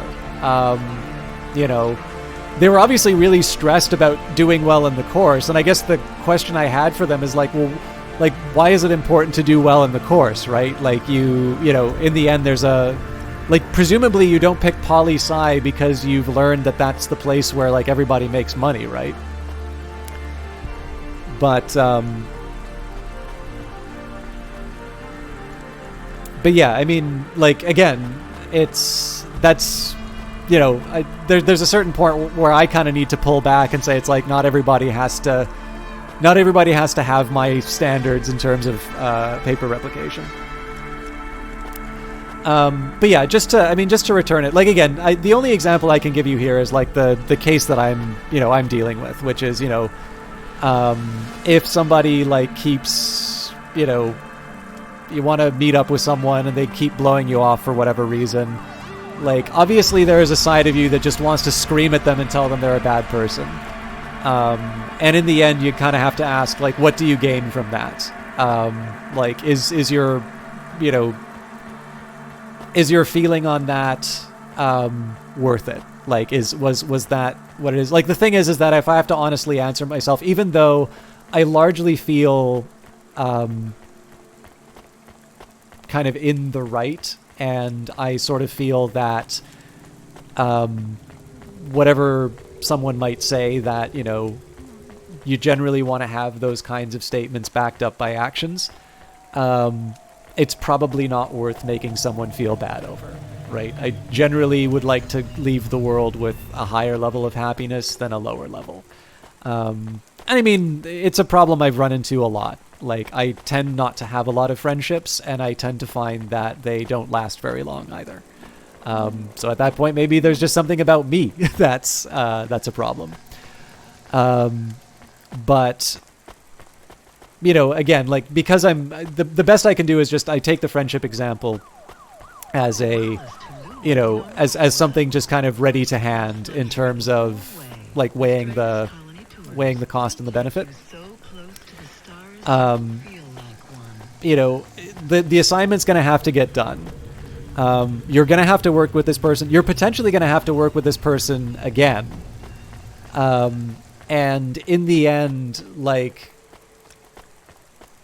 you've got your sort of the set of priorities that, again, you want to do well on the assignment. You want to do a certain amount of work. And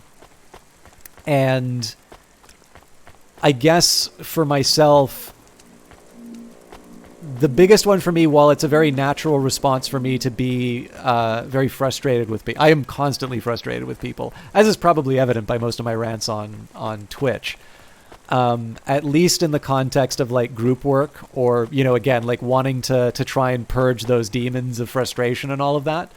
I have tried as best as I can to be as empathetic as I can. And I fail on this all the time, by the way. And like I said, like, I can't necessarily say that in my own more recent examples that I've really resolved these. Like, the thing is that for all that I've been talking about my own particular case, like, it's largely a story about how this is still an ongoing thing. And I'm unhappy about it. So it's hard to say that leads me to a good thing. But again, the biggest thing for me is that I can't really sort of turn around and say, like yelling at someone is going to make it better. And I think that's the problem that you're facing with the group work thing, which is if you can have at least some degree of empathy to understand where they're coming from, that will probably enable you to have an exchange with them that will hopefully get you to a better conclusion. And again, it could just be that they just straight up don't want to do the work. Like, that can happen. I mean, obviously that doesn't mean you need to think that they're a saint. But at least being able to establish that common ground to, to get the, get the work done and to be able to at least manage expectations to a point where you feel like the project can get to where you need to go. That'll hopefully keep you sane.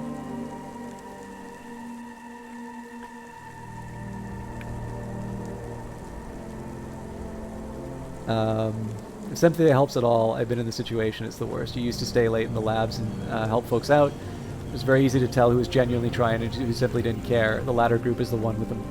Yeah, absolutely. I mean, like, one of the things that's really funny on this one, Sean, is actually, so I would go to, it's kind of related to something that you've run into. I, like, completely bombed an econometrics exam.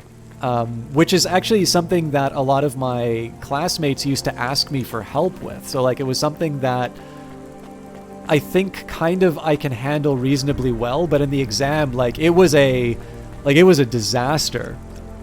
And it was actually specifically because of the level of effort and, like, kind of the doing the labs thing that you saw, that the prof gave me the option of, like, basically he said that he wouldn't change, like, the result of this sort of alternative project wouldn't change the ordinal ranking of the grades. So, like, I couldn't, like, get to, like, an A+ or something like that on the basis of it. It was basically just to sort of undo the damage of that really, like, awful exam.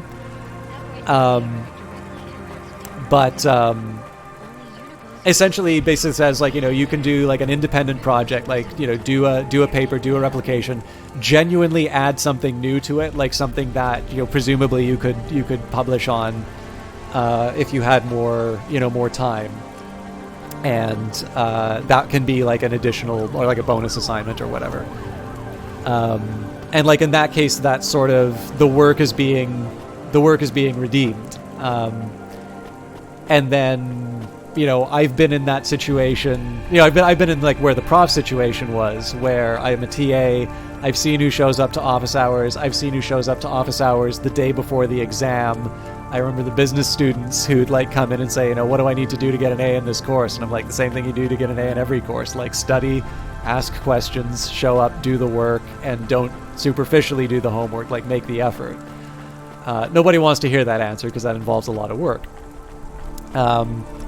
And, like, I can remember seeing, like, the begging letters on the finals where people are talking about how important it is for them to pass this course. And I'm like, look, I feel for you, right? I've been there. I know when I'm bombing an exam. But, like, the problem here is if you, like, this moment is the consequence of several months worth of not putting in the effort, and unfortunately, like, cramming the night before is not how to solve that, and writing a heartfelt letter in the space of an answer is not the way to resolve that.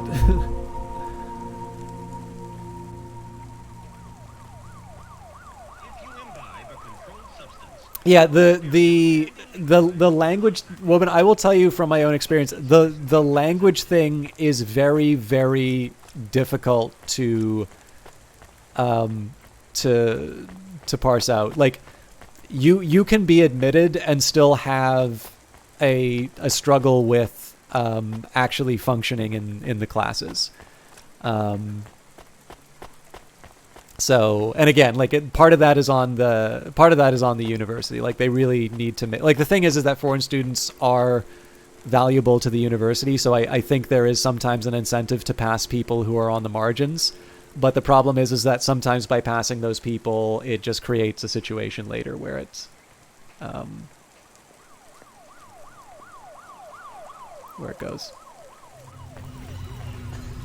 I don't know though. Like Serenity, I definitely feel for you, because it is a very difficult situation to deal with, and a lot of what I'm trying to say here is just trying to get you to a headspace where you, like, this project isn't gonna like completely drive you up the wall.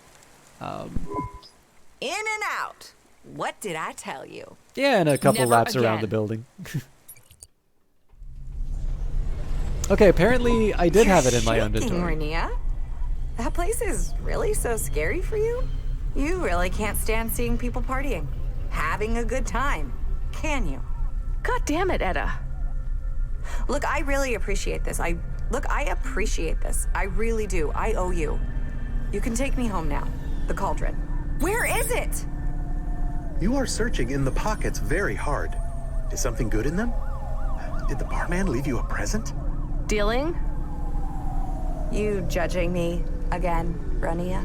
No, but you should be honest with us. We stuck our necks out. I'm not dealing. They're for me. Etta. I don't want sympathy. That's not what I'm offering. I helped you. I want to help more. You want to help me. Or you want to tell me how to live my life. The first one. I'm an adult. But I feel like you'll tell me it's the second. I'll just take you home.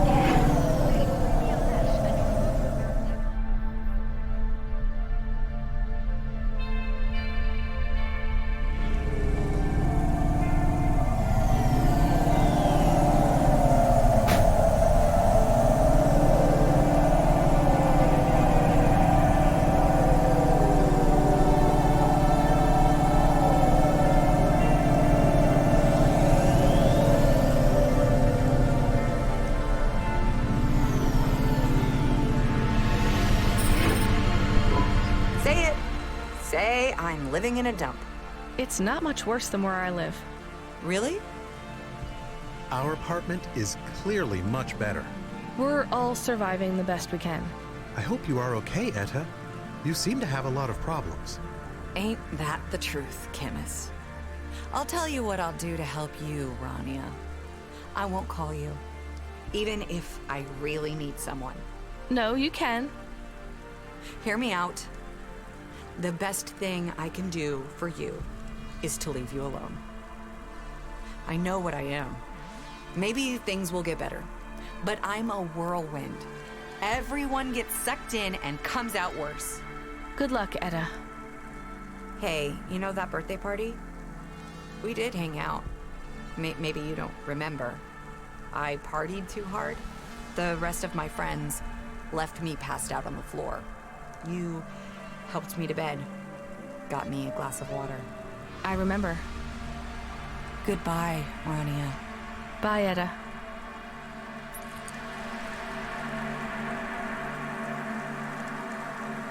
Yeah, like, I think you're getting some pretty good advice in chat here. Like, I have nothing but sympathy for your situation, but it's like it's definitely a very challenging. I mean, I guess the biggest thing that I could say here is that if you, well, I mean, actually, I think Ed Baver said it. Like, don't make it your issue. Like, I guess the biggest thing that I can say is that if you're talking about dysfunction within the group, and then somebody turns around and hands the instructor an email like filled with profanity, that's definitely going to muddy the waters in a way that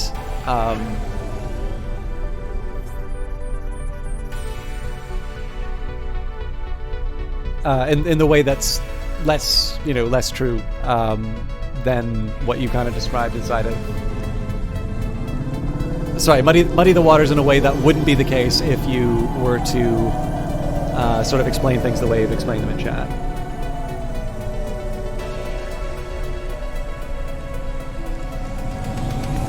Ah!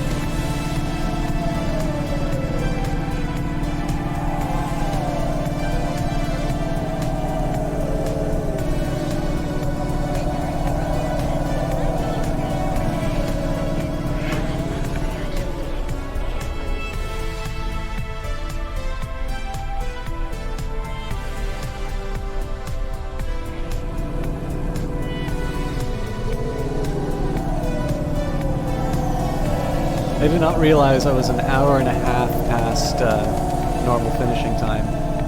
It's past midnight, so I hope... I do have a lot of stuff I need to get through. Like I said, it's not been the easiest week. Not the easiest past couple of weeks, if I'm completely honest.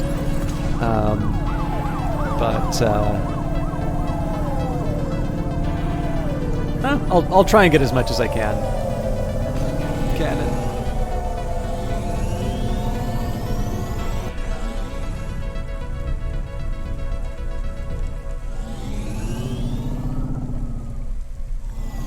One of the things that I really like about Cloudpunk, and I'm sort of remembering this from when I first went... How are the dumplings? Not there yet. You'll have to be faster than that. System's back up. I got your next job ready. I guess you can grab a bite first. It's fine. Give me the job. I'll eat later.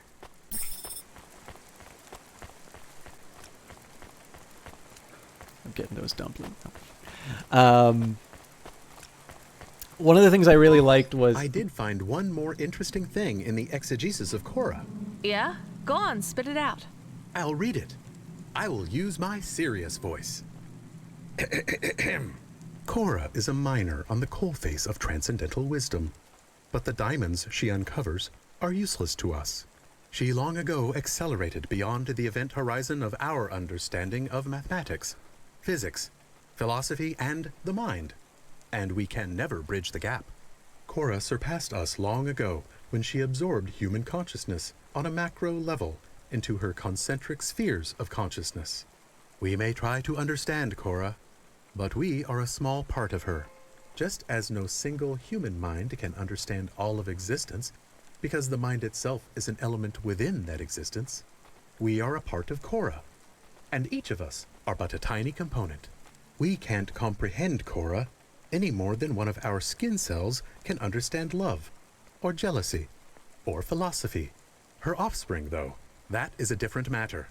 Korra's offspring will be embryonic, just as humans in the womb go through each stage of their species' evolution, so Korra's offspring, at least in its infantile form, will be both vastly wiser than humanity, but wholly comprehensible.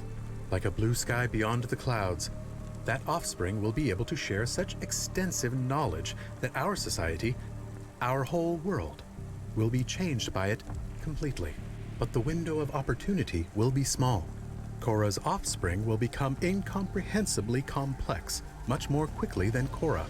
If we are to learn anything at all, we must be swift, or the window of opportunity will close. And the humans who gain that knowledge will surely become the most powerful, most influential, and wise humans who have ever lived. That is the secret society we must form. A secret society that will both bring about the birth of Korra's offspring, but that will also obfuscate the nature of her offspring, so that only we have access to it. The levers of power for our world will one day be completely in the hands of the ones who control and exploit those fruits of knowledge. Whew. Take a breath, Camus. It is very interesting, isn't it? It seems perhaps Korra is an automata for the whole city, but we are all part of an automata. And an automata that is wiser and more developed than any human. That is interesting, Camus. But this crazy guy also said humans go through all the evolutionary stages in the womb.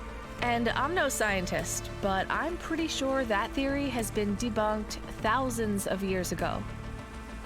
I am not sure if we can just forget about the choice we made. If Korra's daughter has gone to a new city, could she be sharing her wisdom already? Could people be using her when she is too young to understand? It's nothing to do with us if they are, Camus. Can we really just move on? Maybe we could tell Korra so she can protect her daughter like we protect Pashta. Camus, if we've learned anything since we started working for Cloudpunk, it's that we shouldn't get involved in other people's problems. Don't engage. But it is our problem. We made a choice. We sent her daughter to a new city and left Korra here all alone. And that was more than we should have done. We're leaving this, Camus. No more reading the funny book. Got it? Discussion over. I understand. It's neat that they put a reference to the decision we made at the end in there. I remember you. We know each other, right? Hey, I think so. Yes, we must have been friends, or maybe you helped me. I mean, I must have some happy memories of you. What do you mean? I have that new augment, the rose tint. The what? After I lost Bob, everything seemed so gloomy. The augment really helped pick my mood up. It really turned my life around. Helped me hold on to good memories and people. Like you. How are you doing, RANIA? Yeah, fine. No, really, I'm asking how you are. I'm not just being polite. I really want to know. I'm finding it pretty tough tonight. I thought this would get easier. Working as a delivery driver? Living in Nivalis, I still feel like a total outsider. And everyone treats me like one, too. Who cares what everyone else thinks? I don't. That's easy to say, but everyone cares what other people think, even if they say they don't. Not me. I don't even see those people. I mean, literally. My neural augment blocks out negative experiences. If someone would make me feel bad, they would disappear from my perception and my memories. But then you're not seeing the real world. Am I missing out on much? You don't seem to like what you see. You can't just pick and choose the bits of reality you want to perceive. Why not? My interpretation of the world is more important than anyone else's. Our perceptions of reality are always flawed and incomplete anyway. Why not have that perception curated? If we don't see the real world, how can we make it better? Do you feel like you can affect change in Nivalis? I sure don't. If something terrible happens that I can't change, it's better I don't see it. If it doesn't happen in my head, what actually happened in reality? Objectivity is a lie. That's the real truth, RANIA. There is no truth. All right, I don't know. now I gotta have this stuff. To let someone else choose what you perceive? And who chooses? A corp? Sure. They're more impartial about my life than I am. The algorithm can make better choices. And besides, Bob altered his memories. Why shouldn't I do that? And more? How does it know what to show you? It's a learning algorithm. The more I look at something, the more the algorithm shows me that kind of thing. It's learning all the time. Has it ever gone wrong? Sure. Once I saw an accident at my old work that I couldn't look away from. What happened? I worked in a factory that built Hova upholstery. My friend John tripped and fell into a vacuum sealing machine. The accident containment system kicked in and we couldn't get into the room to save him. He was shrink-wrapped in plastic head to toe and couldn't move or breathe. I watched him struggle uselessly as he slowly suffocated. It took a long time. That's horrible. Are you okay? I wasn't. For weeks, every face I saw was wrapped in plastic, mouths open, screaming silently. The algorithm thought that's what I wanted to see. That's a shitty algorithm. It's still in beta. Weren't you traumatized? No, the memories were erased. I barely remember it even happened now. I think you should get rid of that chip. It sounds like it's messing up your... Hey, hello? Are you listening? Janet, can you hear me? Are you... Oh.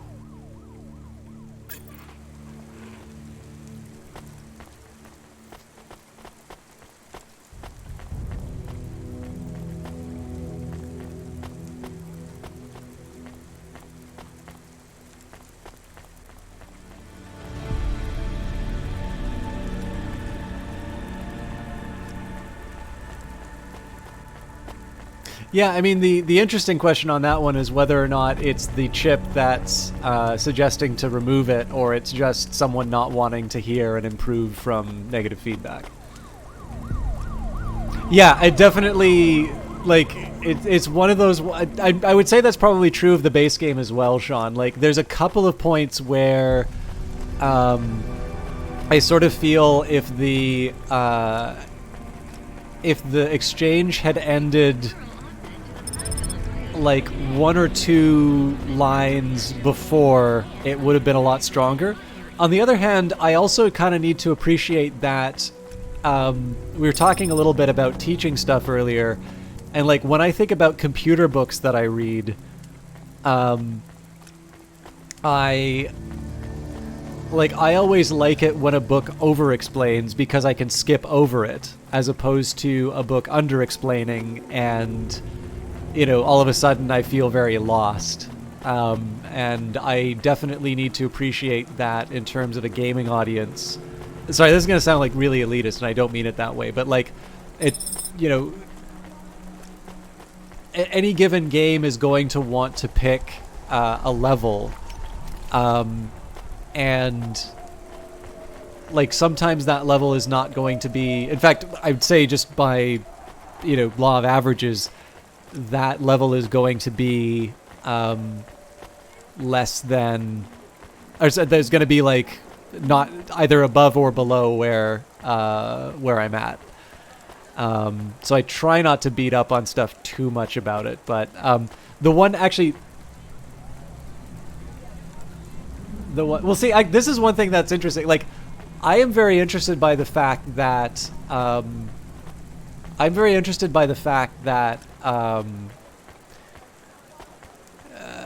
most people in chat seem to feel that the chip was protecting itself, as opposed to me, especially because I actually think this difference really explains a lot.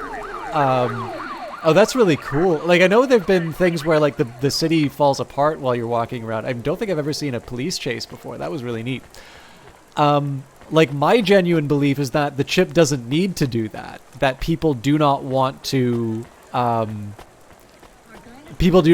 hear negative things, even if it makes them better. And that it was basically the chip actually doing its job, which is to protect the person from something they didn't want to see or hear. And I mean, like, that very much ties up. So, like, even then, right, if I want to sort of say it's like, a little on the nose a bit, even then, right, like, the fact that there's a little bit of a dispute in chat sort of makes me say, it's like, okay, I'll be a little bit nicer to the writing. And the other thing too is, like, for me, I also know exactly where the difference comes from in terms of people's, people's lots. I think if people who've had extended conversations with me will probably tend to think that I am more sympathetic to companies than most people are. So my reactions don't always tend, like even a Cyberpunk game, like they don't always immediately tend towards the corporation always did it. And that actually has less to me, like I'm not going to be the person who like sits down and defends like Jeff Bezos or something like that. It's actually just me going to be, I tend not to like the big bad to be the corporation all the time. That sometimes what's interesting about Cyberpunk is the idea that a society as a whole has chosen a particular set of things that have put them on this path that maybe no one individually would have said I'm okay with. And yet this collective decision-making has produced, this dystopia. So again, it has nothing to do with like my real-world politics, and a lot more just in terms of the stories that I sometimes find interesting and the things that tend to ring true to me. But on top of that, the one thing that I can say is that one of my biggest worries in just about everything for me is this absolute paranoia at not being able to hear good advice or not being able to make a positive change for myself because it's presented in a negative way. Like it's one of my biggest fears on just about everything, up to and including like my whole backseating thing, right? And so with that in mind, obviously if I see a user of a technology like that, and the user has blocked me, and what do I take away from a story like that? Well, the one that's going to be more resonant with me is the idea of creating a situation, like creating a system through which you remove the option for yourself to improve, that being the worst of all possible worlds, and it just being because of a mental quirk for yourself, as opposed to somebody else being responsible for that. It takes you to the same place. It's just sort of, for me, I tend to know the things that I more individually resonate with.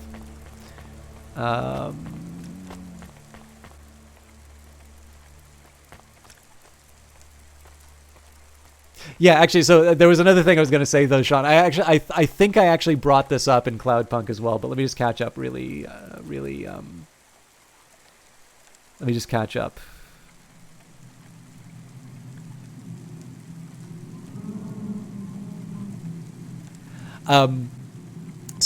But I have also said, like, specifically to Sean's point, like, I believe I gave this example.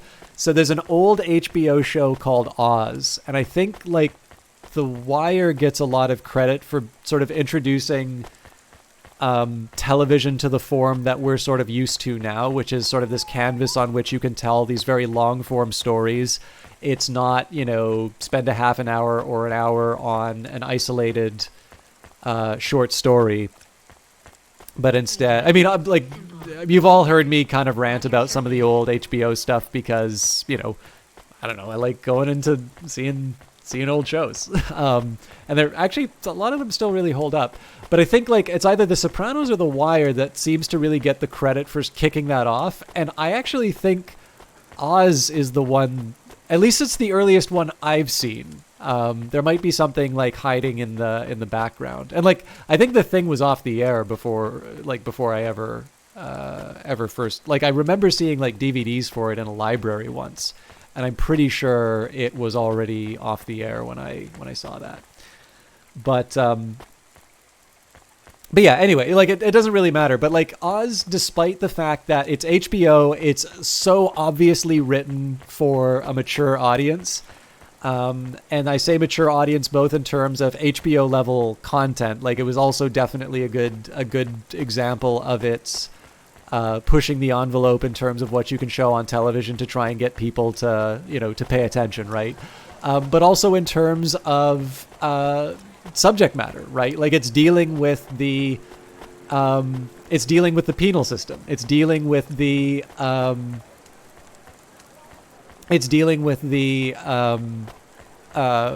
like issues of racism, issues of the U.S. justice system. You know, obviously it's one of these ones where you'll look at some of the stuff that it's talking about and you can say, well, clearly stuff hasn't changed in like the 20 or 30 years it's been since the show came in. You've watched very little of anything with that label.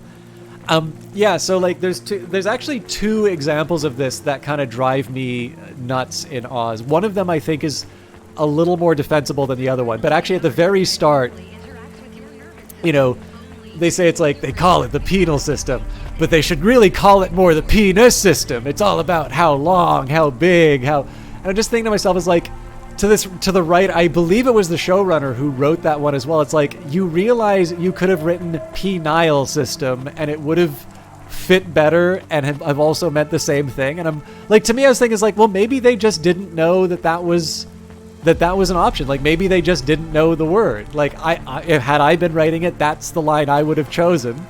But, you know, either they didn't respect the audience enough to, you know, to get the wordplay, or they didn't have that in their lexicon, and so they made the choice that they did.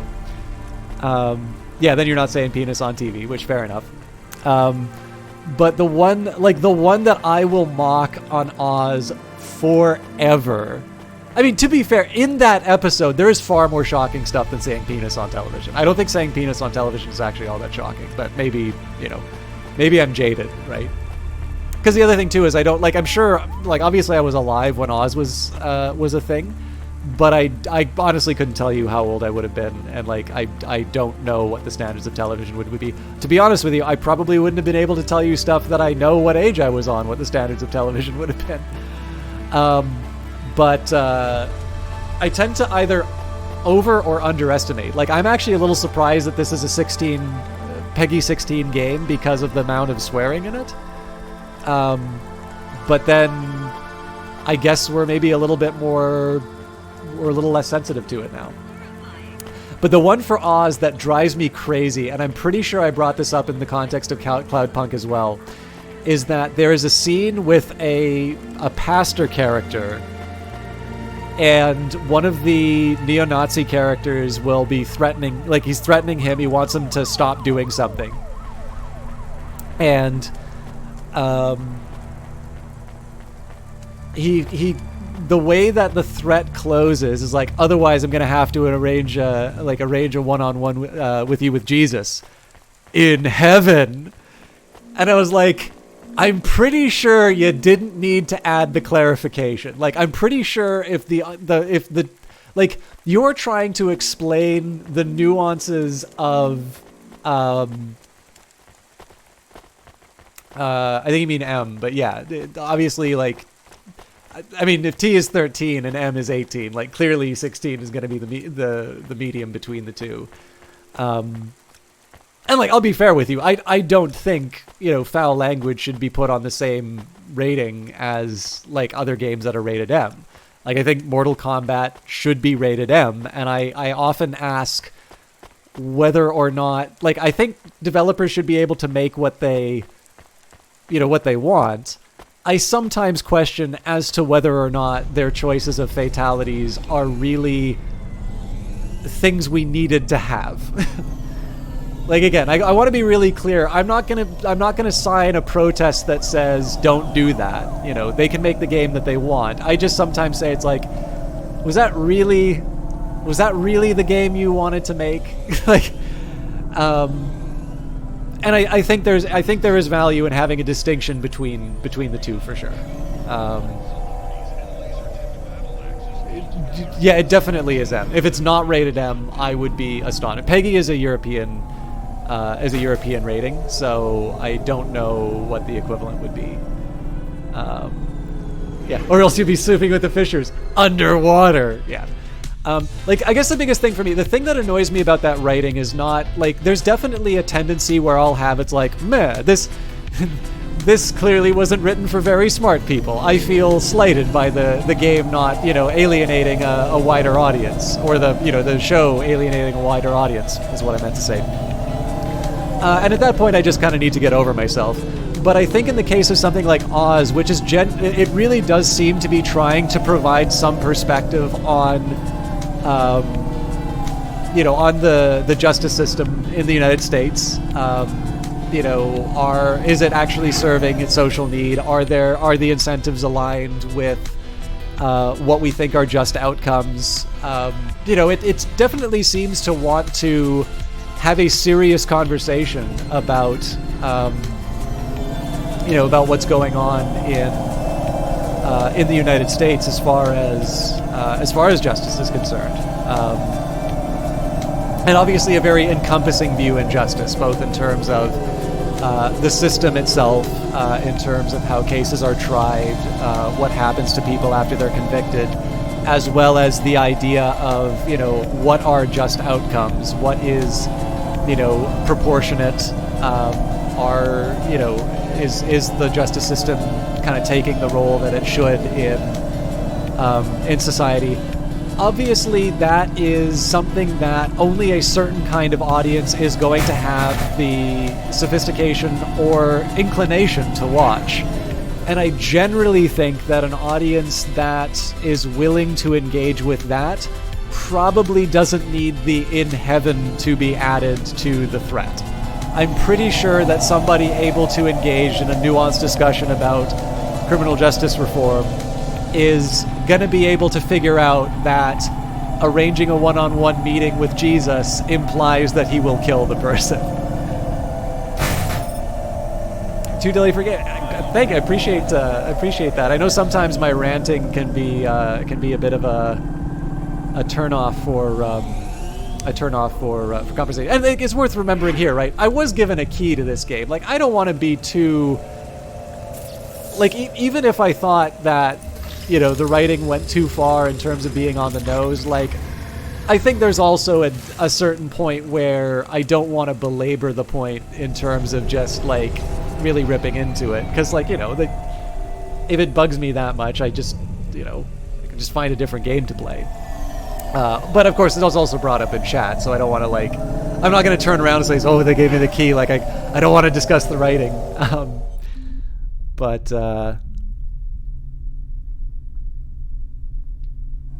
But yeah, like, obviously, there's the two tensions. And, like, in the end, I guess the biggest one for me is that I have, if I was left to me, if I was the person in charge with it, I probably would end some of the, particularly the vignettes. Like, I really feel the ones that are vignettes where it's really clearly showing life in the dystopia, and it is reaching a conclusion about what is good and bad. Those ones, personally, I would probably have ended most of the dialogue. Hey, Control, you there? I forgot to ask, who's the recipient for this package? No recipient. How can it be a delivery if it's not going anywhere? It's still a delivery, but you're not delivering a package. You're delivering a message. A message to every part of Nivalis. A message saying what? Whatever the client wants, as long as they pay. So what? I just roll down my Hava windows and play a message? Is it a mixtape? I hope it's not a mixtape. I hope it is Dolly's new album. That's not too likely, as you know, Camus. Hey, Camus. I think it's gonna be something good. And RANIA, you guessed right. It's a kind of mixed tape. I know the client. I won't spoil the surprise. Control out. Oh God. But yeah, so like if I was given my preference, I probably would have cut most of the like, basically whenever there's a moral in this game, I would probably have cut the dialogue about 1 or 2 lines before where the game chooses to end it. And again, that definitely reflects my tastes, where, one of the things that really is satisfying for me in terms of, actually, the other thing too, it's not just as a consumer of science fiction, but also as a streamer, like, being able to have the discussion is kind of nice too, and so that lends itself to leaving things open. But the one thing that I do kind of take as a moderating influence in terms of, or not, like a moderating factor in terms of this game, is I have not played Cloudpunk and not have had an interesting conversation in chat, whether it's something related to life, whether it's something related to something that happened inside of the game, And so I also need to recognize that even if I want to respond to or highlight as something that I might have done differently, the game is still effective in promoting discussion on the topics it's chosen to take on. And I actually kind of find that a little bit interesting. What they didn't explain was that the neo-Nazi character had a time machine and that he'd gone back and met Jesus many times. Crashing a bit here, need to focus. No worries. I'm definitely I'm approaching the second hour past where I would have gone. This is an actual tape. What is a tape? An archaic storage medium. It's a roll of plastic with electromagnetic information. You all should feel old. I'm not really into all that vintage stuff. Can we access it? The standard comprehender on the Hava should manage. Why is it stored on a tape? It seems very clumsy. Aesthetics. Tape is very trendy, and some people say the audio quality is better. Sounds like crap to me, but what do I know?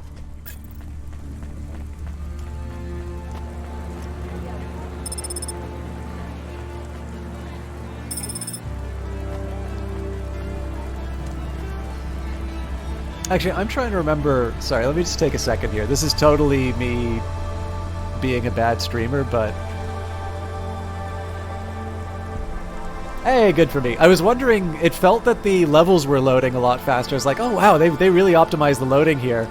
Because you were talking about long elevator rides. I was like, wait, nope, I just put it on my solid state. They say this like the tape is still not the standard for it. Is it? I have no idea. I know Vancouver City Hall had a big problem where most of its data was all stored on tapes, and they actually ran into a situation where they didn't know anybody who would be able to handle it anymore. I definitely know on some film sets there were a few people who were still using proper tape, but they'd more or less switched to digital. A lot of the stuff I did was already being shot on HD, although I've worked on a Steenbeck, like actually physically cutting the film, which is amazing, and everybody should be able to do that at least once. But that was just largely because I had the opportunity to do so, as opposed to it being the way things were done.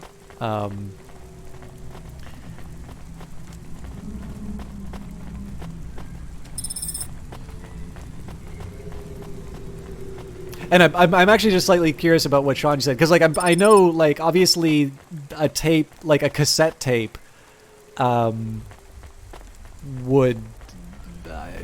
obviously not be a standard, but I do know, like, for instance, in terms of recording studios, I actually don't know whether or not audio engineers still use analog tapes. You haven't heard that? I mean, maybe I'm mistaken. This was definitely a long time ago. It might even actually be a decade ago now. But I definitely remember a point at which there was a big problem. Maybe I'm not remembering the city right, but I can 100% remember a discussion with someone about the fact that there was important, like, day-to-day work relies on this data, and it is currently stored in tapes, and we are aware that this is a legacy technology, and we have built a whole system around navigating it, but like we are getting to a point now in which we cannot reliably say that we will have we cannot say that we will have reliable access to this past a certain point, and so maybe it's time we come up with a more permanent solution. But I could be. Let me do a quick internet search to make sure. Okay, the thing I hate is for the longest time there was this Soviet film experiment about editing, and I could have sworn it was Pudovkin who did it, and it wasn't. And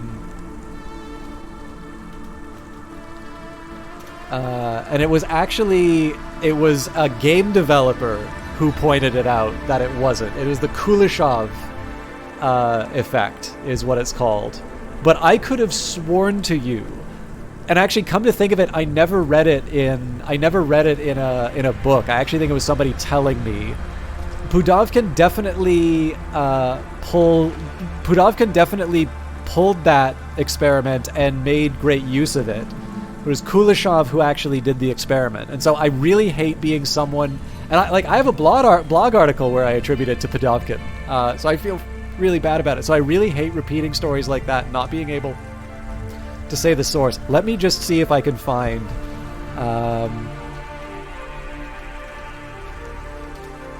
This is also the sort of thing that...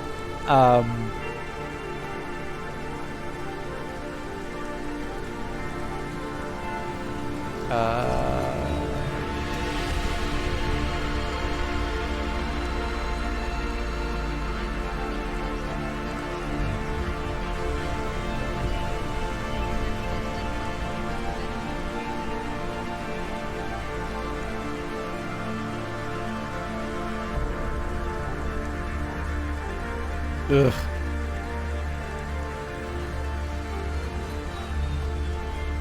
Yeah. See, this is a tough one to... I don't think I'm going to be able to find it anyway, because obviously if you do search for, like, Vancouver City Hall tape, you're going to see cutting red tape and whatnot. It's probably playing MechWarrior 2 at your mom's house a decade ago. Wasn't well read at that point. MechWarrior 2? How old is MechWarrior 2? I thought that was older. You're speaking more in terms of backing up data for long-term storage. You wouldn't want it for day-to-day stuff, but I think that it still has a longer shelf life than modern hard drives. I would say almost certain for solid-state drives. I do not know the life expectancy for hard drives. I guess at this point now, like I think Amazon and maybe Azure. I definitely know there's like a couple of like deep freeze services which are entirely dedicated to archival. But like, I definitely remember there was a news station where they were talking about having to sort of like they were debating about doing a digitization effort or a copying effort to try and preserve some of their archival footage. But again, that was a different thing.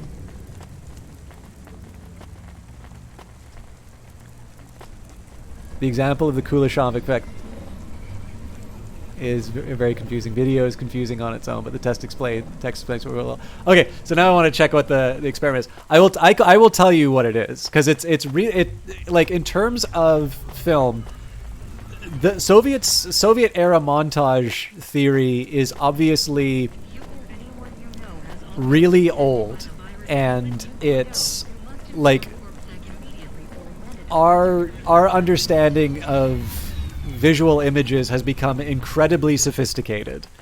But basically, the Kuleshov experiment was he took a Soviet actor,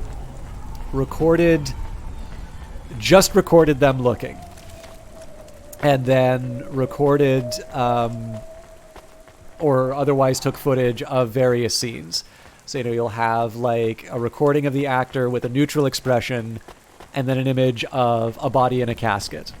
And, the audience reaction in this experiment is, oh, he's grieving, his dead mother or whatever.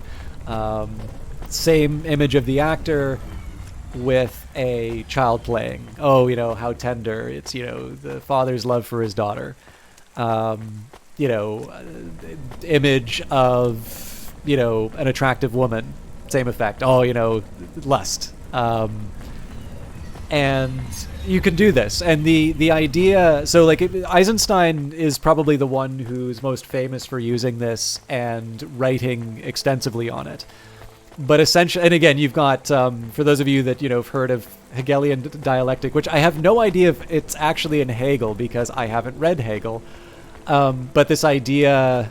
At least, you can see why this would appeal to a true believer in the communist system, right? You have this dialectic of thesis, antithesis, the combination of the two, you get the synthesis. You have image one, you have image two, you combine the two to create the meaning of the image. And it has nothing to do with the... Well, I mean, obviously in film, you do have control over what the two images are. But that you can understand the essence of film essentially being the juxtaposition of these images to create meaning. And one of the things that's interesting about this is that I don't believe Wim Wenders, who's like an old kind of avant-garde filmmaker. I think he counts as avant-garde. But he was very much interested in making like much more experimental and artistic films than he wound up making. He wound up like doing these things where he would take just like, so like I could maybe, I'll say like maybe just an image like this and record it for an extended period of time. And, you know, maybe he would cut to another thing. And again, I don't know if he was familiar with montage at the time or not, but this happened to him. Actually, something more incredible happened in that he was recording a subway. And according to Wenders, what happened was a person went running across the platform, jumped over the tracks, and continued running off. Nobody was chasing them, right? Just this person ran by, jumped over the tracks, kept running, and he was gone. That was caught on camera. And for him, that was the moment that he could not escape a narrative for that film. That even if he put it an hour into this, you know, experimental film that he was making, that people would I would say I haven't seen the film that he was referring to on that one. I have actually only ever heard him tell this. Well, I haven't heard him tell this story. I read about him telling the story. But for, like, basically, for him, he couldn't escape a narrative because no matter where he put that in the movie, the audience would immediately assume, and this is his account of it, that they'd just been introduced to the main character. That it might have taken a while to get going, but that, you know, the movie is ready to happen now. And ultimately it drove him to making more narrative style movies. I mean, like, I've seen Wings of Desire, which I thought was quite good. I really have not seen a lot of Wenders' work, but it's really interesting, right? You can see, again, if he wasn't familiar with montage, you still have this idea, which is that having seen the image, the next thing that you see, you have this expectation of a character, and you're now going to see this this next scene, whatever it is going to somehow have a relation to that person who jumped over the tracks. Hey Jen, can we read the information off this tape? Processing. Does she need to do that every time? You used to do it too. It was less annoying when I did it. For you, maybe. Jen, what's on the tape? It is an audio recording, a backing track. Backing to what? RANIA, you got the package ready. I'm sending you the first nav point and the lyrics. The what now? So I just fly to the stacks and... Broadcast a signal locally. Your Hava can use a shortwave transmission and people will hear the music if they tune in. So I'm moving around so that more people hear the message? No, the transmission goes pretty far. You're driving around, so CorpSec can't pinpoint who's broadcasting.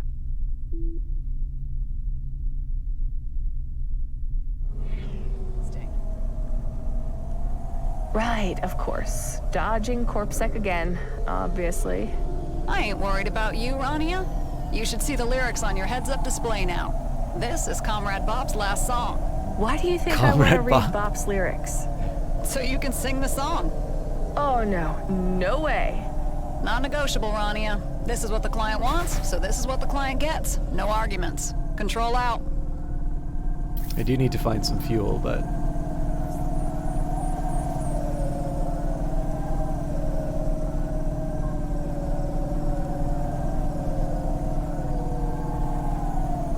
Wait a minute, MW2. You, sorry to for delay of game. You're probably referring to,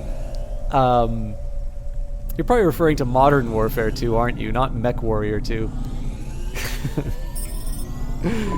Sometimes I've been playing a lot of Mech Warrior 5 lately. Does normal deliveries? Normal deliveries like? Like, a man needs new shoes because his old shoes have a hole. So we pick up new shoes and take them to him. Then he has new shoes, and his new shoes make him happy. Sounds pretty boring. Did you not understand the part where he is happy about his new shoes? I hear you, Camus. Let's start the broadcast. So, this is the beat, and I just... no. I can't do this, Camus. I can't sing. This is like my own personal nightmare. Can I? Seriously, you want to sing the client's lyrics? It looks more like rapping than singing. I can rap. I have sick flows. Ooh, knock yourself out. Trying to find a new way to spread the word. Infant mortality in Midtown up 1/3. Corpse charge for immunizations to diseases they're creating. But it's the android preacher on the corner that you all be hating. Hyper-gentrification, hyperinflation. 1 in 5 androids with their memories deleted. Forced to check in at the CorpSec station. We complain, but the corpse just tell us to eat it. Now I preach the word the only way I can. Ghost in the machine. Still, you don't treat me like a man. Spread hate and lies about me and good people like the O3. They're the ones y'all venerate. Would if you were really free. Still, it's the ones with no power they fear. Because if they ain't the ones to blame, it's all too clear. The ones with power fear the powerless. Because they got it all to lose. All we gotta do is press. For what we deserve. What we're due. If you're one of the Corp elite, listen close. We're gonna take it all from you. I was born into Nivalis, less than nothing. All I had was my words, and all day long I'd sing, preach on the corner to anyone who hears. Now, my words an assault on your ears. Every rhyme a crime, every verse a curse. Still, there's truth in my words. And even if you don't care what I say, it wouldn't be less true if I said it any other way. I wrote these lines for a re-education camp, by the light of a low-burning lamp. Nivalis painted prettier with nostalgia and distance. I miss the streets and the bars and the clubs where we dance. But all of that is just a distant memory. My friends and brothers, sisters, already forgetting me. Because CorpSec knows how we all think. Forget your dreams, forget your family. Now have another drink. They charge a fortune for medicine, make the booze cheap. Because they know we can't think straight when we can't walk in a straight line. I tell my brothers to keep a clear head, but they're already asleep. Coral rising up from the ocean is a sign. This is the end times. We gotta pick a side. Are we gonna lift up others? Or are we trying to hide? Judgment flares up. Are you talking about Valhalla, the cyberpunk bartending simulator, The Eyes of Sin? Pure fire. It will burn away the coward and the pragmatist and the liar. I ain't got much left in me. Y'all ain't halfway close. Oh, Sean, this would be how I would rap. Low. Soon, I will stop. Your time's running out. I'm just a clock. Rise up. Rise up. Take stone and brick in hand. Smash the whole thing to the ground. Make a fucking stand. I'm Comrade Bob. This is my last request. You gotta go out with a bang and not a shrug. But more important than fighting or being right, you gotta be kind. Be kind. Be kind to one another, brothers and sisters. I love you all. Is that it? There are no more words. The end didn't rhyme. I guess Bob needed someone else to rap because he was...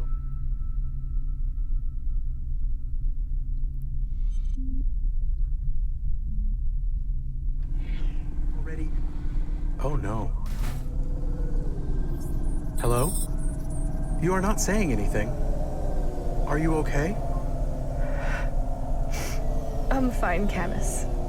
I can't tell you how to feel. I can only tell you how I feel. How do you feel? Angry and sad all the time. That's how I always feel.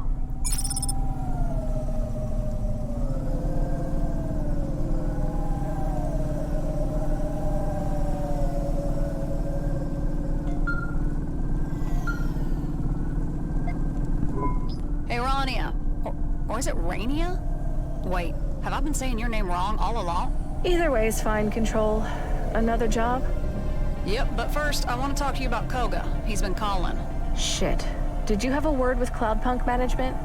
Not yet. I have an idea. Hear me out, okay? We have this... So I probably shouldn't be going through tunnels while there's dialogue going, because it just extends the... driver, old friend of mine. Or he was before he screwed me over. Well, he fucked over Curzona a few years back, too. In fact, he fucked over a lot of people. If I was to let Curzona know what he did... Why did they start with rat out an old screw? friend, Like, was it if they had 3 F-bombs, they get the higher rate? wouldn't call him a friend. Rating? He's burned a lot of bridges, but with me, he nuked the bridge from orbit. Anyway, he recently got back in contact after being off the grid for years. If I turn him in, it might win us enough goodwill to keep you. But that's only if Cloudpunk will back me. We gotta get in their good books. How do we do that? We work together. Make them a lot of money tonight. Prove your worth. Every extra job, every piece of shit errand no one else will do, we pick it up. We show them how fucking flexible we are. If they ask us to fly down to the sump and bring them spore slime, we ask if they want 1 handful or 2. We don't even ask them. We bring 2 handfuls. It's never too late to give up and sign that Curzona contract, RANIA. Spore slime isn't that bad. That's the spirit. Now, I'm gonna need you to go... and then pick...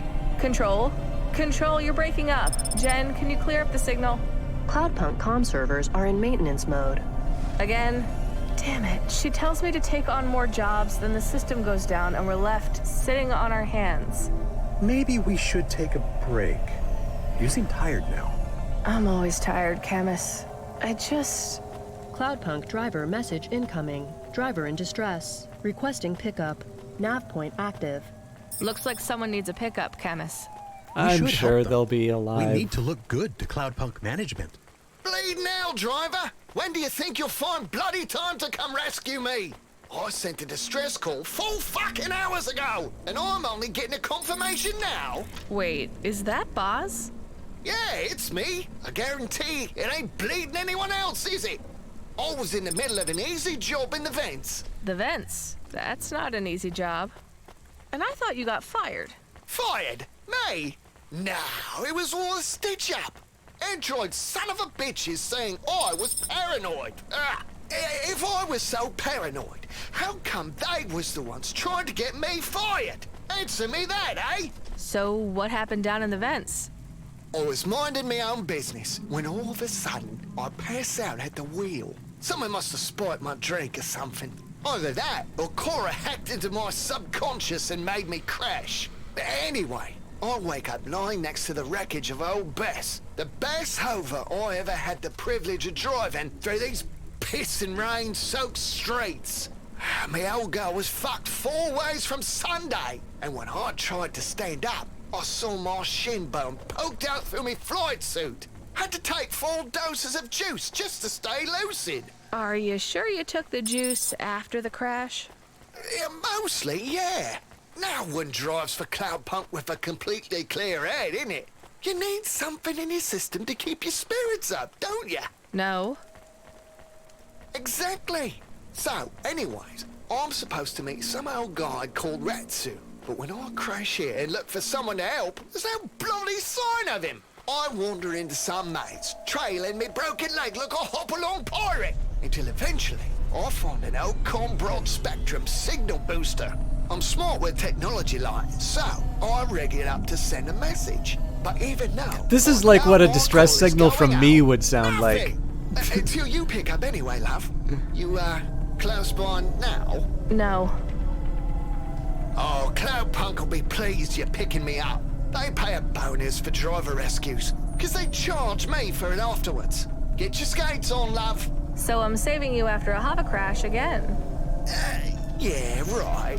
Once more for an old pal, eh? On my way, Boz. RANIA out. I am not a huge fan of Baz. I am not even a small fan of Baz.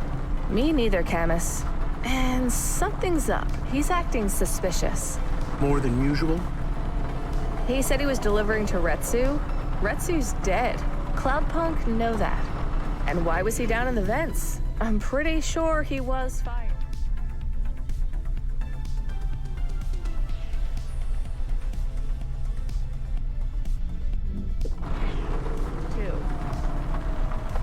What do you guys think of the first-person mode, out of curiosity? Seem to, yeah. But there's something else. I don't think he remembers me. Why would he forget? Drugs? Alcohol? Could be, Camus, but we might as well help him. There are no active jobs for us right now, and if Control really can spring us from Curzona, we have to do everything possible to help her.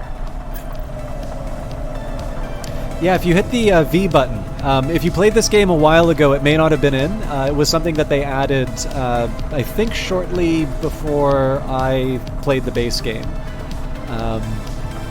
Actually, I should take a minute. I don't normally like reading the ad copy, but, I mean, they did give me the key for promotional purposes, so maybe I'll take a minute to see what they say are new features added to the game. I know there's definitely new music. Yeah, I mean, I'm really bad at driving, so I sometimes hesitate to, to enable it, but it is a really great feature. Like, I like it a lot. I mean, just the rain is already really great, and obviously a huge part of the cyberpunk aesthetic, but there's definitely something about rain on the windshield that really sells it for me.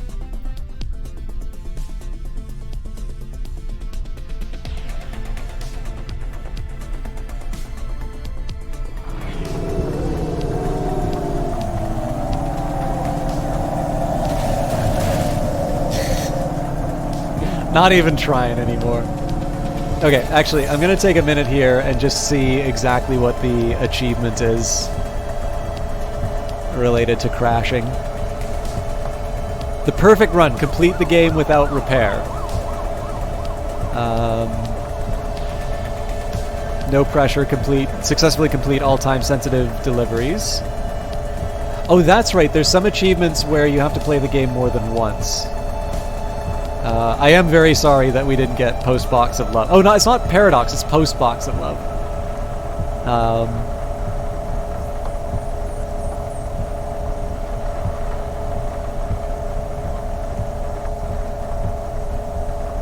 Yeah, so Don V is somebody who I haven't seen, and then 3 hidden achievements which may or may not be related to this DLC.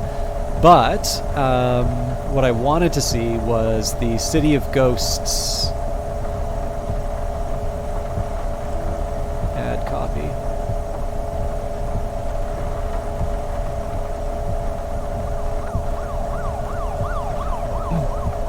And again, just because it's been like 5.5 hours. Again, please keep in mind that I did get a copy of Cloudpunk, the base game, for promotional purposes, as well as City of Ghosts. Now, I'm late in doing City of Ghosts, but I'm not doing this because of it, but let's just get that out of the way, in case there's any misunderstandings. You can imagine a distress signal from you, including a 1K word essay. I mean, a 1K word essay is more of a throat clearing for me. Although I did read, so it used to be called Business Insider, now it's just called Insider, and their editorial stance has now been that all articles, unless they are sort of investigative reports, I think there's a couple of other conditions, need to be under 600 words. They're somewhat doing the honor system in terms of enforcing the word count for like things like edit. Like basically, I don't think any of the editors are going to be fired if the bosses like read an article and it's longer than 600 words. But that is the new expectation. And there's there's a lot of people who really did not like that. They responded very poorly to it. Like on Twitter, we're talking about the Twitter people, right? So this is a subset of people, but like we're not talking about writers. We're talking about, or at least writers for that publication. We're talking about readers, and everybody being like that this was such a terrible idea. I actually think it's a good one, and it's one that I would like to try for myself. Their stance is that if you have more to say, you can and probably should split it up into multiple articles. Now, obviously, to them, they're basing that off of their telemetry from, I don't know if that's the right term, Sean could probably correct me. That's based off of their reading of user behavior on their sites. They have worked out how many words users will read per minute and how many minutes people are spending reading articles. Okay, cool. But I think more importantly for me, like, I know the better stuff I've written is my shorter stuff. I can see the stuff that people read from me more is the shorter stuff. And we're talking number of counts, like people interested in checking this out or stuff that has been shared. It's not just, is not just the fact that there's like some ex post engagement. It's like the things that people are clicking on and being measured as people having read the article goes up when it's shorter. And more importantly, like, it does challenge you as a writer. Like, I very often do fall into the Pascalian, quote, right? I would have, if I had the time, I would have written a shorter article. So I don't think I'm going to be able to hit the Insider 600 word count, but I actually think it's a good thing to try, to see whether or not you can make your point effectively in 600 words. And if you have more to say, to split that up into smaller articles. Now, I haven't had to deal with, actually, I genuinely thought that Kitfox was going to cut my word count, and they didn't. They actually added a bit more. And then they changed some stuff for clarity, because whenever I talk about stat stuff, like, I don't speak English. I try to, I really do. But I found out my best efforts at explaining stat stuff in plain English is still very much above what a reasonable expectation is. But anyways, the thing is, like, I know Twitter wants to be mad about this because they really want to feel good about communicating on the 260 character site. They really want to prove that they actually read long form stuff. And I mean, there's the old, somebody like brought out the old Gore Vidal quote. Apparently somebody asked him, like, where are all the great writers of the day? And apparently he gave him a withering stare and replied, where are the good readers of the day? But I don't know, like, there is definitely not always a correlation between quality and length. I think one need only look at the effectiveness of advertising and how it is quite good at getting messages across and calls to action. And I think there is something to be said for, I definitely think there is something to be said for the brevity. I do agree with what Bad Baber says. Some topics are simply too complex to put into fewer words. Would you point to other articles? I mean, it's tough. I mean, Insider obviously wants to write its thing. Now, again, this is in the context of, like, what is the internet equivalent of a magazine, right? And I will learn new concepts by reading textbooks. But I'll also point to you, so the American Association of Economics, their latest journal is Insights. And they're pretty strict on, I think, a 1,500 word count. It's like, they're short articles for sure. And there's some really good economists doing some pretty highly cited papers in that. And that journal 100% is a recognition of the fact that if you just read something out of, like, the QJE or the Quarterly Journal of Economics or American Economics Review, it's 30, 60 pages plus appendices, and it's tough. Am I a writer primarily? No, actually. I very rarely... Okay, here's a funny one for you. I have been paid more for streaming, as in someone hiring me to stream, not just what I get from all of you lovely people subbing to the channel, for which I am very grateful, or donations, or however you choose to support. I've been paid more for streaming than I have writing, but I really do like writing, and I personally think it is my underrated skill. But the other thing too is, like, if you're doing white collar work, which is definitely what I do, there is always going to be a written component to what you do, and my output definitely. A very large part of it is in the form of either articles or memos or some form of a research output, which, if it isn't being presented... I really don't like PowerPoint. I usually just don't do slides if I have the option. Sometimes people really want a PowerPoint, so I put, like, one image up and I just kind of keep it on there for, like, the whole period of time. But it would be... It would definitely be stolen valor if I called myself a writer. Well, writer primarily. Okay. Here's the ad copy for... I'm sorry, I've been on, like, the pause screen for so long. Here's the ad copy for City of Ghosts.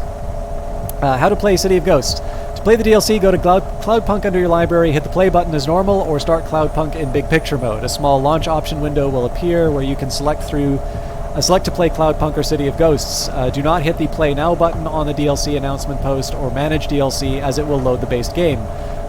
This window also does not appear when you try to launch Cloudpunk from other places like the desktop shortcut or Windows Start menu. Valve is working on this issue. Interesting. That's definitely not something that was there on release. I'm like 90% sure. Okay, about this content. In Cloudpunk City of Ghosts, you play as both RANIA and a new character, Hace, in a more dangerous, more tense city of Nivalis. As RANIA attracts the unwelcome attention of the massive delivery corporation, Curzona, she must also evade a secret society of AI-worshipping zealots. We've not seen the AI-worshipping zealots yet. Her night gets even worse when the Det Corps finally track her down, and RANIA finds herself trying to outrun her past as well as a homicidal chimeric cyborg. Meanwhile, drunken gambler Hace tries to clear his debt before morning.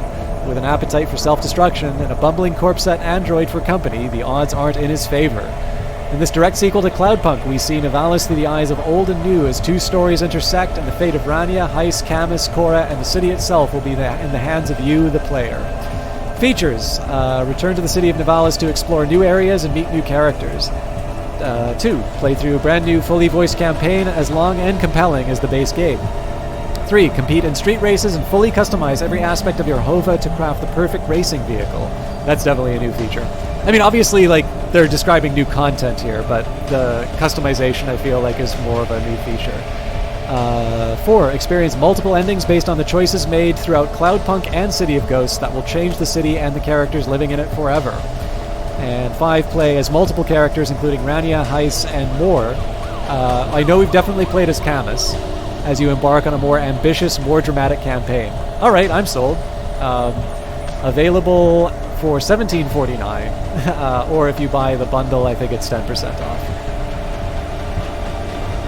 And is the base game on sale? It was recently. So I know it's kind of it's like data people crapping on the pie chart. Like sometimes they have their place, but I do like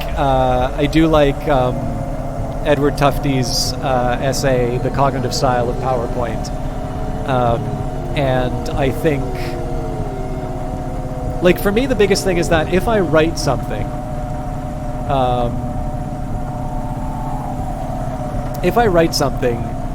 I can rely on a sufficiently interested audience to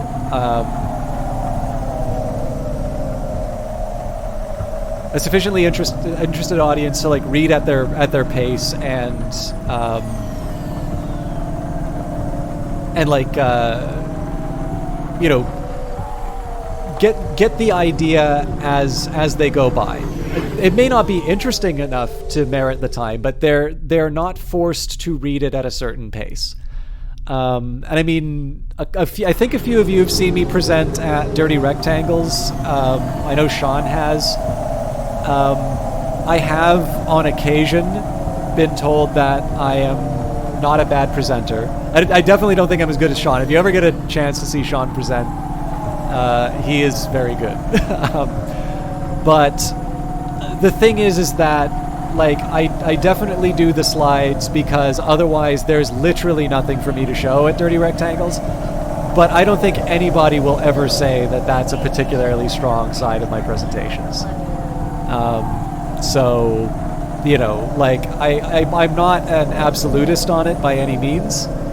And I'm also probably talking my book in the sense that I know the things that I am weak at. But, you know, it's hard to, you know, it's hard to say, it's hard to say that PowerPoint is really, I mean, okay, if your point of comparison is actually preparing proper slides, as in slide film, PowerPoint is good because it's saving time. If you are talking about being able to convey ideas clearly, I just think it lends itself to oversimplification, and I think we can find the happy medium of making the slide deck optional as opposed to some kind of a requirement.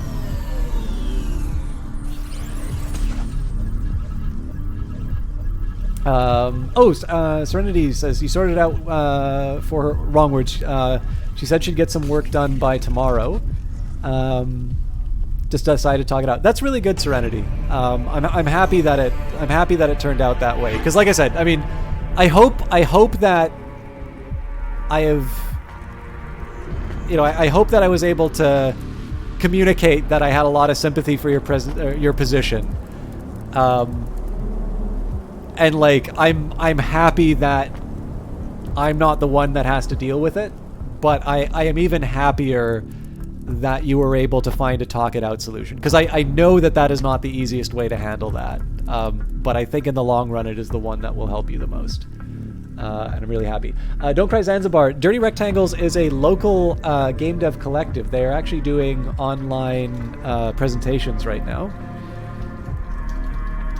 So normally it meets in, I hope that's the right link, let me just test that.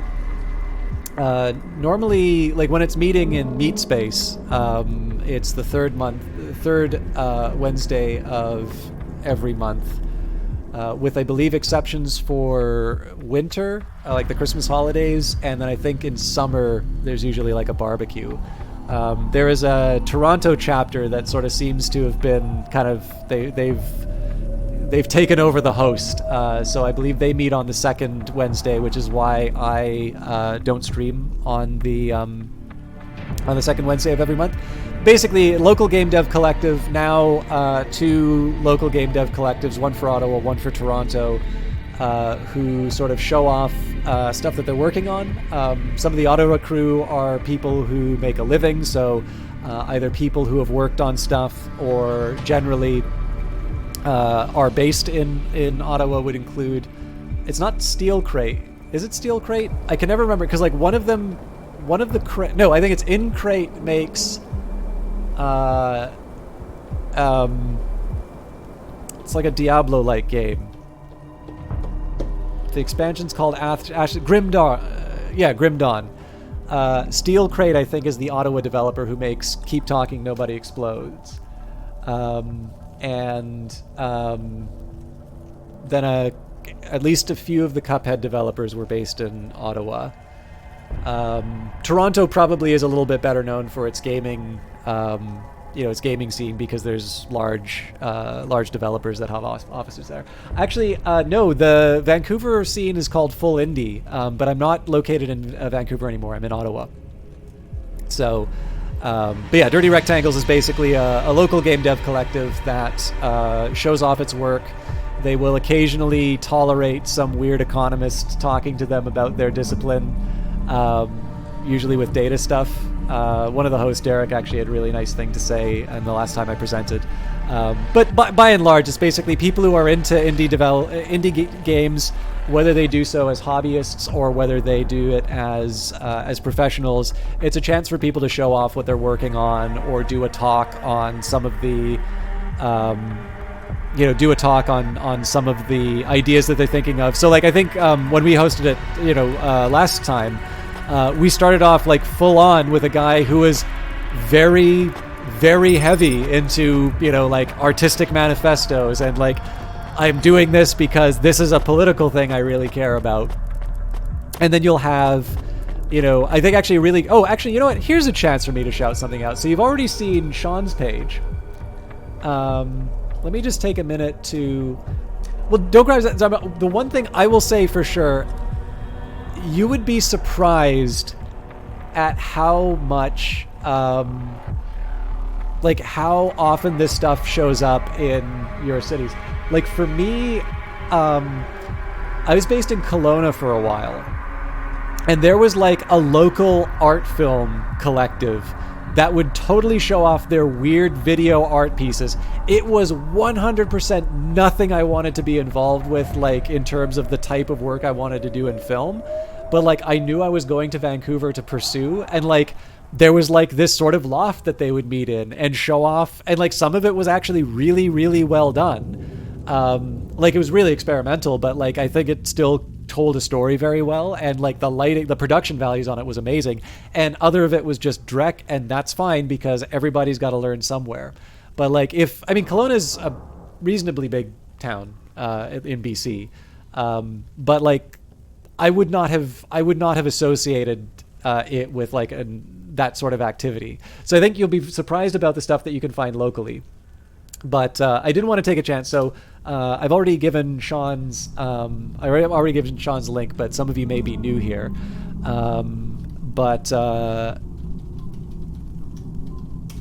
I'll give you an example of something that's coming up that I think a lot of you will be interested in.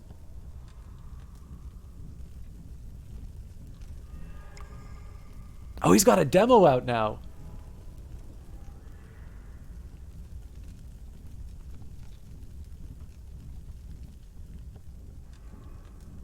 Oh man, I totally missed the boat on this one. I hope I get a chance to stream it. But yeah, the GIF is there. So this game, which didn't have a title at the time, was one of the very first things I ever saw at Dirty Rectangles. And Owen was sort of showing off his own engine and some of the stuff he was doing inside of it. A lot of talk about geometry shaders. And again, like this is the big thing, right? Like, the range is going to go from me talking about some weird data that I was able to put together and talk a little bit about, wish lists to, Spring Falls is another game that I streamed that was in that. Owen's new game is something that's come out of Dirty Rectangles. Like, the range that you'll see is really impressive. And, so the best thing that I can say about this sort of stuff is if you look, chances are you might actually find that something like that is already in your own, in the place where you live already. And if it doesn't, chances are there will be other people who want to start up something like that. And I can't speak for the organizers of Dirty Rectangles, but I have a feeling that they would be willing to help people who wanted to get something going in their own region, to sort of give them some pointers in terms of how it goes through. Because I know that was one of the presentations given at Dirty Rectangles, was how organizing these kinds of communities helps. I remember this guy. But yeah, so I mean, even this is the big thing, right? It's easy to be wistful. I would have loved to have been more involved with full indie, but I only just got into some of the gaming stuff, like the indie gaming stuff, pretty much right around the time I already had one foot out the door to leave Vancouver. But even then, like, that's some of the stuff where I met like Kevin, who is the Power Up Audio guy, who worked on doing the Industries of Titan stuff. So that's how I know he's OTDQ. You never know who you're gonna meet at this sort of stuff. But it's a really great way to just meet interesting people and see, just see what they're working on. I'm going to go out of first person mode. This area is really, I seem to remember I tried a lot of first person until I got to this level in my original playthrough too. This region is not easy to navigate first person, but yeah. I will definitely say, like, not even from a, like, making a career point of view, but just in terms of... It is creepy down here. Quiet. Still and cold. Filled with twilight ghosts. I know. The quicker we find Boz, the better. But I don't see any sign of him. He said something about a maze. We're getting no comm signal down here. Maybe we can ask one of the moisture farmers. It's not even like a career building thing or anything like that, but just generally being able to share something that you're passionate about with other people can be a really rewarding and fulfilling experience. I obviously started showing up to this stuff because I was looking for stuff to stream, but I'm sufficiently interested in some of this to still stick around for the stuff that wouldn't necessarily go on stream. Hey, I'm RANIA. I don't know if you remember. I remember. You brought the rations. Got us through the cold snap a few months back. I was hoping you could help me. What you need? A delivery driver crashed. I'm trying to get him back to... What do you folks call the city again? The Big Stack. And I haven't seen any crashes. No drivers. Shit. Catch a He ride. said he was in some sort of maze. Could be the trap. I hope it's not. That place is a real... Maze? Sure is. You can find it out east. Here's a nav point. Is it dangerous?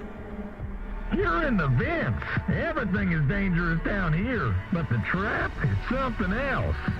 You gotta keep your head and make sure you follow your footprints back out. And look out for Old Tar. Old Tar? Vents are folklore. When something or someone is so lost they can never be found, we say Old Tar has taken them off to his lair. Legends say he'll turn your footprints backwards so you go around in circles. A legend based on fact? No, probably not. The trap is just confusing is all. Some ancient relic of the pre-city. It's real easy to get lost and never find your way out. Just be careful, miss. I will. Thanks.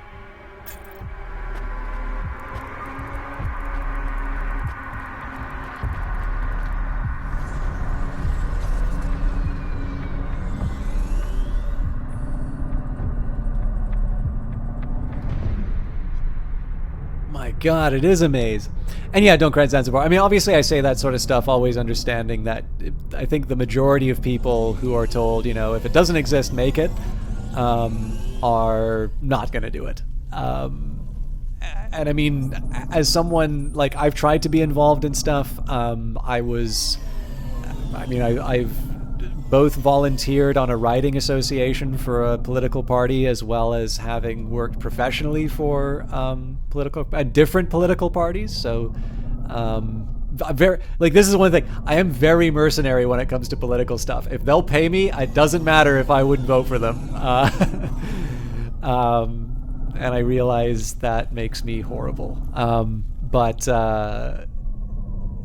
Volunteering with the writing association, one thing I noticed about that in particular was the best description of that experience I could say would probably be the one in the opening scene of Deus Ex, where he calls one of the groups a group of pretentious old men playing at running the world. But the world left them long ago. Sometimes the people who take on that organization role are neither equipped nor have sort of the character that you would want as an organizer. So that's one reason why I really try to encourage people, like, if you can, do it, because the danger is that the danger actually isn't necessarily that something doesn't come up, but something comes up that will run counter to the goal of getting other people enthusiastic, among other goals, obviously. Am I supposed to, like, walk into this thing, maybe?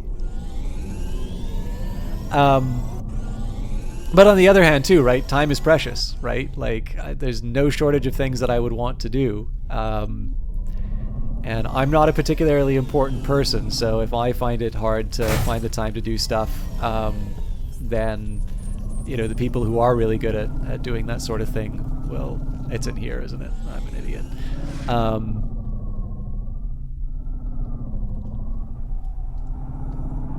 But yeah, like, I think most people are going to say that, as nice as it would be, they don't have the time. And it's completely fair. Like, in the end, you have to choose what you want to dedicate your time to.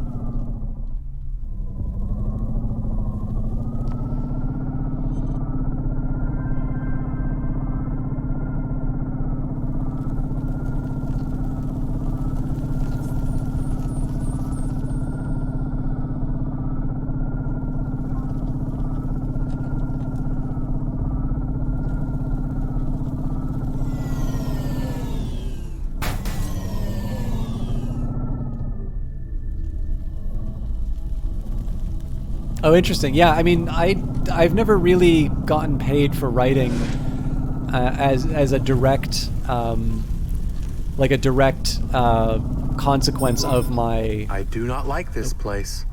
It reminds me of Cora's sanctum. It feels old. Very old. Be careful. I'll stay here by the calm. Yeah, like in terms of the writing has always been sort of a byproduct of an activity that I'm doing. Like, you know, if you do analysis, chances are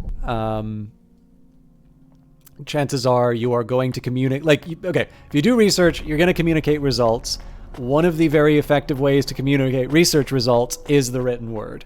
There are interactive notebooks, which maybe have less writing or will, you know, put the... Can I go back to first person? Oh, I get it, because it's the maze.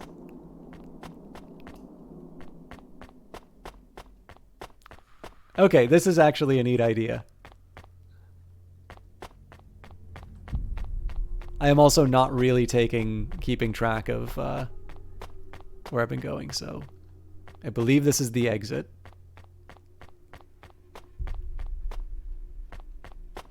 Is that the one with the tall lady?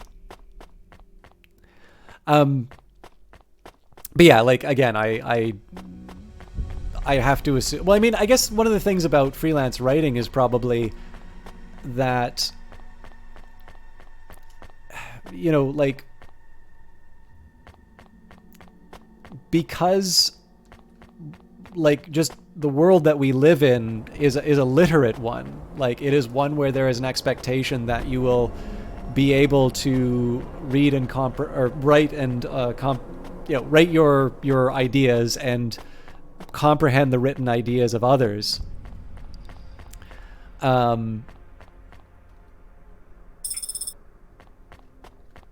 It ain't ruined if I can still see the shirtless man on the cover. You know, I think it's one of these things where people are, you know, are just kind of assume that, you know, they can do it. No way I can get through this. How much you want to bet I can? There is a card reader. Maybe you can find a key. Maybe, but why would Boz be behind a locked door? He might have come into the maze a different way. I guess so. There's no other way to go. Let's see if I can find a key then. What the heck? I already have the biometric ID. But yeah, like, it's just one of these things where it's like, you know, I can write, so presumably, or like, you know. This might be the key for the door. It has something written on it. One word. What does it say? Deeper. You know, I've got a camera. Obviously, I can be a professional photographer too. You know, that kind of stuff. I have to assume that probably there's a lot of competition just in terms of people who... It worked. The key went in. I can't get it out again, though. You are very lucky that you found a key for the locked door, very close to the locked door. Yeah. Was that a level designer, like, I'm not going back that way. putting that in under protest? This seems bad. It's fine, Camus. When the Cloudpunk system comes back online, they'll track our Hava. If we're stuck, someone will come find us. Like we came to find Baz. Exactly. Let's find another way out. Do you hear that? I hear footsteps, but I think they are your own echoing back. Maybe? Maybe.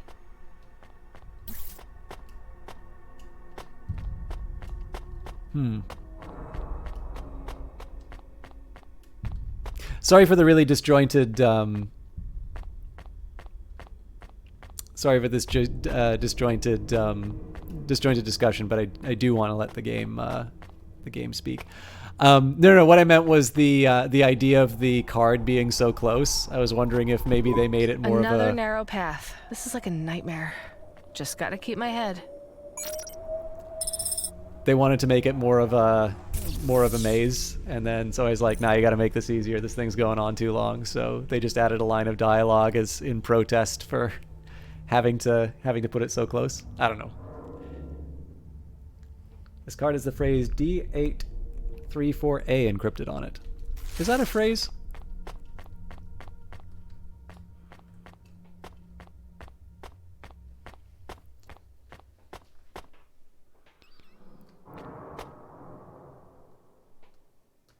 Damn.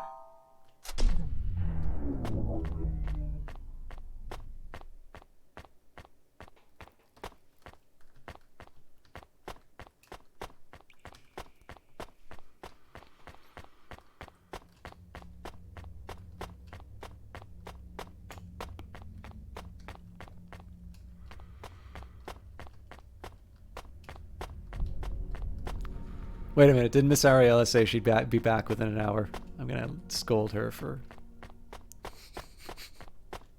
I'm gonna feel so bad if she's here and says, "I'm here, you ass."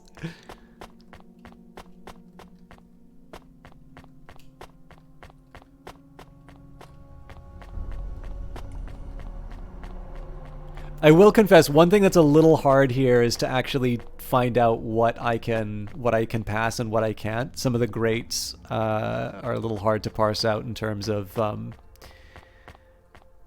like, so this I know I can pass. This little area here, again, it's pretty, like, to me it's pretty clear that it's straight down, but it's like, okay, well maybe it might be something, you know, I can walk to over here. I do actually rather like the way the fire works on this, right? It gives you the nice outline. The red light, you know, I was directed to that from the previous one, so I kind of thought that this might have been the way I wanted to go. But I think that just takes us back to... But yeah, there's just a couple of moments where I've been like, I feel like I should... Like, so here, one thing I worry about in terms of this area is, am I supposed to be able to go somewhere, or is this just communicating, hey, there's an elevator here that I can't figure out?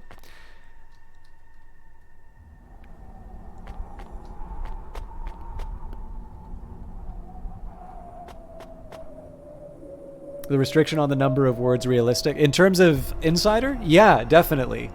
Because the thing is the like. So here's the. I think what you're talking about, Ed Baver, is the note from the editors and Insider. The important thing to remember is that Insider is responding to the behavior of its users already.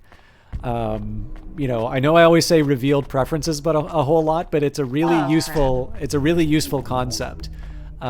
Which is that, like, if I say I like long reads, and generally I do, but the only thing that I actually spend the time reading and finishing reading are articles that are 1,000 words long, I don't actually like long reads, right? If the majority of articles I read are BuzzFeed listicles and not the New York Review of Books, I have stated a preference, but my revealed preference is quite different. Oh,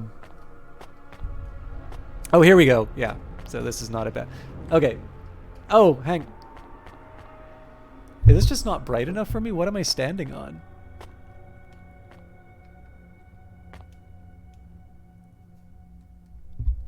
I mean, it works, but that was my fear. And I mean, it's worth remembering, right? Like, the Gettysburg Address, I believe the Gettysburg Address would very comfortably fit in... let me actually just take a second here. Would very comfortably fit in a...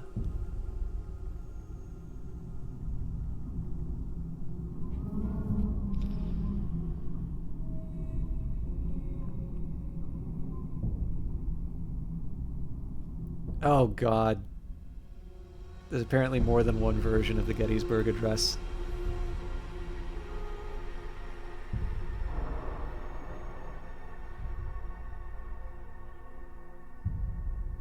Like, the thing about the Gettysburg Address, obviously regarded very well, highly regarded speech. And a very literate one, right? Like, he quotes Pericles... Pericles' funeral, it's Thucydides that it comes from. But it's not one that is necessarily dumbing it down, although I think one might argue that any political document is going to be delivered at a certain level to others. I may also have just been misunderstanding your question, but there is definitely a lot of very good writing that that is also very brief. The Gettysburg Address, the copy that I found is 271 words, so it would actually fit. It would fit within the. It would fit within the limits of the. It would fit. It would fit in the limits of the Insider Standard. The text, by the way. 7 years ago, our fathers brought forth upon this continent a new nation, conceived in liberty and dedicated to the proposition that all men are created equal. Now we are engaged in a great civil war, testing whether that nation or any nation so conceived and so dedicated can long endure. We are met on a great battlefield of that war.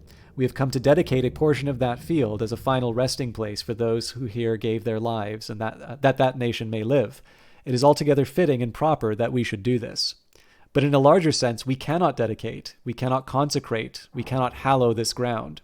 The brave men, living and dead, who struggled here have consecrated it, far above our own poor power to add or detract. This is the part from Pericles, by the way.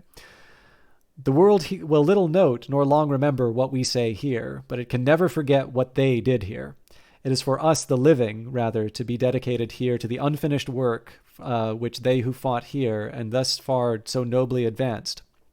It is rather for us to be here dedicated to the great task remaining before us, that from these honored dead we take increased devotion to that cause for which they gave their last full measure of devotion, that we here highly resolve that these dead shall not have died in vain, that this nation under God shall have a new birth of freedom, and that government of the people, by the people, for the people, shall not perish from this earth.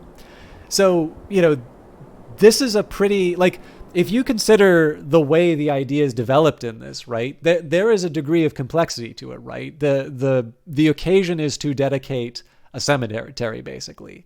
But it gets to the idea of, what does it mean to take this act? Why did this happen? It unpacks quite a few ideas in a very small space, and it still finds time to use, rhetorical devices. So if you wanted to go for a pure economy of words, would you write, but in a larger sense, we cannot dedicate, we cannot consecrate, we cannot hallow this ground.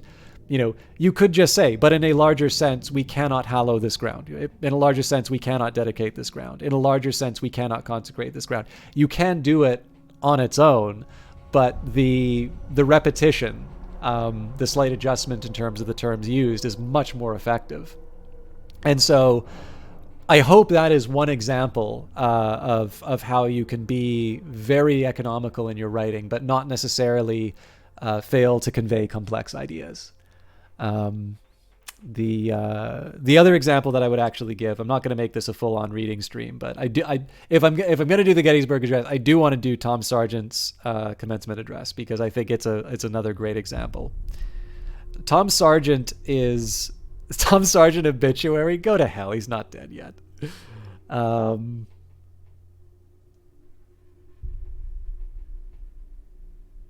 He is very famously sparse with words. But that one's 335 words, so it is lengthy by Gettysburg Address standards, but I actually think is not a bad example. So again, the commencement address from Cal Berkeley in 2007. I remember how happy I felt when I graduated from Berkeley many years ago, but I thought the graduation speeches were long. I will economize on words. I should also explain, Tom Sargent is a Nobel Prize winning macroeconomist. He is still active. He is unbelievably sharp. So I remember how happy I felt when I graduated from Berkeley many years ago, but I thought the graduation speeches were long. I will economize on words. Economics is organized common sense. Here is a short list of valuable lessons that our beautiful subject teaches. 1. Many things that are desirable are not feasible. 2. Individuals and communities face trade-offs. 3. Other people have more information about their abilities, their efforts, and their preferences than you do. 4. Everyone responds to incentives, including people you want to help. That is why social safety nets don't always end up working as intended. 5. There are trade-offs between equality and efficiency. 6. In an equilibrium of a game or an economy, people are satisfied with their choices. That is why it is difficult for well-meaning outsiders to change things for better or worse. 7. In the future, you too will respond to incentives. That is why there are some promises that you'd like to make but can't. No one will believe those promises because they know that later it will not be in your interest to deliver. The lesson here is this: before you make a promise, think about whether you will want to keep it, if and when your circumstances change. This is how you earn a reputation. This is probably one of my favorite ones. That one that was I just said, not this next one. But 8. Governments and voters respond to incentives too. That is why governments sometimes default on loans and other promises that they have made. 9. It is feasible for one generation to shift costs to subsequent ones. That is what national government debts and the U.S. Social Security system do, but not the Social Security system of Singapore.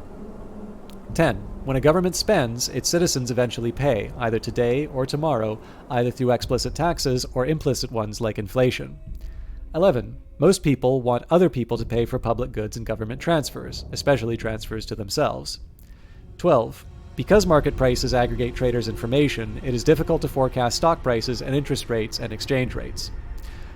This 12th one being probably the contribution that he was most famous for, known as rational expectations. So both of those documents that I just read, obviously they were orations. They were intended to be heard rather than read. But both of those would fit very comfortably within the insider's guidelines. And I would argue that both of them are not short on content, although I think Tom Sargent will not feel that he is hard done by if I prefer the Gettysburg Address to his commencement address. However, I actually don't think that that is a bad summary of some lessons that are useful to keep in mind that do come from economics. Hey, Olaf. Yeah, I've been threatening to turn to turn off the stream for a while, but we got talking about I hope you guys kind of see why like writing and public speaking are, you know, hopefully my nerding out on this stuff is coming through. By the way, obviously, if you guys disagree, like if you think the Gettysburg Address is overrated, if you didn't see the value in the Tom Sargent speech, like I'd love to hear that, right? Like there's definitely not a this is definitely not like an absolute. This is very much a matter of taste. But just because I think what Ed Baver was talking about was the limit on the word count for insider. And what I sort of felt was a particularly, and like an understandable, but a particularly negative response to what I actually think could potentially be a very good practice for that journal, magazine, outlet, website. You know, it's I think it was worth sharing. I will say, like, I wasn't 100% sure what was going on with the angles. I thought it was maybe that I was being watched. I think this is a really cool approach, and it allows them, like, this game looks beautiful, but the game really has not forced perspective a whole lot of times, and so it is left to the player to find all the beautiful views, and it's very easy to pass them by because you're focusing on getting to your destination, or, you know, you're searching for the next thing to pick up. I think this is a really neat little bit, and it really lets the developers who clearly have a very sharp eye, a very good taste, to sort of show off a little bit. I'm liking this. Nuts. They're really going to make me read this, aren't they? D8 34A.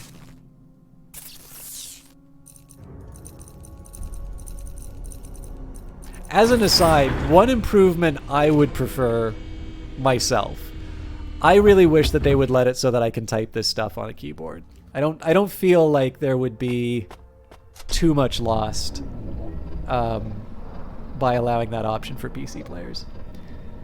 too good example, but your point is that the limit getting stronger seems to contradict the tendencies within linguistic systems as a whole. Yeah, I mean, it's a tough one. I mean, obviously language change. I know this is a topic that Sean's really interested in terms of just language changing over time, how it gets shaped.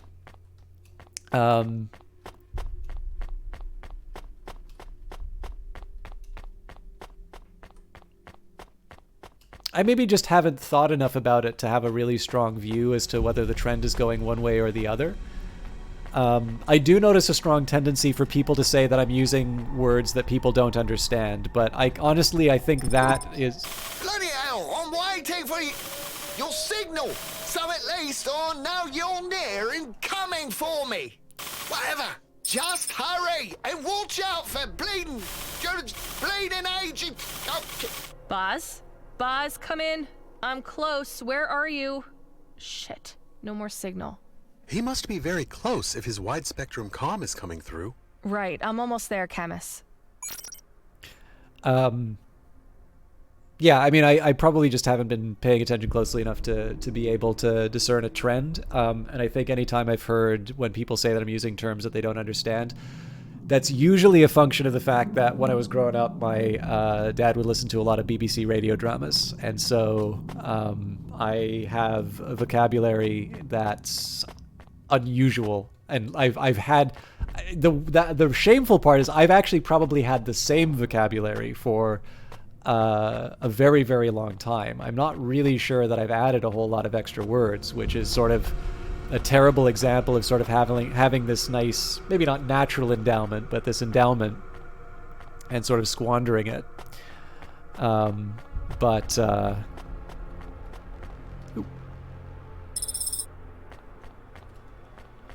But in that case, you know, again, that I can attribute that to just an upbringing thing as opposed to a general trend in terms of people's engagement with the...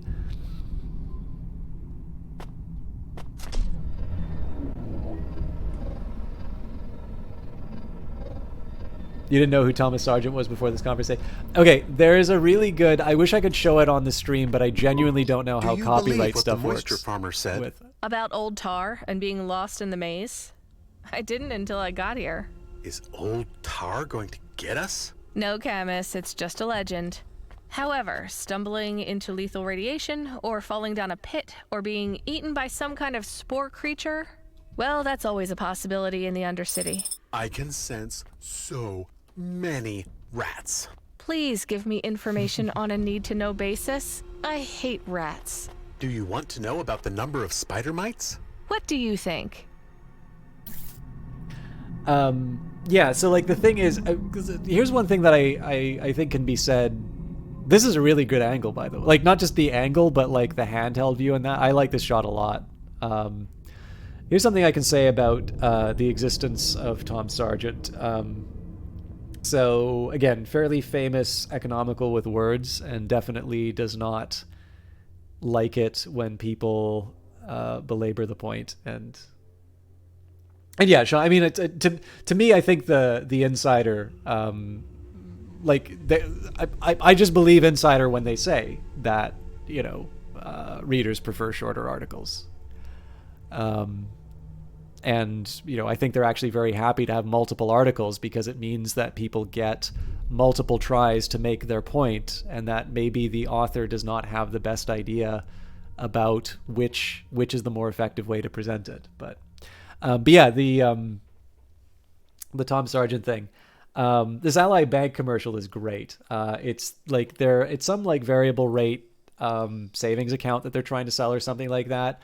And like it's you know, this big presentation, you know, Ally Bank, you know, why you have a raise your rates account or whatever.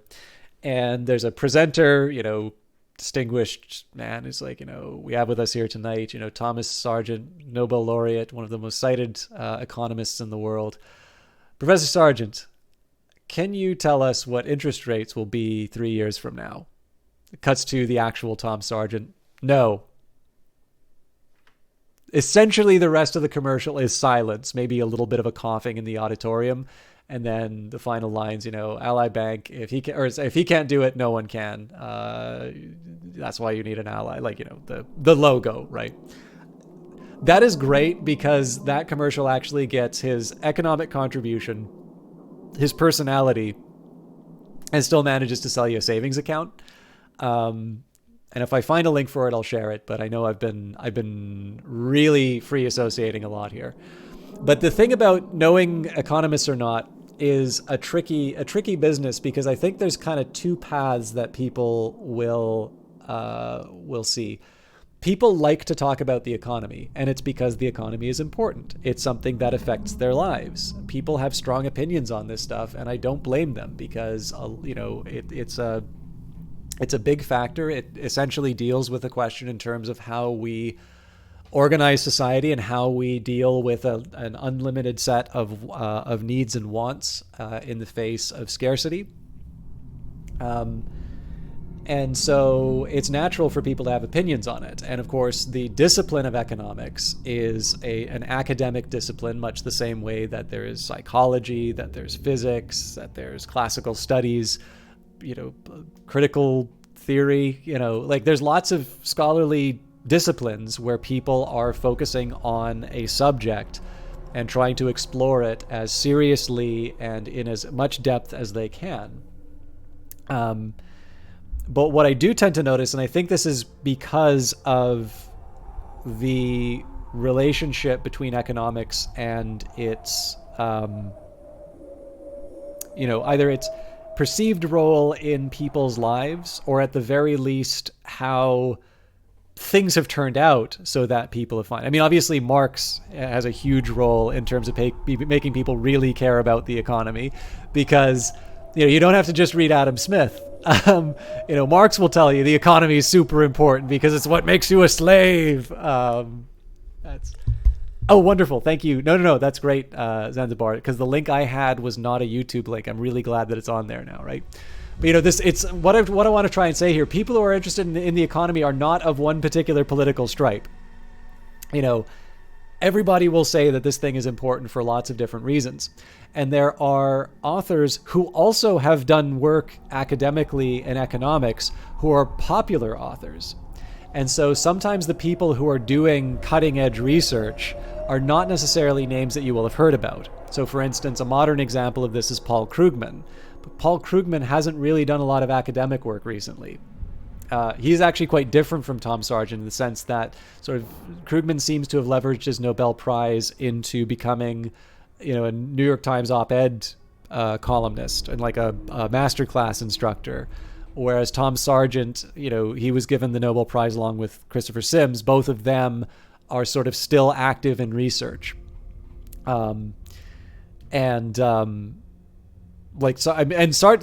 is sharp. Like he is advocating people to use like Python and Julia for their computational work. Like he is not old-fashioned in the sense that he still does his like hard math by hand. He's dealing with some really, really hard problems using cutting-edge technology as well as methods. An older example of this would be Milton Friedman. I think a lot of people will have probably heard of Milton Friedman through something. Okay, maybe not a lot of people because like he was active around the 80s, but like his book Free to Choose is a bestseller. Arnold Schwarzenegger gives the introduction to like the revision of the TV series. Very libertarian in his views. I think if you talk with a libertarian, a lot of the stuff that they say probably either has its origins in Friedman, or at the very least that the ideas were popularized by him. Friedman, of course, is sort of following in the shoes of a lesser-known figure, Hayek, but I also think The Road to Serfdom is maybe less of a scholarly academic. It doesn't mean that it's not like... It doesn't mean that it isn't done by somebody who's serious, but another work which probably achieves a certain degree of popular fame. And then, of course, another name that a lot of people will be familiar with, Keynes, as in the Keynesianism guy. This is now going back to like World War I, but he wrote a work. I think the work was largely about how making Germany pay reparations would bankrupt the country and lead to disaster. I believe that was a best-selling work, like a popular work. And so in some cases you will have these people who are very well known because of the popular works that they have done and not necessarily the academic work that they've done. Like Milton Friedman's academic work largely concerned monetary theory. And I suspect that probably you would be able to say more about his libertarian views than necessarily what his contributions to monetary theory were. And so the difficulty is that, you know, if I reference an economist, I'm probably going to be referring to somebody who, you know, maybe I've watched a lecture or something like that. Because, of course, all of this is one thing that's kind of a nice side effect of COVID, is that a lot of these conferences are now being streamed online, and there's not a lot of sense in charging people for them. So you get to see these people talking. It'll be relevant to the work that you're doing. If I refer to those people, it's not necessarily because they're household names. It just happens to be what I'm looking at. And then you'll have this other set of people who have achieved a certain degree of success in the public sphere. I guess Thomas Piketty might be another name. Like, Thomas Piketty is a name that actually shows up in a growth textbook. It's an old growth textbook, but one that I read. So again, he was certainly kind of a bright and rising star. But of course, he did Capital in the 21st Century, which I don't know how many people actually read it, but it certainly got a lot of popular attention. So, but the trick is that usually the people that an expert will reference are probably not necessarily widely known names. And I sometimes run into the difficulty of mentioning these names that don't always ring true. But Tom Sargent is awesome. And if more people get to see that commercial, I'm happy. It's interesting you mentioned Marx. Do you have opinions? Feel free to mention it up.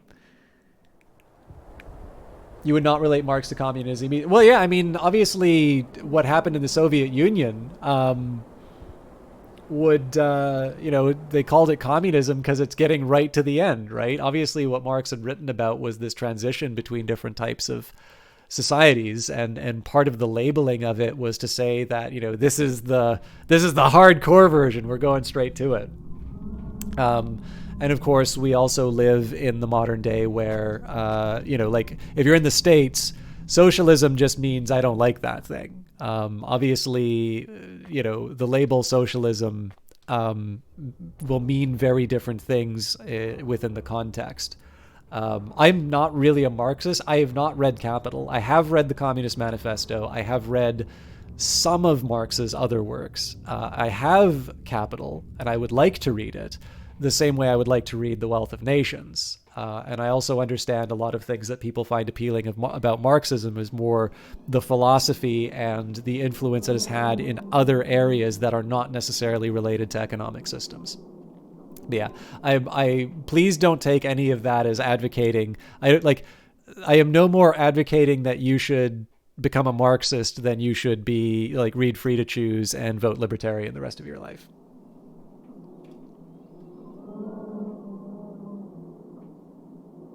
Oh, don't cry, Zanzibar. Yeah, I don't want this conversation to be alienating at all. I have a set of things I have read, and I don't know if I can claim to be an expert on, but these are things that either were interesting to me or I had recommended. And I don't think anybody in life will ever consider you to have been... I don't think you will have lived a worse life if you never knew who Tom Sargent was. The hope is, of course, that these very good academics will, will have made a contribution that has led to someone having a good idea that will ultimately down the road lead to having a more fulfilling life without having to necessarily study everything that they did. I was going to try and say, I'm sure there's philosophers that, I don't know how they've changed my life, like Derek Parfit. But the problem with saying this, right, is if I know the name, then I know who it is. But, there's plenty of stuff that I've never heard of and I don't have as a frame of reference. I'm sure anybody here would be able to name a name that is actually reasonably well known to lay people. And I wouldn't have read it and possibly have not heard of it. But I'm the one with the microphone here, so I got to talk, and I'm obviously going to talk about my own stuff here.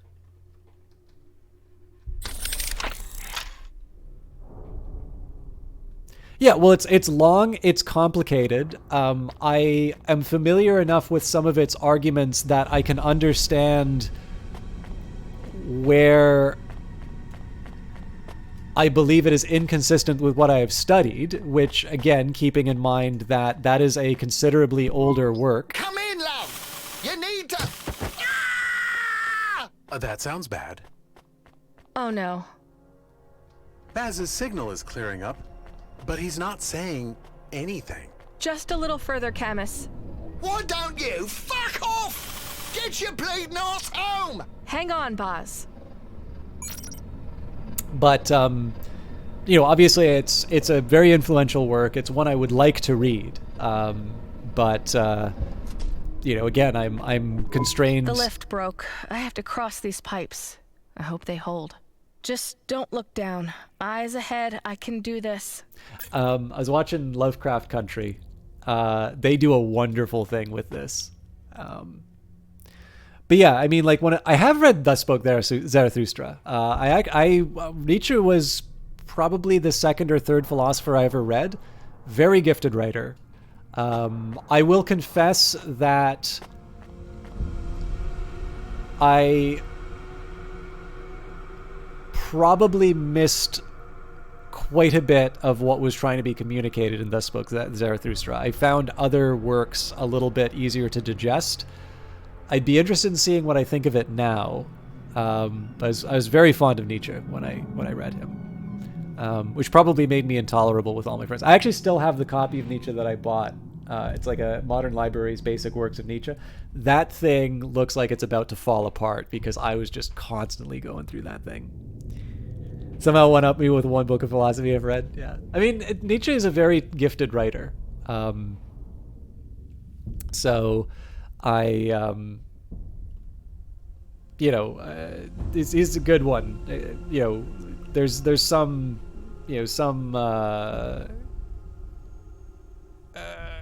there's definitely some works of philosophy that don't have,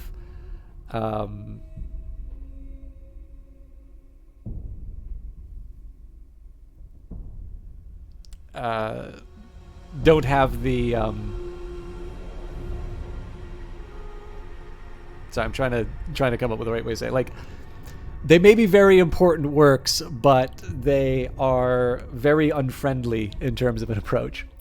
Actually, the one thing I will say, Nietzsche would have been great at Twitter, by the way. I, for some reason, wound up reading a little bit of his poetry, which is like horrible. I do not speak German, but man, there is one really, I think I can still remember this. Called, oh hey Jared J. Yeah, I've been like completely wasting Cloudpunk time and just talking about everything. I do not know German, and yet I think this poem is so effective at getting in your head that I can still probably quote it. I believe it was called for Tanzer. Tanzer or Tanzin. I think it goes Glattes Eis ein Paradise für den der gut zu tanzen weiß. And it's something, I think the English translation I'd read was like, smooth ice is paradise for those who know how to dance well. I just like saying it in the German. I'm like, oh, you kind of feel like you're skating. It's not a great philosophical work or anything like that, but it's like, that's really good. And like, you could fit that in a tweet. Let me just take a second here. Jared J, community manager extraordinaire.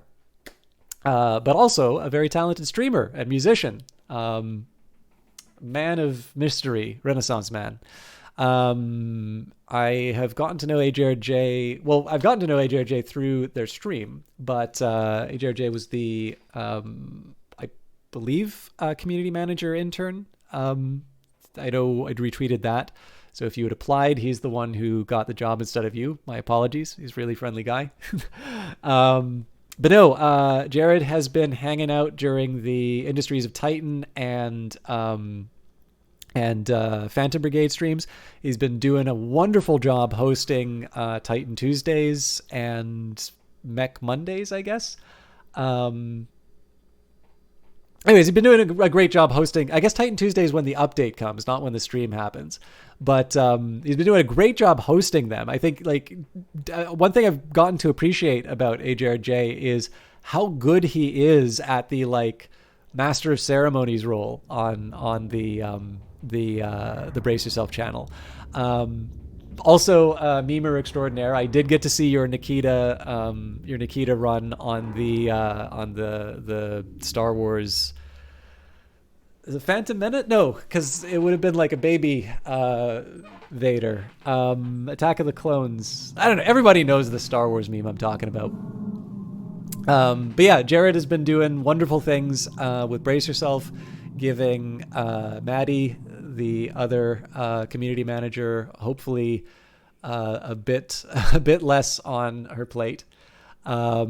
But in addition to the fact that Jared's been doing a great job of keeping the community, which is growing very rapidly for the Brace Yourself games, not only has been doing a great job on that, but has been able to find some time to stream, and has been doing streams not just for the edification of streaming. I got to watch him play Bug Snacks, which was an absolute delight, and I'm almost certainly going to buy the game based off of his display of it. Bug Snacks is insane, by the way.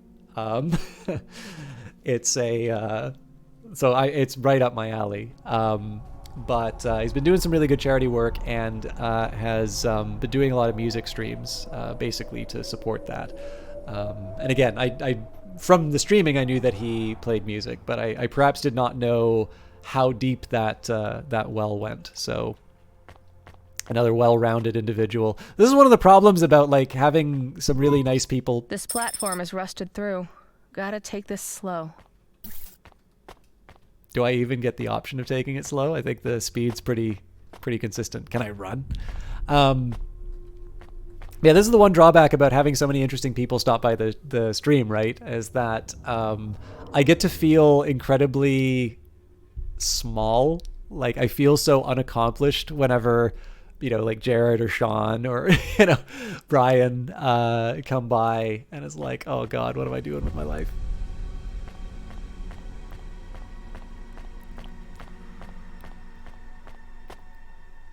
Oh, is Young Horses the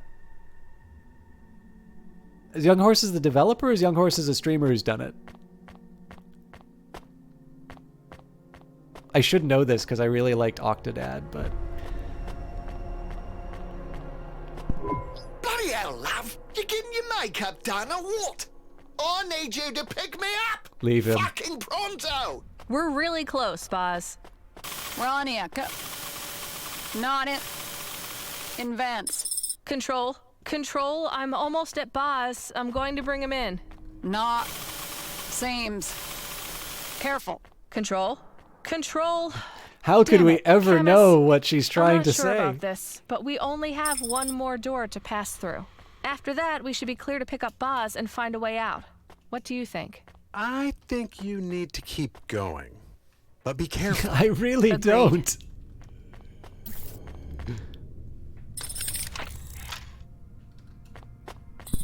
Boz, are you okay? What's going on here? Who is that? Love, run! You call it... Run! Hey, who are you? Did you do this to him? This is really bad. She is not what she seems. She seems to be a little girl. Bloody hell, love! Get out of here! Go! Oh. That girl is wrong. Feels wrong. You should do what Baz said. You should run. He's not dead. I should help him. You should run away. Maybe. I don't know, Camus. You should decide fast. I think she is coming back. We're totally saving him. Oh, love, you shouldn't have. Come on, Boz. You can make it. Grab my arm. It's no use. She shanked me with a braid coated in nanites. Ugh, me body. Oh, bloody hurts. Ain't gonna lie. It's breaking down me cells. Oh, I've seen it happen before. Me mate downtown was in a bar fight. Got knife by one of them assassin droid blades. It's too late. Who is she? Dunno. She was after you, though. Must have tracked you down. Used me to lure you in or something. She won't stop till she catches you. An assassin droid? Why would someone send an assassin droid after us? Said you ain't dead. Her name's Arco. Told me that while she was waiting for you. She was peeling me fingernails off. Fuck! Can you reach in me pocket and give me the vial? Sure. This is juice. Yep. You took it all? But that will... Kill me. Right enough. And hopefully before the nanites reach me fucking brain. Oh, I'm checking out, love. I'll see ya in the next life. Fucking androids! Buzz? Buzz! You need to go. You need to go fast. Yeah.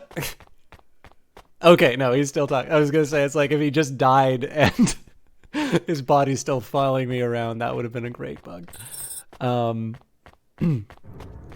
interesting. They kind of forced the issue, so I don't think I would have had the option to run away the opposite direction anyway. I was gonna try and save him anyway, but I really like how they are upping the stakes on this, I'll say, sequel a lot. Okay. I'm glad they're a terrible shot. She is just walking. Why isn't she running? Maybe she's not smart. Or maybe she knows I'm headed for a dead end. Either way, gotta keep running.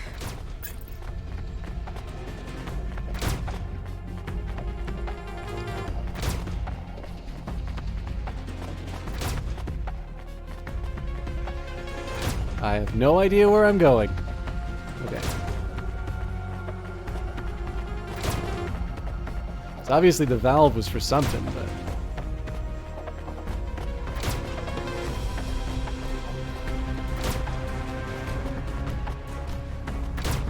This must be an early model for the assassin droid.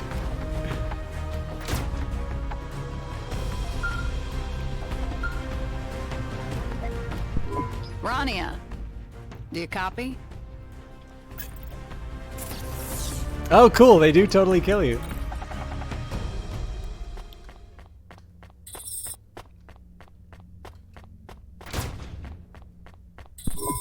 She is following us, but she is just walking. Why isn't she running? Maybe she's not smart.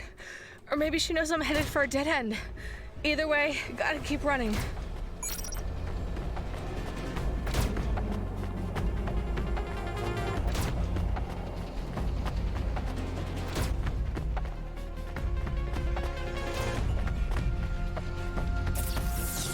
Oh, come on.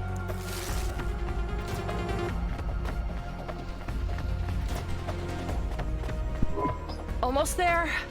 This walkway won't hold your weight. It is 87% rust. It has to, Camus. I don't have no idea what walkway they're talking about. Oh, 928 FC. They wrote it on the bloody wall. RANIA, do you copy? I actually didn't know it was possible to die in this game, so...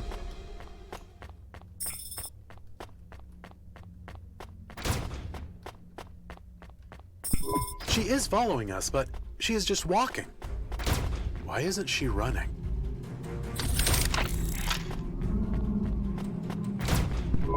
She is following us, but she is just walking. Why isn't she running? Maybe she's not smart. Or maybe she knows I'm headed for a dead end. Either way, gotta keep running.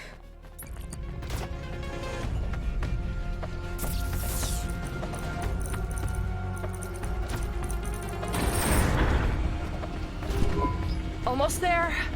This walkway won't hold your weight. It is 87% rust. It has to, Camus.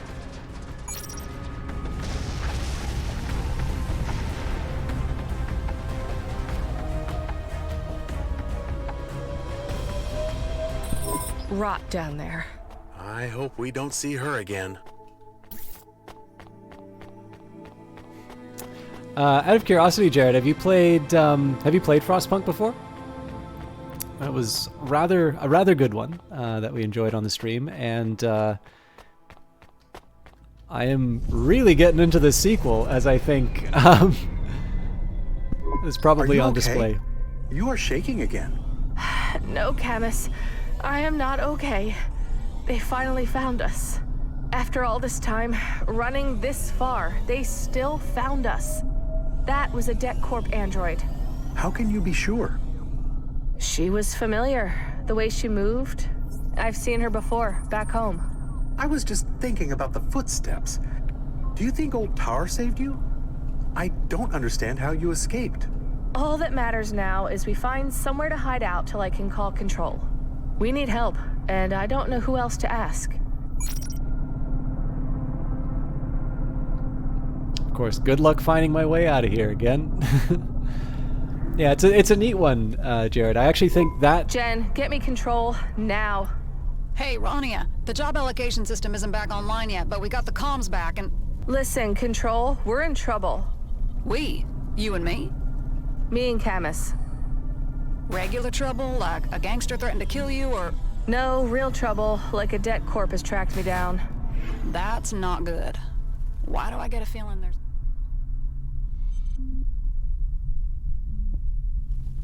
more? Boz is dead.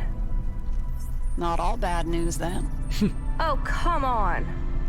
I don't mean that. I make awkward jokes when I'm nervous.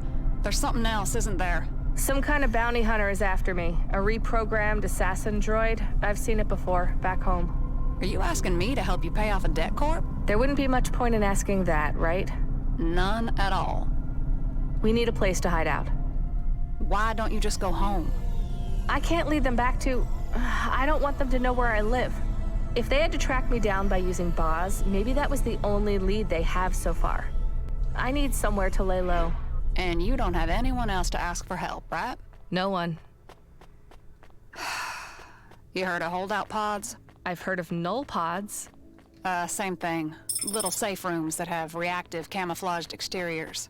Normally they get used by spy or poverty tourists who want to spy on the undercity in luxury. Or disgraced CEOs who haven't paid their CorpSec bribes. Cloudpunk has one? An old one. Reserved for emergency use only if we think a driver needs to be protected. You'd do that for me, Control? Normally, no. But I bet that asshole Creddy that my best driver would outperform his best driver tonight, and I hate losing a bet. I'm touched by your concern. Do you want nice words, or do you want actual help? The second one. Sending you a nav point. Call me when you get there. Stay safe, Rania. Control. Thanks. So unfortunately, my extended streaming time has prevented me from being able to host Brian tonight, who was, I believe, streaming Apex Legends. What will we do when we get to the holdout pod? I have no idea, Camus, but we need to get off the streets. If that android could get to us in the vents, Midtown isn't safe. You recognize the assassin. From where? I don't want to talk about it. Notification ping. What? Sorry, Brian, there's a lot of dialogue in this game, so my discussion of your channel and my response to your question is going to take a while. Cloudpunk is good. I'm actually playing the DLC. You don't need to tell me that. You can just speak or make a noise. You have not yet selected a notification sound. Just tell me what the notification is. I detected a threat to your safety 11 minutes ago. As part of your Automata's premium plan, an incident report with safety recommendations has been compiled and is now available. A report? With recommendations. The report contains 10,000 words, 70,000 characters, 12,000 blank space characters. Just give me a summary. With 97% accuracy, my report concludes you were involved in an altercation with a repurposed A3 Corwin Systems assassination android. As you survived the altercation, it can be surmised that this unit is not as effective in its current role as it was in its assassination configuration. And what is its current role? My report surmises this android is a bounty hunter. Sent by? The report does not include that data. Could it be a Det Corp? Yes, it is possible this repurposed android has been sent out to collect a bounty for a Det Corp. What can I do to get away from it? There are no current recommendations for escape scenarios. However, clearing your outstanding balance with the debt corp may reduce the likelihood of your organs being harvested to recover your debt. Jen, that's no help. Will we be safe in a holdout pod? A holdout pod is currently the most secure option available for evading a pursuer within this layer of Nivalis. However, an A3 Corwin system unit's main objective will never time out. It is armored with ferrofibers, uses a nanite-based blade system, can impersonate individual's voice, personality, and comm signal with 99.98% accuracy, and is significantly stronger, faster, and more dangerous than a CorpSec rank 12 enforcement officer. I get it, Jen. Unstoppable killer robot that looks like a person and will never stop till I'm dead. Fabulous. That would be a really good movie owner idea. Doesn't mind the upholstery being covered in my blood. I am sorry. It's fine. It's not your fault. Thank you for the report. Let's just get to that pod, then we'll figure out what to do. Will Pashta be safe at home? Safer than if I lead the killer robot back there. Should we message her? No, Camus. Let her dream sweet dreams. Okay, Brian on the Rocks is a not until the sequel, but all right. So Brian on the Rocks is another Vancouver individual who I got to meet. Actually, the funny thing is that when I knew them, they were enjoying a time away from the games industry. I knew them as a restaurateur and overall cool guy. But Brian actually did a great job of creating a space, which is, I do not mean to overstate this, a very large part of the reason why I am broadcasting. There were some things that he had hosted, and particularly some people who he had sort of brought in to sort of do community management around this bar and restaurant that he had owned. That actually led to a meetup, which is now since transformed into something that has become sort of the official Vancouver Twitch meetup. I know there's someone who likes to kind of take credit for the first one, but it was actually it was organized by Brian's restaurant, and the people following that sort of carried on, and it eventually became the Twitch thing. But Brian's background and his current job is in game development. So he works on a little formerly. Well, I guess this project was never indie, but he worked for a little indie studio, former indie studio by the name of Respawn, and is currently a designer on Apex Legends. He is the person who you email in all capital letters to for nerfing your favorite gun.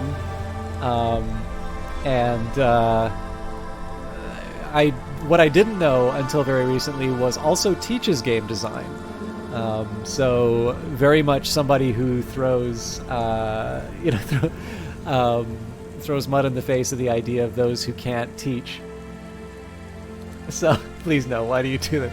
No, Brian is actually a wonderful example. I mean, we've got Jared here as well. Jared is a community manager, and so sometimes you would think that this has sort of an expectation or requirement that they be a good ambassador for a community. But I would actually say Brian and Jared are very much in common cause, because I think Brian is a great example of somebody who is a very good ambassador for the game and will take on not just the easy... Like, it's easy to listen to people who always tell you how great you are. But Brian actually takes a lot of time on his stream to address even things that people would say are criticisms of the game. Even when I try to troll him, he will usually come up with a serious and thoughtful answer to it, which is immensely frustrating to me. And so I just have to keep going further and further until I find out what the limit is. But no, Brian is a really open and friendly guy, incredibly giving. He's been doing a lot of fundraising for Palestine because it is matched by EA. I believe he's actually hit the contribution limit, and so essentially he is doing this fundraising out of the goodness of his heart.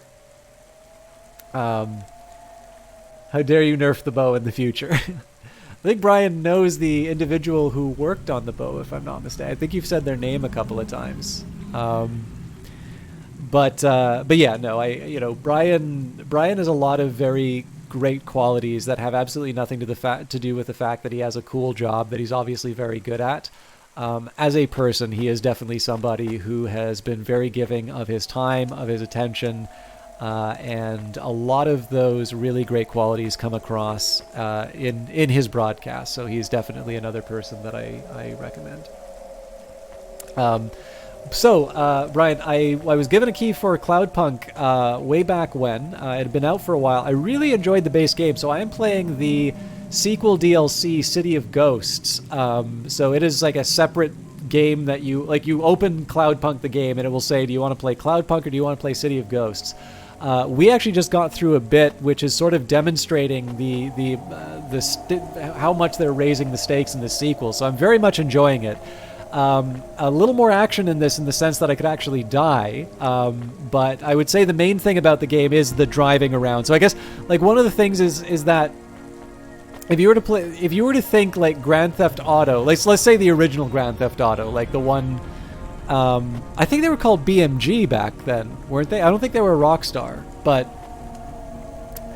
the old Grand Theft Auto, if you took away the weapons and like you couldn't run over people, but you liked the idea of like doing lots of deliveries and just like exploring the environment and all of that, it doesn't sound like it would be all that fun, but it's actually quite compelling, and you run into a lot of characters and just sort of see all these different slices of life in a cyberpunk dystopia.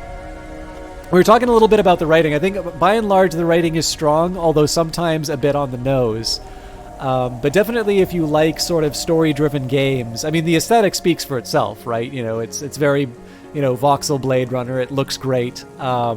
But this, I've been pleasantly surprised by the sequel. As soon as I got the email saying, would you be interested in covering the sequel? I was like, oh yes, when does it come out? It's like, we can't tell you, but we'll let you know.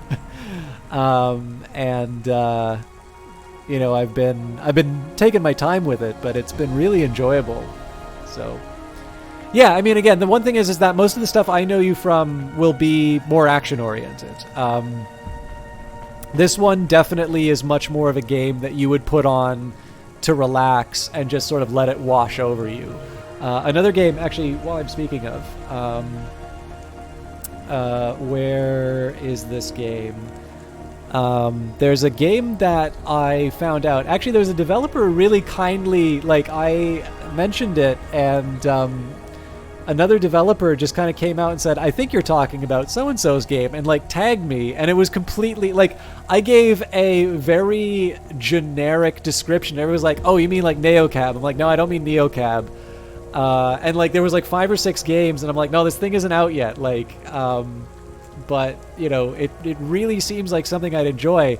And then this, after the developers really seeing that I'm struggling with this thing, and he reaches out, is like, I believe you were talking about, and says this game, and then, CC'd the developer. And I was like, oh god, this is exactly the game I was talking about. Thank you. And it's this game, Transmission. I believe it used to have a 2021 release date, but I also have a feeling that perhaps World Events may have had some impact on that release date. But this also seems really interesting.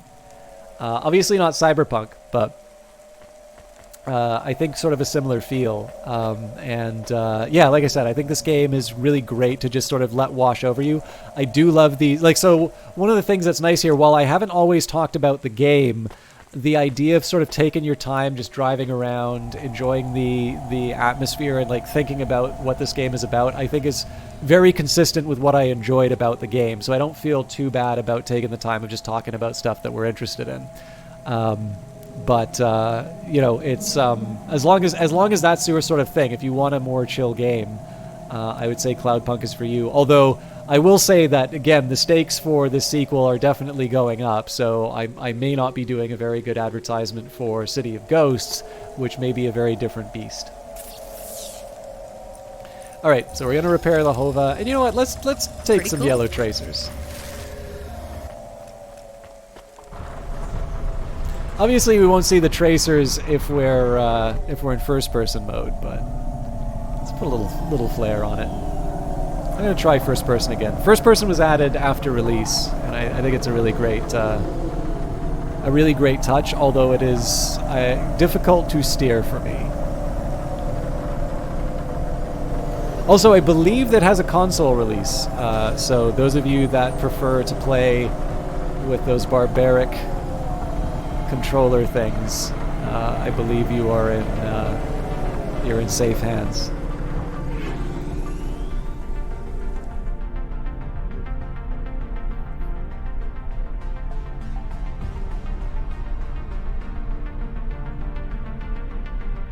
Sorry, did I call them barbaric? I meant degenerate.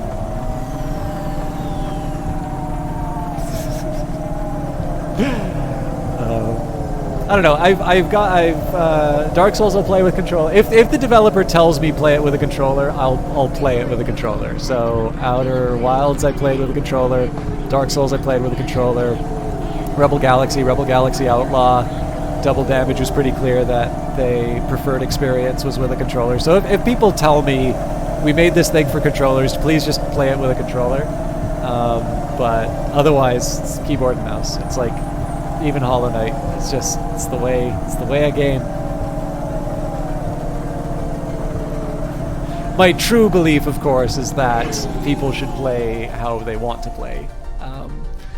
It's funny that despite I have that belief, I almost never play games with mods. But yeah. Anyways, Brian, sorry, I should be asking. So, by the way, if you guys, if there was a thread I was going down and then it got cut off because of dialogue or something, feel free to bring it up. If there's something that you want to talk about, you know, part of the fun, especially going well past my normal streaming time, you know, like definitely speak up, because this is definitely, you know, this is pure audience service at this point. But yeah, I mean, feel free. We can, you know, you can introduce a topic. You can ask to bring something back. But I am going to ask Brian, how was your stream tonight? Did you get the chicken dinner? Did all of your drops from the party bus lead you to the place you wanted to go?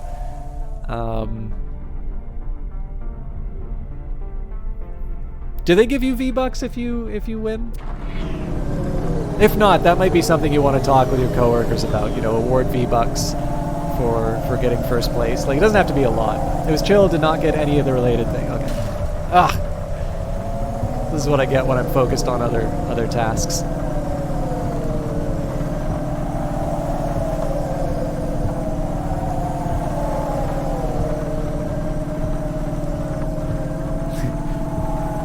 What knee is my favorite knee? That's a really good question. And I think my favorite knee is the knee that is on the Industries of Titan streamer that is really good at building like factory layouts and ship layouts. I actually think that's the perfect knee, almost certainly my favorite knee.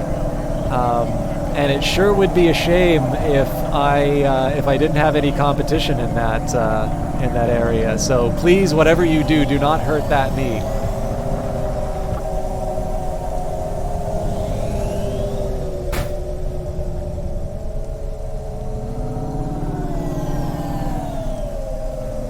We are nowhere near a parking space here. Yeah, actually, Brian, this is not a bad. When I'm talking about the chill part of Cloudpunk, actually, in one of the like negative reviews for this game, people were like, "It's like more like searching for your parking spot simulator." I'm like, that was a thing I liked about the game that I felt. Oh yeah, I never actually finished saying this. So one thing I really liked about Cloudpunk was that I felt that as I was starting to do more of the spots in this area, like I was becoming a better Cloudpunk driver. Like I was kind of like, okay, yeah, this is my target, but like obviously the parking spot's here and I'm gonna have to walk there. And I'm sucking at it now, but like I really liked that this game very quietly made me like good at my job from experience.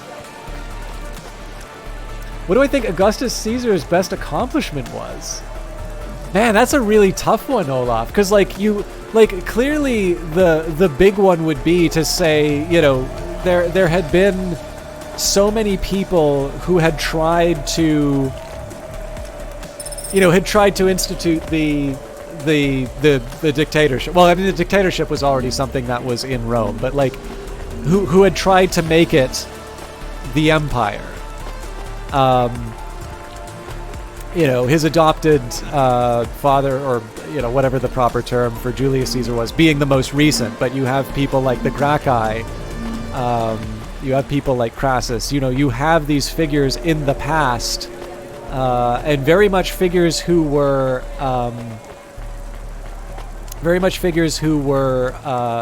highly controversial at the time, but definitely came close.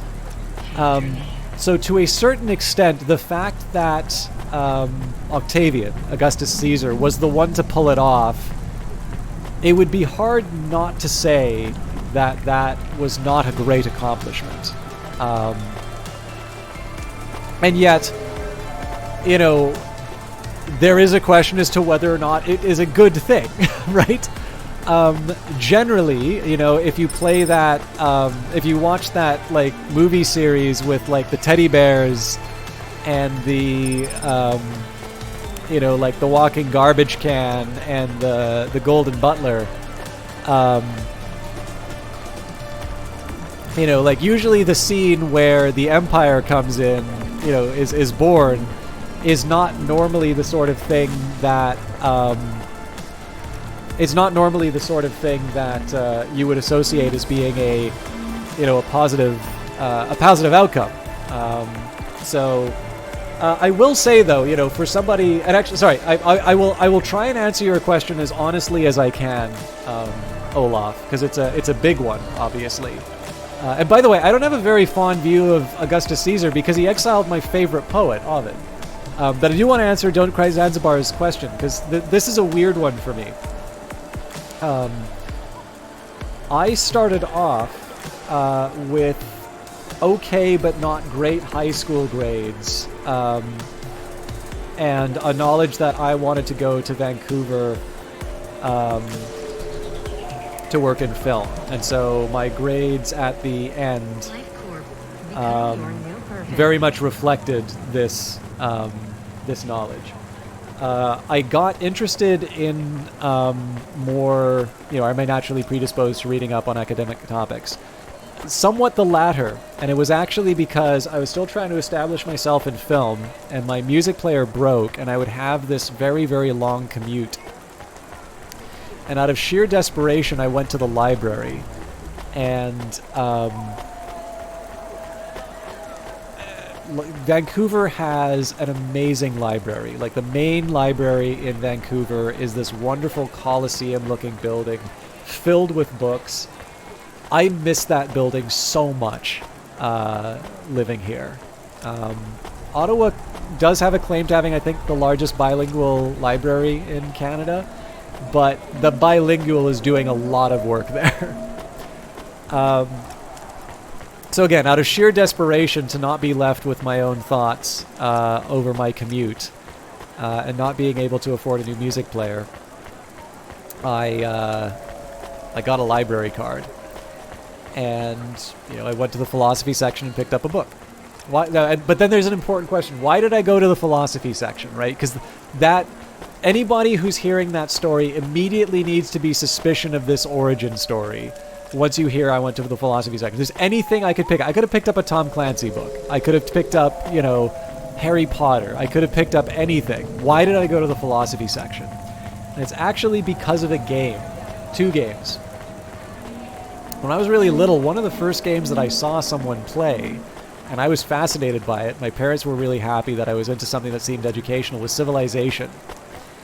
And I can't say I really understood that game, but I was so into it. And there's only so many times that you can play Civilization and build a hoplite until you wonder what a hoplite is. And Civilization has the Civilopedia. It explains the stuff that's in the game inside of it. And so I had this early... I was touched by certain concepts. And even then, like, Civilization still teaches me stuff. Like, there was a Civilization game, I think it was Civilization 5. The Chinese leader they chose was Wu Zhaitan. I did not know that there was a female Chinese empress. So Civ still teaches stuff, even today. So you know, and again, like, I played Civilization as a weird game where I would build stuff. It was almost like SimCity to a certain extent. Like, I didn't understand half of it, but it was kind of cool to build stuff. But I grew up and I got a little bit more sophisticated in my taste, and then I sort of realized, and the Sim series kept getting better. So then I, like, really got into it. And then there was another Civilization game called Alpha Centauri. And this thing just planted a mine in my brain that I stepped on later, and it was really responsible for sort of my interest. So the thing is that ever since a kid, I've definitely been into reading. But, like, you can be into reading and not necessarily be into reading about current affairs or academic topics or anything like that. Alpha Centauri was... So I think the developers had lost the rights to the Civilization title. I think Activision had gotten them. And so Firaxis, you know, Sid Meier's company, Sid Meier, the guy, you know, who sort of was responsible for bringing this series in, although he didn't... You know, the series that bears his name is not necessarily the one that has him as the lead designer. It's usually there has been a different lead designer on each Civilization game. And so Alpha Centauri is sort of this unofficial sequel which deals with the idea that, you know, the canonical victory in that would be the science victory. You launch the ship to Alpha Centauri. The captain of the ship is assassinated, and humanity breaks along ideological lines. So you would have sort of this very fundamentalist religious faction called the Believers. You would have a scientific faction called the University, which I would usually play. You would have this authoritarian faction called the Hive. You would have a more economic advancement at all costs. As Morgan Industries. There was Deidre Skye led the environmentalist faction. I think the Daughters of Gaia was the name. And there's a really smart idea. Yeah, so there's a story for that too, Ed Baver. What is so interesting about how Alpha Centauri approached its subject is that it said, if, you know, Civilization is about human history. So how do you make a game about the future of humanity? And they decided to take philosophy as the subject. In Alpha Centauri, its cutscenes, a lot of them come from this interesting, I would say, experimental movie called Baraka, which has got some of the best cinematography you'll ever see. Ron Fricke is the director and cinematographer, also writer, of that film. And you will actually have seen his work if you watch the third of the Star Wars prequels. So I think, is it Revenge of the Sith? I think it was called. Anyways, it's the one where, like, Anakin becomes Darth Vader. And Ron Fricke was hired to shoot a volcano for the battle on Mustafar, the like fire planet where the last big lightsaber battle happens. And like the guy who shot that has made his own movies. And they are, again, they're not documentaries. They are definitely shots of the world. One is called Baraka, which I think is the better of the two. Samsara is a little more preachy. But both of them are, like, they don't have narration. It is just shots of the world. And again, some of the best cinematography you will ever see in a movie.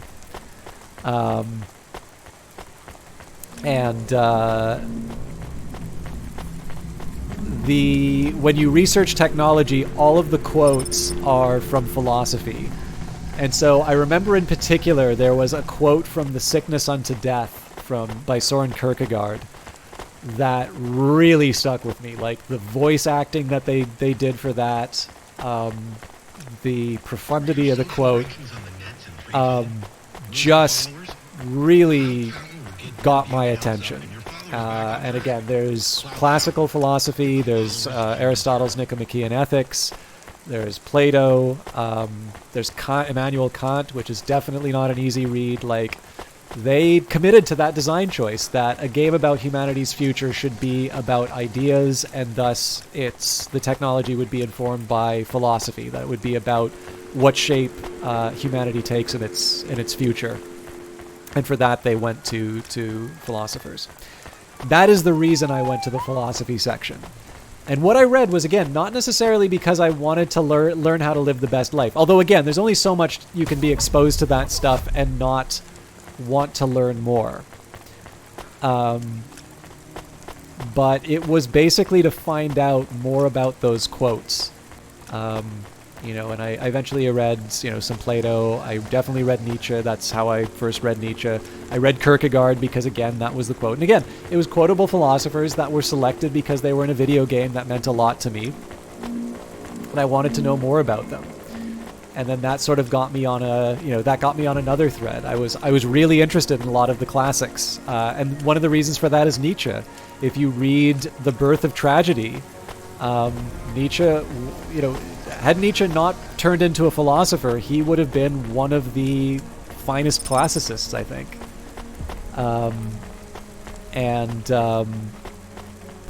That led me to read more about what's happening. That led me to read a little bit more about, the ancient Greeks. And eventually that got me to reading not just ancient Greek philosophy, but it got me reading the literature, reading the Iliad. I really liked Sophocles. I remember almost being moved to tears reading Oedipus at Colonus on the SkyTrain. So that library card was as much of a liability as it was entertainment.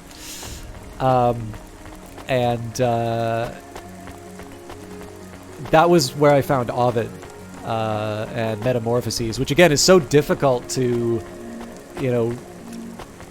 given Me Too, given the reckoning that we're having and still continuing to have with sexual violence, that is an incredibly difficult work to discuss. And that's actually gonna tie into what I was answering to Octavian about.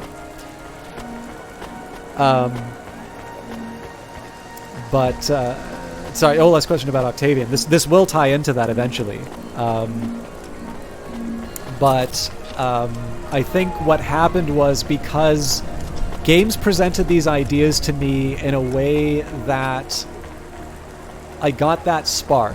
I was interested in the game, and the game showed me some things that I could become interested in.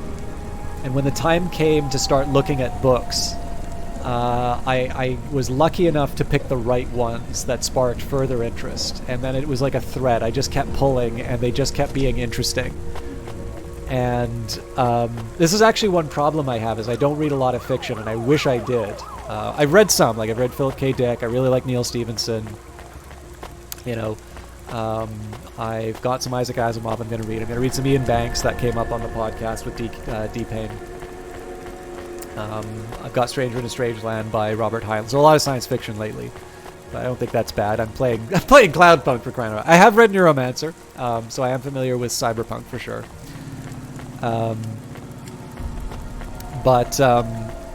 Eventually that led to some very broad reading.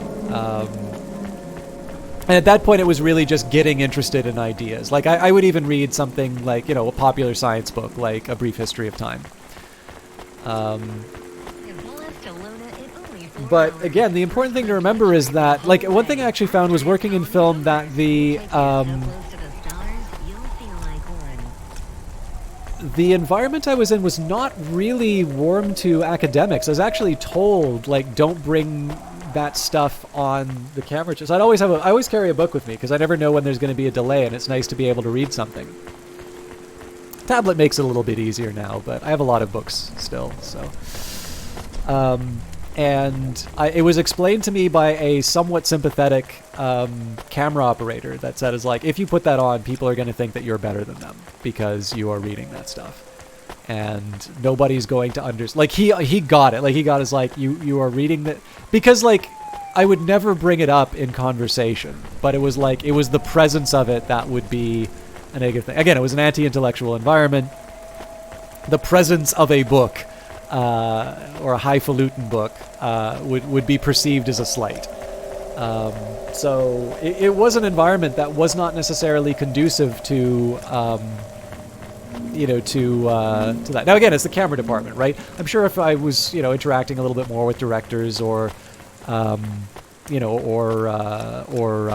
writers, I'm sure I probably would have been in better company, but I wasn't, right? I was picking up heavy things and putting them down again, which I think Brian and who else has met me? I don't know if Ariel is back.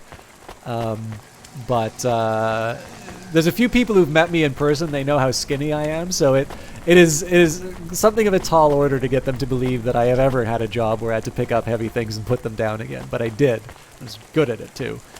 But I'm getting off the point here. It would be unfair for me to say that I did not have a predisposition towards reading, because I read when I was a kid, and my parents encouraged me to read. But, it would be the sort of stuff that kids read, right? Like Hardy Boys or something. Academic stuff, in a very large part, is due to Alpha Centauri. Now, that does not mean that I didn't have a temperament. Like, I can't say that Alpha Centauri changed my life. Alpha Centauri planted a seed, or like I said, it planted the landmine that I would step on later when I was ready to read that sort of stuff. And once I became sufficiently interested in it, I didn't need the prodding anymore. That I would read that stuff on my own and I would find it interesting. And so when I left film, I needed to figure out what to do with myself. I actually applied to the Army because they were looking for a photographer role, and then there was another job that seemed a little more interesting. And I worked for a bank for a little while. But it was kind of clear that if I wanted to do the sorts of jobs I was interested in the bank, define heavy. Let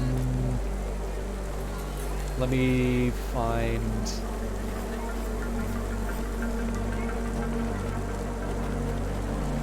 Panavision camera weight with full mag.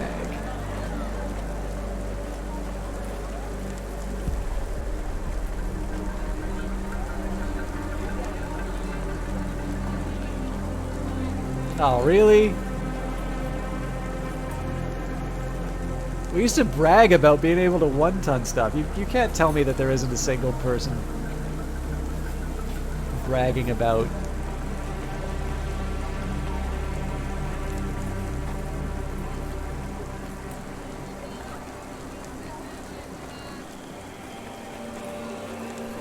so like the Panavision Platinum is 26 pounds without a mag. The mag is like, but the thing with that is like, the lens is heavy, the matte box has a weight, there's a tripod head, there's a, like, I don't think, like that's what I'm trying to.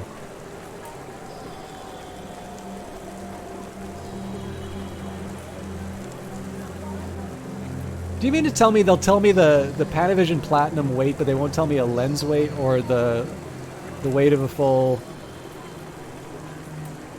Okay, the best thing I can say, after a day at work, which had a lot of moving of camera equipment and full 1,000-foot mags, I was in quite good shape. I've never been big. I have definitely been fitter than I am now.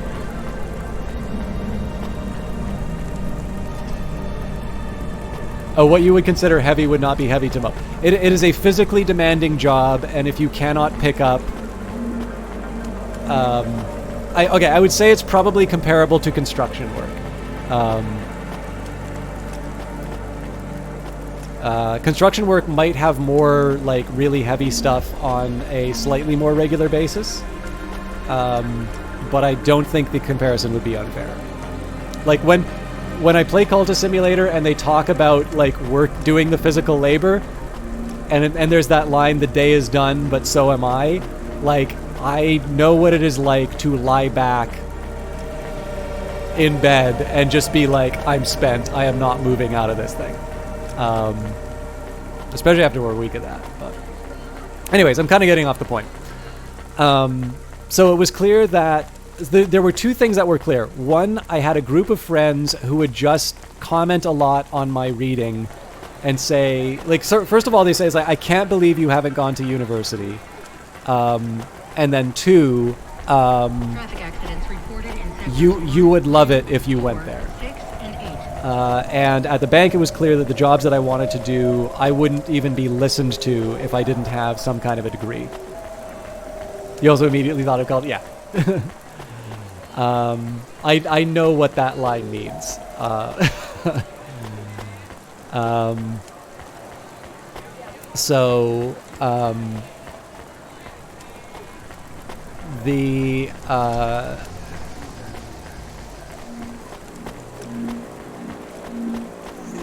You know, like, I eventually decided to go to university. I originally applied to SFU because they had this interesting program in computer science that would, like, you'd get two degrees, one from SFU and then one from a Chinese university, and you would spend at least a year in China. I think actually it might have been 2, completing the program. So I thought not only was that a really interesting program, I didn't know anything about programming or that, but I thought that would be something I could get into. And they were, like, pretty interested up until the point that they asked for my transcripts, and then they, like, literally stopped talking to me. So that, like, stopped. And then I was like, and like, at that point, it's just the old instinct when I knew I was going into film came back. It's like, I'm just not cut out for this school stuff, right? Like, you know, maybe it's not gonna, you know, turn out. Maybe I should just be, you know, interested in this stuff and do it on my own account. But I went to UBC, which is the university I ultimately wound up doing my master's at. But they were a little bit more helpful in terms of saying, it's like, okay, so if you want, like, they said, it's like, this is not an easy school to get into, right? Like, what you probably want to do is you want to go and, like, go to a college for a couple of years, show that you can do this stuff, and then transfer in for your major to UBC. Which I'm sure somebody, if it was a different person at SFU, they could have said, like, you know, yeah, this is how you want to do this. Like, you're probably not going to get in with these transcripts. But again, I didn't know anything. So I did. I enrolled in a place called Douglas College. And actually, I couldn't even get into Douglas College originally. I had to go to, like, Vancouver Community College for some math upgrading to, like, get a proper, you can go into college math improvement. Like, I had to level up my math. And then I had to level it up even more because economics is a lot of math. I did find I was a little bit better at math after reading a lot of philosophy, which was interesting. But my original intention was to go to college for philosophy, which is, of course, that original thing that I got interested in. But I did take an economics course out of interest, and I really fell in love with that topic. And so I changed my major, and by the time I got to, you know, like, by the time I got to UBC, like, I was in the honors econ program. I did a master's in economics. I would have loved to do a PhD, but I sadly did not have the money, and I have no idea if I had the grades to, you know, to do a PhD. Like, UBC econ is very well, I believe, very well regarded full on, but depending on the survey, like, it's top econ in Canada, or like within the top 2 or 3, because every university is going to have their preferred measure, and it's going to be the one that puts them on top, right? But it was ultimately finally getting into university and engaging with ideas that I had already kind of been primed for by my own reading that drove me to it. And so I have a very unique, like, the thing is that if I'd gone to university straight out of high school, I would have been a punk. Like, I would not have learned anything about it. And I probably wouldn't be the way that I am now. It was because I grew up, basically, and I learned a love of ideas that would ultimately be very useful. And then I was lucky enough to have some profs that did a very good job of conveying what was so interesting about economics, that ultimately led me to pursue it at a more advanced level. So this is the funny thing, though. You'll notice that there's no history in there. History hasn't been entirely on my own account. It's actually why I know so little about it. I know a bit from doing classics, so that'll deal with ancient Greece and ancient Rome. I am interested in the Dutch Republic, so I know a little bit about that. I do like old literature, so I will know some history from literary periods, or from I'll know it from periods in which interesting literature was written. But I do have a very big gap when it comes to a lot of my historical knowledge. So let's talk about Augustus Caesar. So here's the thing, right? Like, to a certain extent, you can say that not only did Augustus do what previous and arguably greater men had tried to achieve before him through introducing the stability to the Roman Empire. Like, there is the idea of the Pax Romana, right? The Roman peace.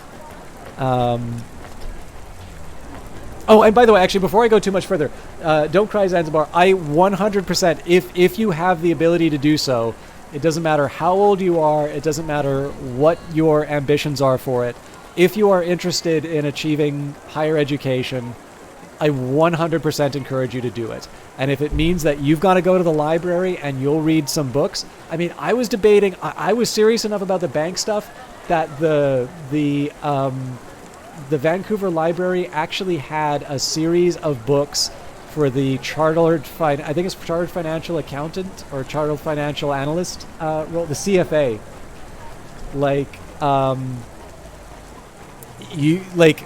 They had that. I was 100% ready to read through every single book of it. The first one's on ethics, so I didn't learn anything about econ from that. But oh man, no, the history of the Netherlands, fascinating stuff. The Dutch East India Company, they're the bad guys in one of the Pirates of the Caribbean movies. Man, the Dutch Republic is such a cool thing. The Glorious Revolution, man. William of Orange basically invading the United Kingdom, becoming king, but because the British can't be conquered, we have to call it a revolution. Resolving the struggles between Protestants and Catholics. That was already kind of on its way to being done. Man, the Dutch Republic has got some crazy interesting history. I will when I play Europa Universalis, I can't play anything but Holland. I have to play the Dutch. Plus, the Dutch are like Canada's BFFs, so we get tulips from them every year. That's the one really nice thing about being in Ottawa is the museums and the fact that when the Dutch give us the tulips every year, the gardens look beautiful. And man, Amsterdam, I cannot wait for the lockdowns to finish because the National Gallery has a bunch of Rembrandt stuff, and it's specifically called Rembrandt in Amsterdam, and it's entirely about the globalization achieved through the Dutch Republic, how that financed and enabled this hyper-competitive environment in which Rembrandt and the other masters had this intense competition, like this great wealth for this new class brought on by the trade. And I mean, that exhibit also is not shying away from the negative consequences of it, right? The institutions of slavery and colonialism. And it is as much about the history of the art as it is the world in which it came through. But I still do need to stress, you 100%, again, if you're interested in something, by hook or by crook, read those books. There is definitely something to be said for going to a place of learning to study, because doing exams and having guidance will make sure that you're not just reading the fun bits of your subject, right? There's a lot of stuff about econ that's really fun, but then there's some stuff that's hard to understand, and it's easy to get lost in and like to give up. I failed to learn programming like 3 times before I took a programming course in university, and then I was like paying for the university course, and I was, you know, I had an exam to pass. I didn't want my GPA to go down because the honors econ program is entirely based on your GPA. The usual strategy is to like take all your easy courses first, and then after you're in the honors program, then take the hard ones. But I was not smart. Yeah, finances are definitely tough, and like this is the thing. Like I am under no. Like I definitely do not want to commit. Hey, Tierney Michaela, I do not want to say. Yeah, I do not want to say this in the absence. Like I gotta say too. Like I live in Canada, and it wasn't easy. Like I said, I would have loved to do a PhD, and it was finances that ultimately was the deciding factor in me not doing it. It's the reason I'm in Ottawa. I would do anything to be back to Vancouver. Well, maybe not anything. It's you know, it's one of these things where I have it easier than others, and even then the finances were a problem. So I do not want to underplay that, right? Like obviously not everybody is going to be in a position to do that. But even getting a book that you're interested on it and giving yourself the shot to like go, and like if the book is too hard, like read the next book down and build your skill up. Look for the definitions, like look for building it up. Like it is very hard to say that engaging in a deep way with something that you're interested in is a waste of time. Like you have a finite amount of time to spend on Earth, and you should do it doing something that you think is worthwhile. And I'll be the first to say, not everything about school is fun, right? Nobody's happy walking out of an econometrics exam. But yeah, like again, this is the big thing. If I did not do time in the Vancouver Public Library, and again, it's important to remember, I am very lucky that the Vancouver Public Library. Actually, I've talked about this so much. Yeah, I mean, there's a word for it, autodidact. It's a way of learning. It's not for everybody, but it's definitely a way of doing it.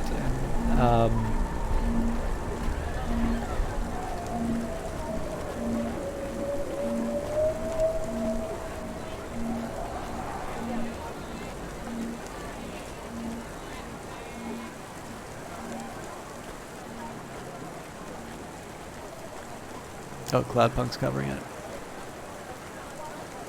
Like that's what the library looks like. The central library looks like in Vancouver. Like you cannot walk into that and see those books and not really want to know what's going on here, right? So there might be some. Yeah, this is what it looks like. Oh God, I miss this so much.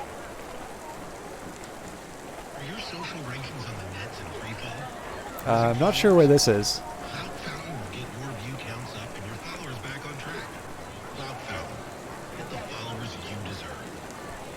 Yeah. Yeah, no, I was not lying when I said that thing is like walking into a coliseum. Yeah, man, it's almost 1 o'clock in the morning. It's like almost 4 here, Brian. But yeah, thank you so much. I'm sorry I spent so much time talking about myself and not showing you Cloudpunk, but the conversation went where it did. Guys, please do follow Brian. So for those of you who are thinking about education, Brian is a guy who teaches people. He teaches people on his stream. He teaches people in the real world. You know, he's a great guy, and I really do recommend checking him out.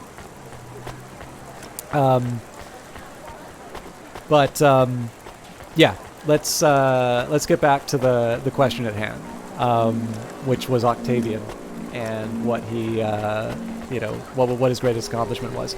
So being able to not just it's not just that he was the one in the triumvirate to become the emperor, right? It's not just that he beat Lepidus and beat Antony.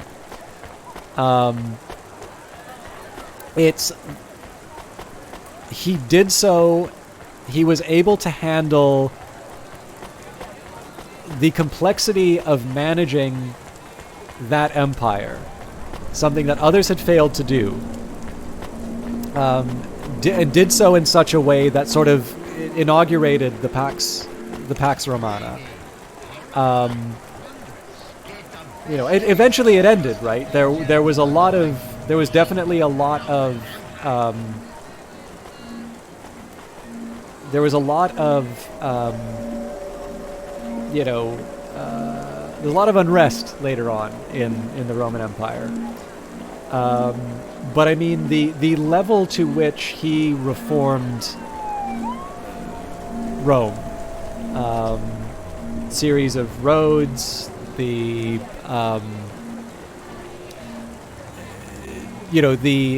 ability to the taxation. I mean, right, the nativity story, right? Why are Joseph and Mary going to Bethlehem? Because the Roman world wants to be taxed. I think there's been some difficulty actually associating this with a proper event I think most of the times when people try to find the nativity census, this is a hard one to find. But that's an example of reforms that Octavian brought in. It's not that there weren't censuses before. It's just the level to which did those before Octavian prepare? Well, that's just it. The reforms he introduced are everything from like police forces, courier systems, organization of the military, and standing armies. Now, clearly, Rome's conquests predated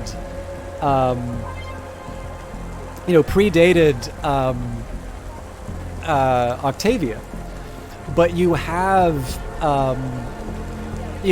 one of the reasons why it was you had so much civil war is that you have these very influential, wealthy people having their personal armies. That's if that didn't happen, then Caesar couldn't have fought the Civil War, or couldn't have fought the Gallic War for that matter. So clearly everybody's going to sort of stand on the shoulders of what came before. But I think the level of administrative reform that brought about that Octavian brought about, I do think he does have a claim, a very strong claim to inaugurating the Pax Romana and the prosperity that came from it. But the reason why it's hard to say that it's the greatest accomplishment is that it's hard to look at the Roman Empire and say, well, this is clearly what we should model our societies after, right? Slavery is not a good thing. That is not an institution we should look to, to endorse. The idea of, conquering and taxing your neighbors to finance all of this progress is not a good thing. And it brings me to Ovid. I did promise he was going to come back again. It's not just that Ovid was exiled. One of the things, I still have a tremendous love for Metamorphoses. By the way, I'm going to do my best to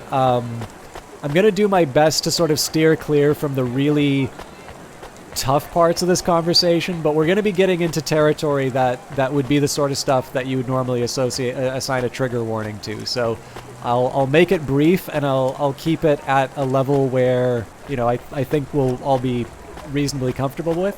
Just a heads up. So this came up in the podcast with D-Pain and Apocalypse. Ovid's Metamorphoses is a very difficult book to recommend because even though it inspired Shakespeare and is, I think, one of, if not the greatest epic poem ever written, just a towering literary accomplishment which may never be matched. There is a lot of sexual violence in that work, and it is hard, especially when I have had to talk with people about my love of Ovid, to people who have suffered that kind of violence, to tell them why I love that book so much. And Bernard Knox, the classicist, who writes the introduction to the edition I have, which is a translation by Charles Martin, does a very good job of describing the gods in Metamorphoses, because they are the ones who are committing that violence. And that's not coincidental, and that's not just Ovid being a product of his times. Ovid is writing under Octavian, or Augustus. Ovid is writing at the time when Rome is run by an autocrat.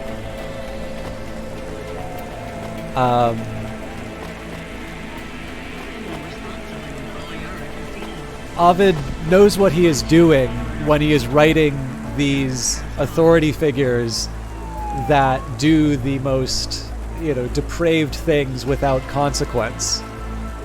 And when Ovid says that he was banished for a poem and a mistake, a lot of people like to point to Ars Amatoria, the book, or the Art of Love, for being the reason for his exile, because of failing the sort of the kind of the more the decency of of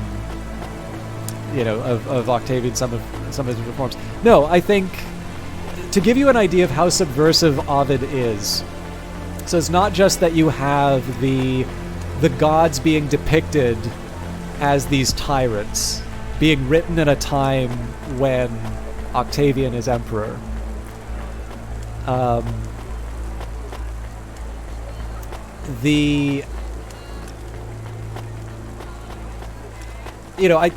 think I know what he's doing, but the subversion goes even beyond that.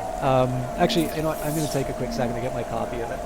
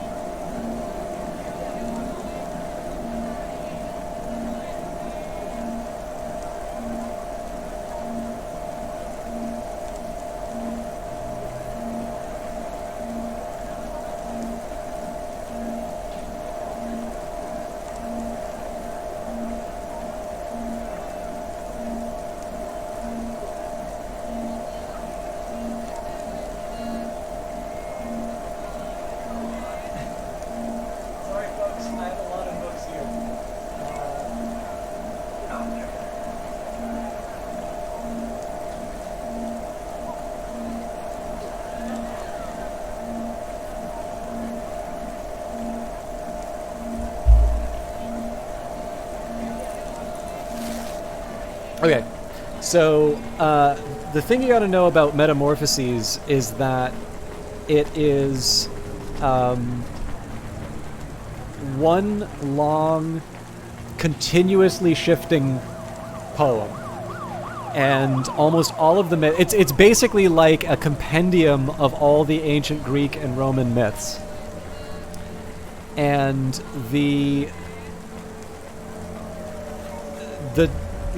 most of the stories involve a transformation from one thing into another, and the seams between the stories are very hard to find. The poem is constantly shifting, the people in the story are constantly shifting. This is why this book continues to blow my mind. The opening, the poem. My mind leads me now to speak of forms changed into new bodies. O gods above, inspire this undertaking, which you've changed as well, and guide my poem in its epic sweep from the world's beginning to the present day. So it's this constant. Hey, Tim, so invest in this lecture, but it's 3 a.m. We got to tap out. Okay, well, I should if we're losing people too, I think I should probably wrap it up fairly soon too. But I do want to talk about the last sort of subversive bit in Ovid, And this actually isn't in Nox's introduction, so I don't know if this is an original observation on my part, or if it's just so obvious to everybody else that that nobody feels the need to comment on it. But yeah, no worries, Ed Baver. I will respond to you, but I wanna try and snip some of these threads so I can wrap up for the night. But again, just keep in mind that in the context here, the book that I have is a little under 600 pages, 570, let's say. This final section happens on page 553, so there's a bunch of notes. So let's say about 500 pages of epic poetry here.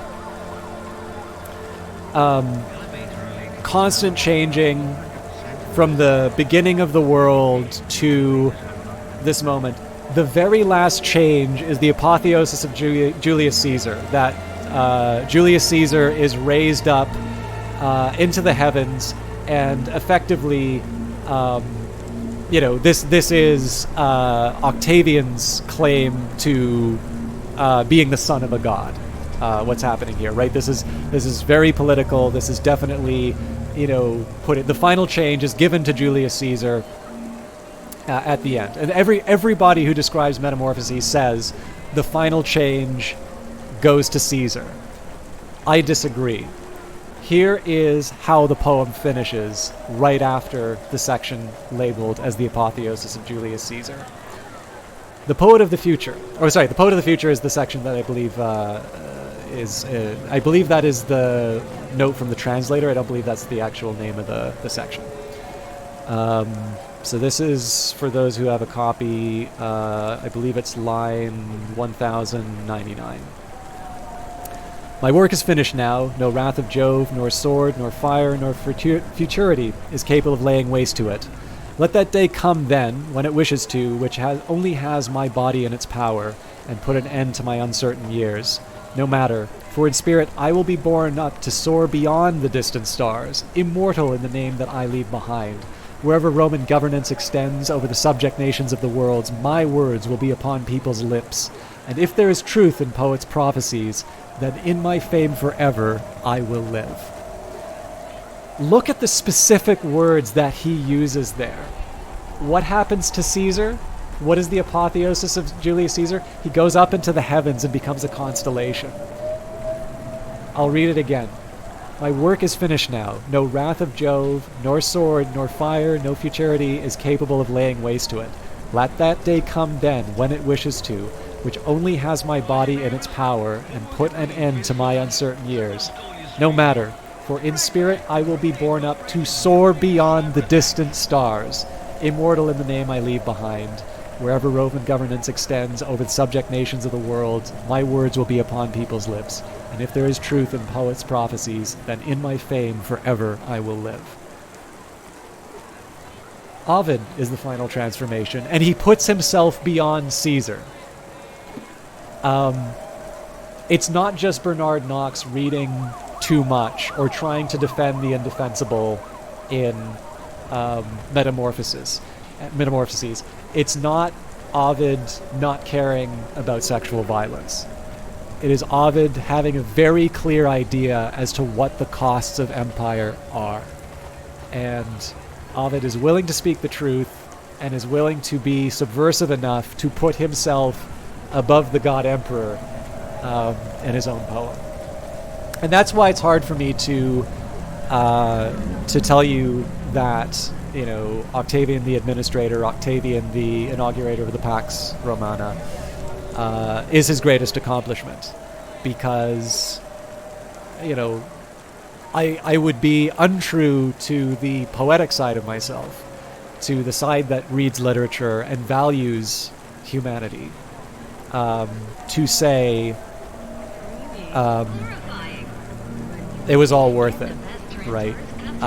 Sometimes you gotta break a few eggs to make an omelet. If I say that Metamorphoses is, would be kind of my candidate for the greatest work of literature, I haven't read it closely enough if I'm not conscious of the consequence of what Octavian did. So that's why it's a difficult one to answer. But I would say to be able to institute the reform that he did, to do so across all of those different fields, and to do so in a way that his predecessors were not able to, is a tremendous accomplishment. And, you know, obviously the very famous quote, I found Rome a city of bricks and left it a city of marble. That is definitely not, that's not just flowery. Like there's some real accomplishment behind it. But hopefully that answered it for you, Olaf. Let me know if you felt short done by, or hard done by. So Ed Baver says, slavery in the Roman Empire did also serve an element of social security, so is it not entirely the horrible thing it became with time? In that sense, all things need context. So there's two challenges with me adopting that point of view. I sometimes wonder if there is any utility in even going down that path, because I really don't know how I could be true to myself and my values and say, you know, well, that institution brought us a lot of good things. Ursula Le Guin was horrified by the idea of utilitarianism, the idea of maximizing the greatest happiness for the greatest number. And I think she wrote a short story. I don't remember the details of it too much. But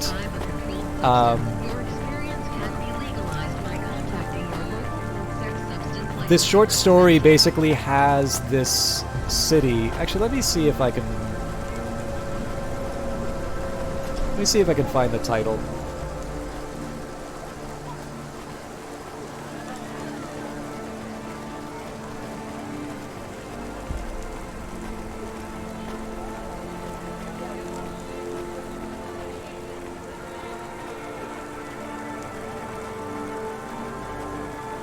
Ooh.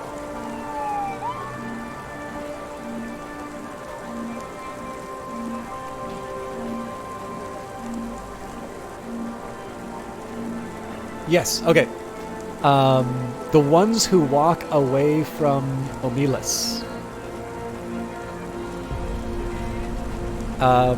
And it is this utopia.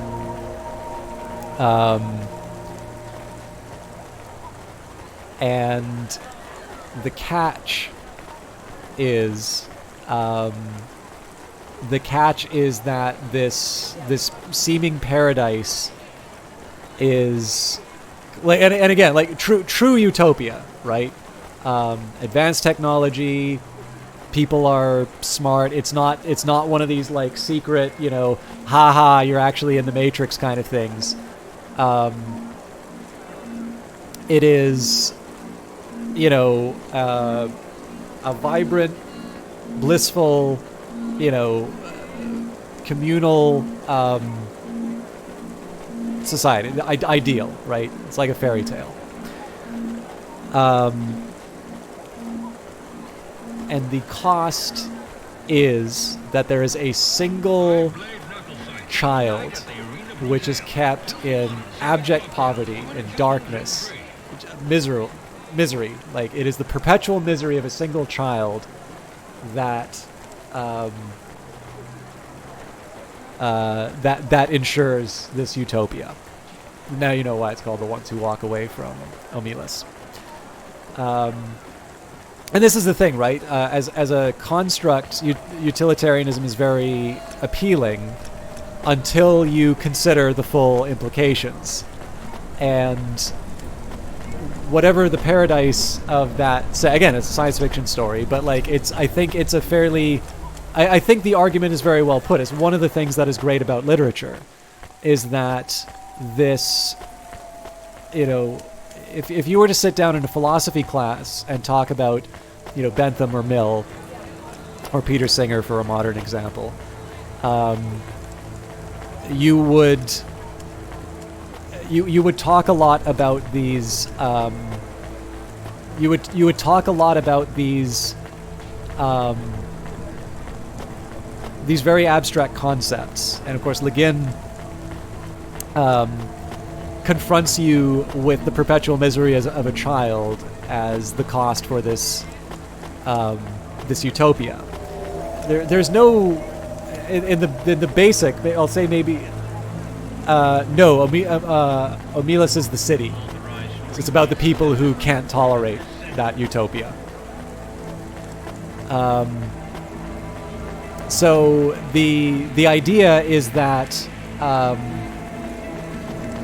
at least in, I'll say, the caricature of utilitarianism, because I know a lot of utilitarian thinkers specifically try to address this issue, about this idea of quantifying utility and being, why you couldn't actually have a society that was built on utilitarian principles that actually maximize the greatest happiness at the cost of another's misery. But again, well, this is why Le Guin thinks otherwise, and this is why she wrote the story.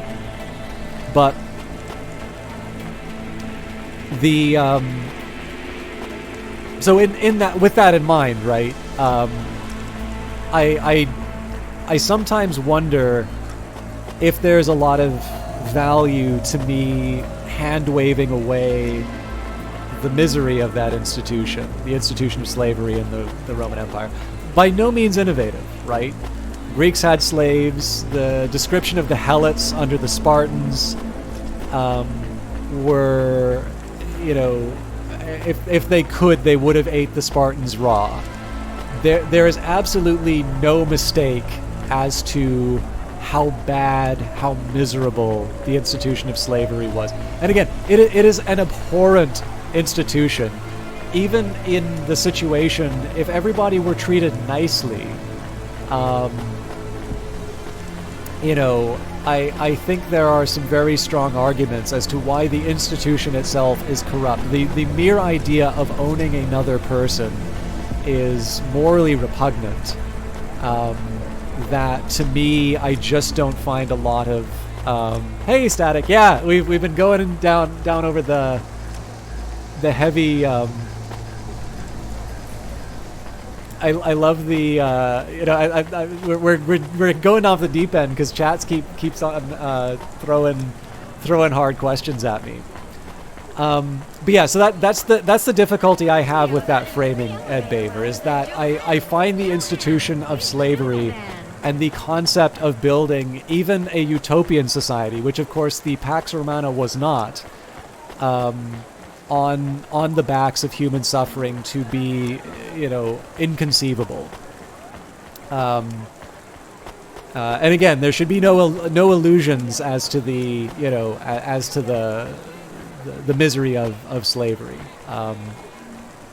So hey, Esquano, you're all back. Sorry, I've been running my mouth too much, and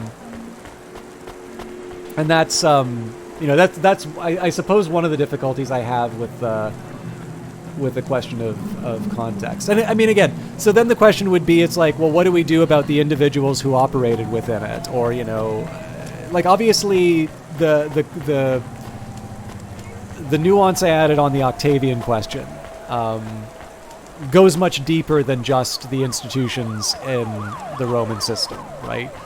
It specifically deals with the the corrupting, the corruption, absolute power corrupts, and so on and so forth. So I think, to a certain extent, the slavery question is a little bit beside the where I was sort of going and answering Olaf's question. But I did also want to give you your time, which would be that, certainly others, both before and after the Roman Empire, were slavers. In fact, slavery was also a source of instability, due to the fact that, if you have a job and you can you can buy a slave, there's a source of unemployment at times. This is what a lot of the populaires were trying to do with some of their reforms. It wasn't necessarily that they disliked the idea of slavery. It's that they wanted to make sure that the people who were sort of in their camp were still able to have jobs. So, you know, it's not like I think in the end the idea of the context is a little bit beside both where I was trying to go with the Octavian answer, and in the end I would still not be able to justify that institution anywhere, let alone in the Roman Empire for sure. But I also wanted to go one step further, which is to me is I don't find it a very profitable avenue to go down, just because it's one of those sort of lines for me that I would have to say that I had taken a very wrong path if I tried to. You know, obviously we're the product of our, you know, of the time that we live in. I'm sure there are beliefs that I have that people will find repellent. I mean, there's beliefs I have today that people find repellent today. But that doesn't change the wrongness of them.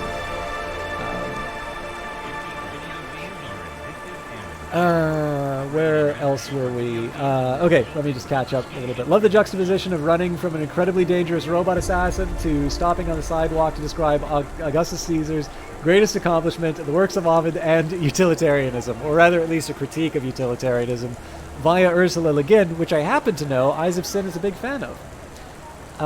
So, Eyes of Sin, have you ever read this story?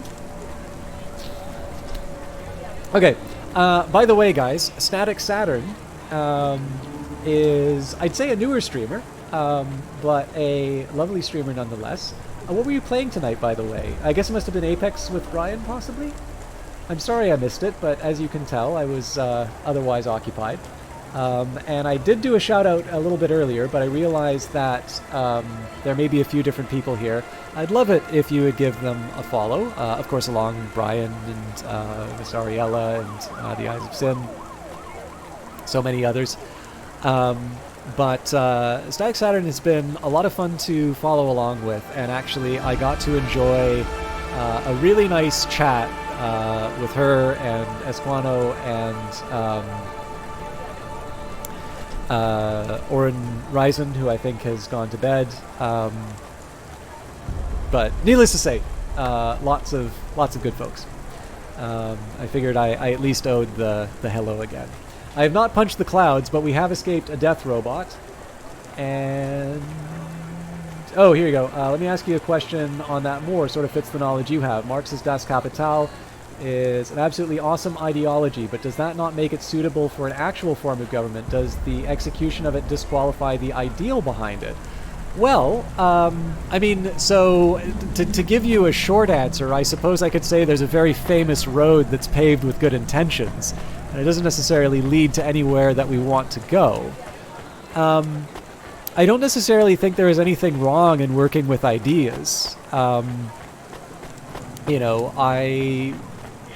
know, there's been a lot of, I mean, the whole concept of utopia is an old one, right? I mean, you've got Plato's Republic as a utopia, and there's the idea, the wordplay of it, you know, also potentially meaning no place.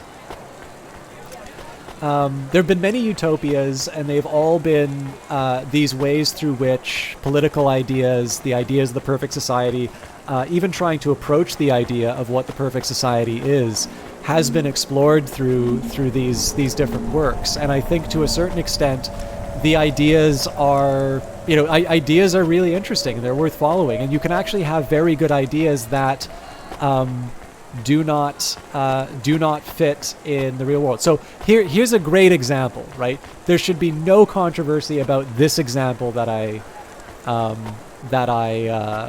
give. Wouldn't it be nice if everyone was nicer to each other, right? This is a wonderful idea. Will it work in practice? No. There's going to be someone who takes advantage of that. There's going to be someone who, you know, finds a way of ruining it. That does not mean that it's a wonderful idea, you know, isn't a wonderful idea. You know, we talked about reveal preferences a little bit earlier. one of the things that I find so difficult when it comes to some of the arguments for full socialism, like I'm talking about not the cartoon that comes up in American political discourse, but the idea in terms of an implementation is to look at the Israeli kibbutzes. So you can make an argument for a lot of communist countries, possibly all of them, is that these are systems that were imposed by authoritarian regimes, that people were forced into it. They were not. It was not chosen. And there's obviously plenty of very reasonable arguments that people make to say, not my communism, right? Not all communists are, I have a friend who's a full-on socialist. Not really a friend, actually. They very unkindly broke that friendship, but they will. They're always, I'm so tired of hearing about the Soviet. You're like, why don't we talk about the Paris Commune? I'm like, fine, we'll talk about the Paris Commune. I got plenty of reasons why that wasn't a good thing either. And to a certain extent, I get it, right? Because it's not, unless you're in certain circles, it's not popular to be the person talking about communism, socialism, Marx, and those who came after.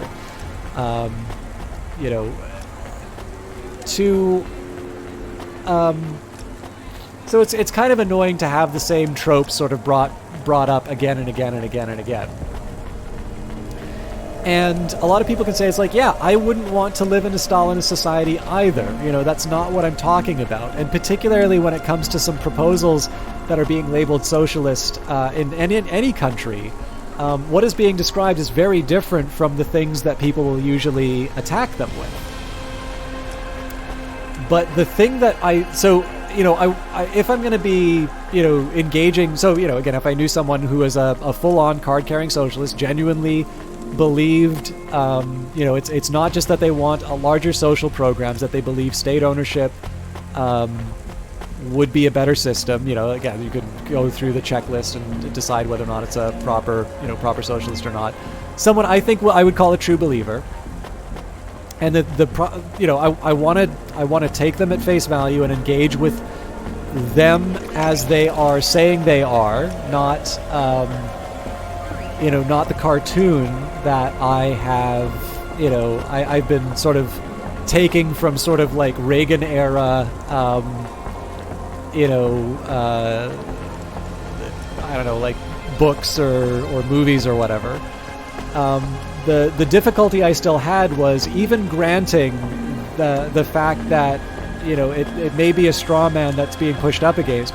When you take a look at the communal living in the Israeli kibbutzes, this is something that was not enforced on the group unwillingly, and that ultimately the idea of private ownership and the idea of working and earning something that was yours was enough that it was basically a generation later, people moved to the cities and essentially the kibbutzes are gone.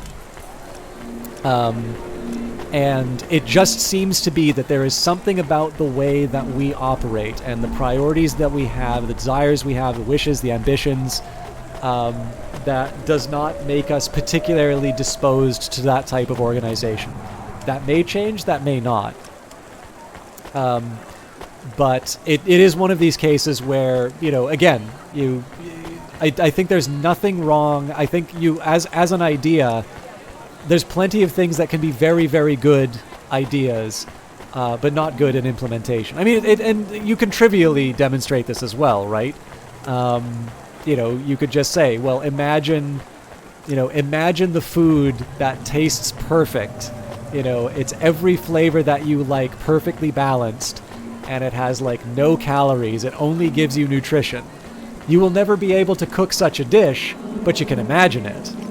And to me, I just don't think there's any value in saying that dish is no less ideal because it does not have real existence. Or you can be a Platonist and say the idea has existence in some form or something.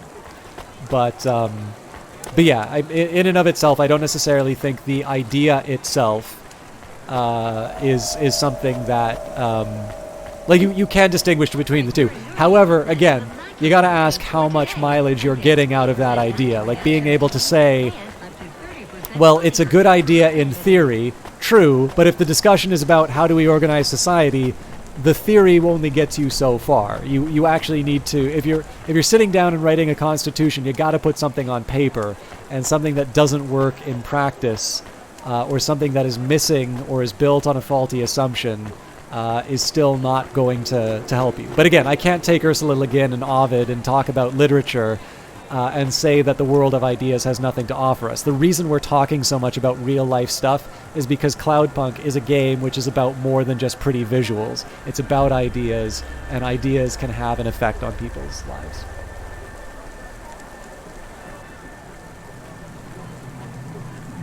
I think the institution of slavery in the Roman Empire in particular did a very good job of escalating slavery. I don't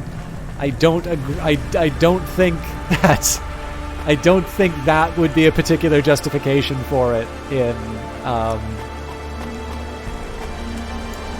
I think the history of the institution under the Roman Empire did not produce a I think where you might be trying to go, which is that if you do not have regulation, so this is kind of like what gets said about prostitution, that the fact that it's not legal, the fact that it's not standardized and sort of recognized except as a crime, leads to greater suffering than it would be if it was legalized. I actually used to be very convinced by that argument. Again, it's not... Whenever you talk about this sort of stuff, right, you will have the other side. Oh, I made Camus get stuck.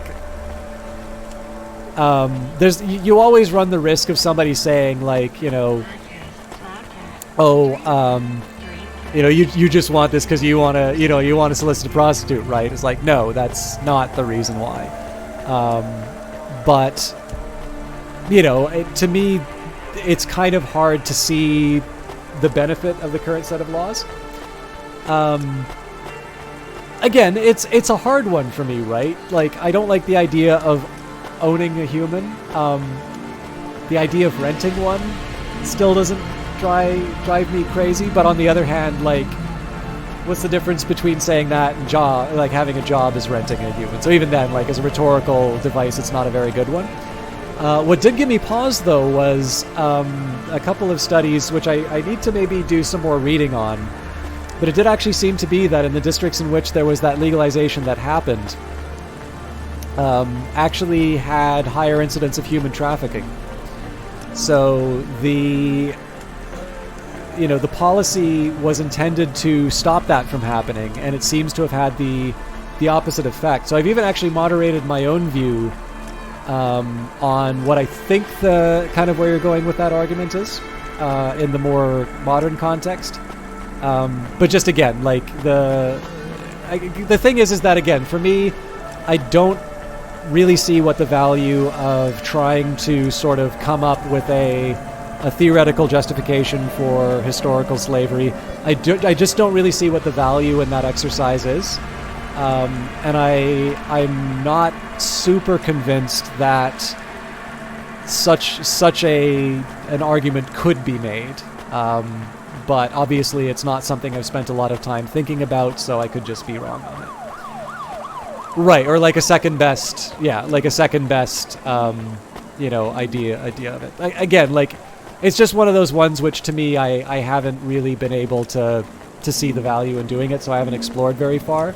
But I'd put it this way. I mean it with all respect, but nothing that I've seen in chat right now has sort of changed me of that view that there's sort of a second best argument for why things were the way that they were. And again, it is important to remember, like, we are in 2021, where there is a reckoning with race, both in Canada and the United States, and there is something very off-putting about, again, I really don't like doing the identity card, but there is it should be recognized. I obviously am a white guy talking about this, and I recognize that this is a subject which is academic for me, and for which there is a very large number of people who, have much stronger views, and understandably stronger views. So I've tried to be as sensitive as I can in terms of discussing it. But I've always wanted to be very careful in terms of not letting, my interest in just toying around with ideas lead me to say something very inhuman.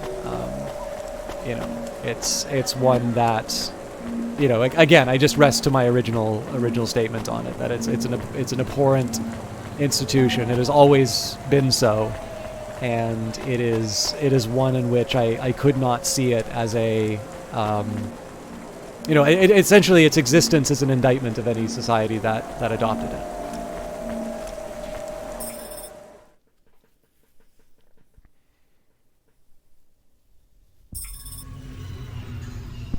Hello, RANIA.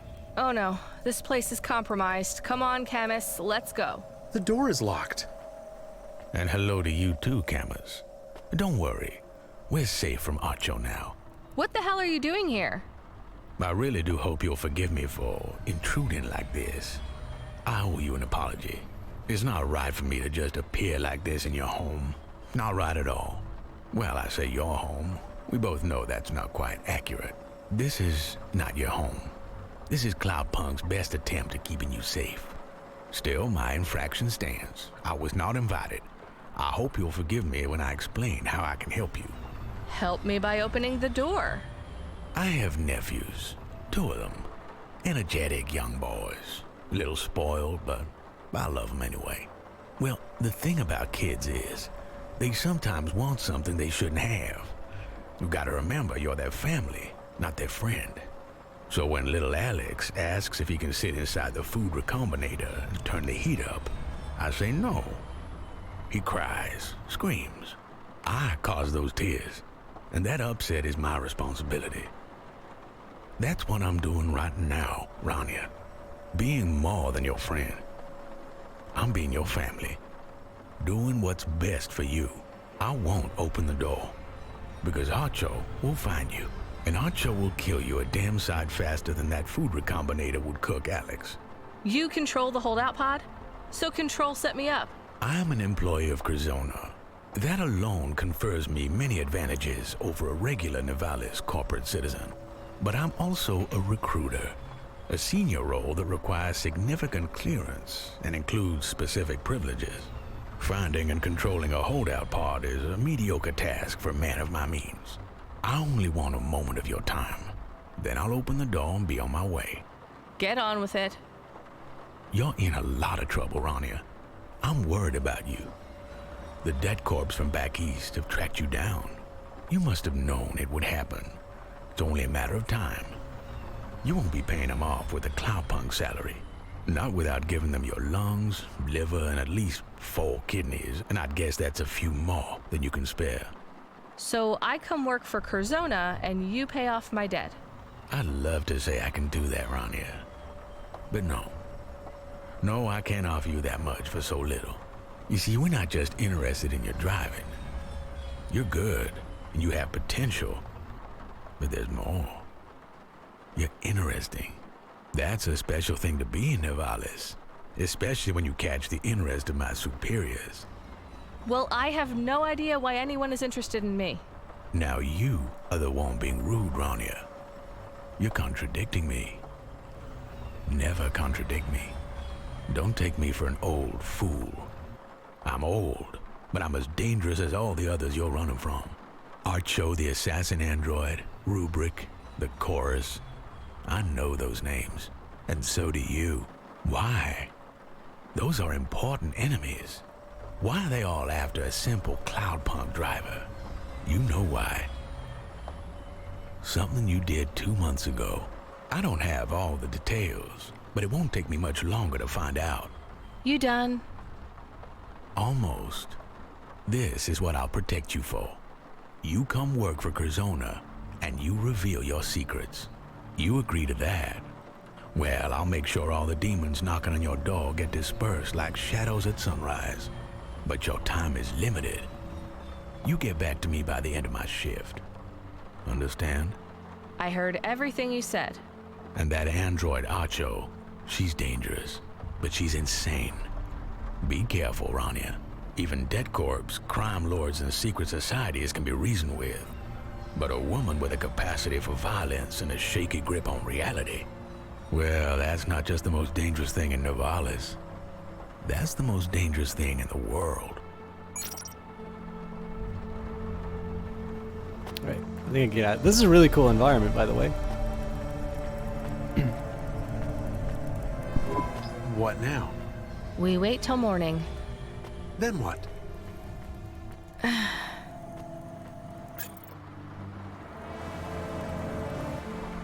Hey, we get to be Hayes again. I do think it's been almost 8.5 hours, though. We covered a lot of material. I will give a bit of a debrief, but I think this will be a good spot to wrap it up. I do apologize to Esquano and Static Saturn if you're still around, given that you just recently came in. Oh, wow, they just pull you straight out of the game, huh? I'll put the title screen up at least. So there is, for those of you who are longtime viewers of the stream, there is a question you might want to ask, which is, what is it about Cloudpunk that causes these very long diatribes on very broad subjects? And the answer kind of comes back to what we talked about with Sean. It comes back to what we talked about a lot of different, in a lot of different cases. It's the ideas behind the game, right? Cloudpunk definitely respects the fact that Cyberpunk is more than just the... You're back. Went to make some popcorn. Thanks for the shout out, by the way. Oh, no worries. You missed... I mean, I'm so sorry that, you know, I probably spend more time talking about you than maybe showing you the game. But I don't know. We'll do a debrief. But yeah, like the thing here is that Cloudpunk is a game that recognizes that, again, like Cyberpunk is more than just the art direction of Blade Runner and some anti-heroes. It's a, you know, it's science fiction. Science fiction has always been driven by ideas. Some people might even call it, I think Neil Stevenson in his Gresham College lecture calls it idea porn.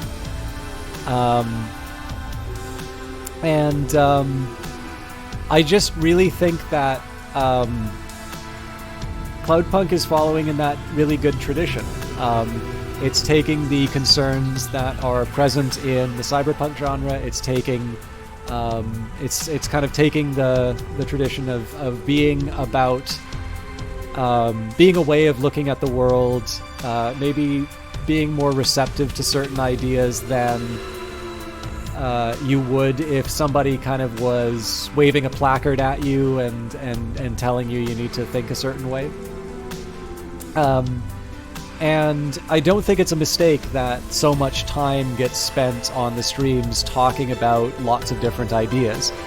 Because, you know, even if I like to sort of, you know, sometimes say it's like, you know, that was a little on the nose, it still gets us talking, right?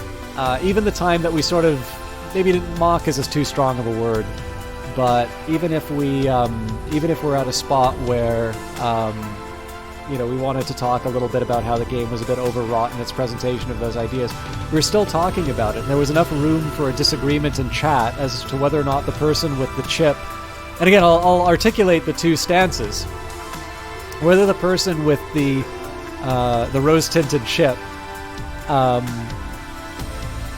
whether their inability to see Rania when she told her to consider taking the chip out, whether it was the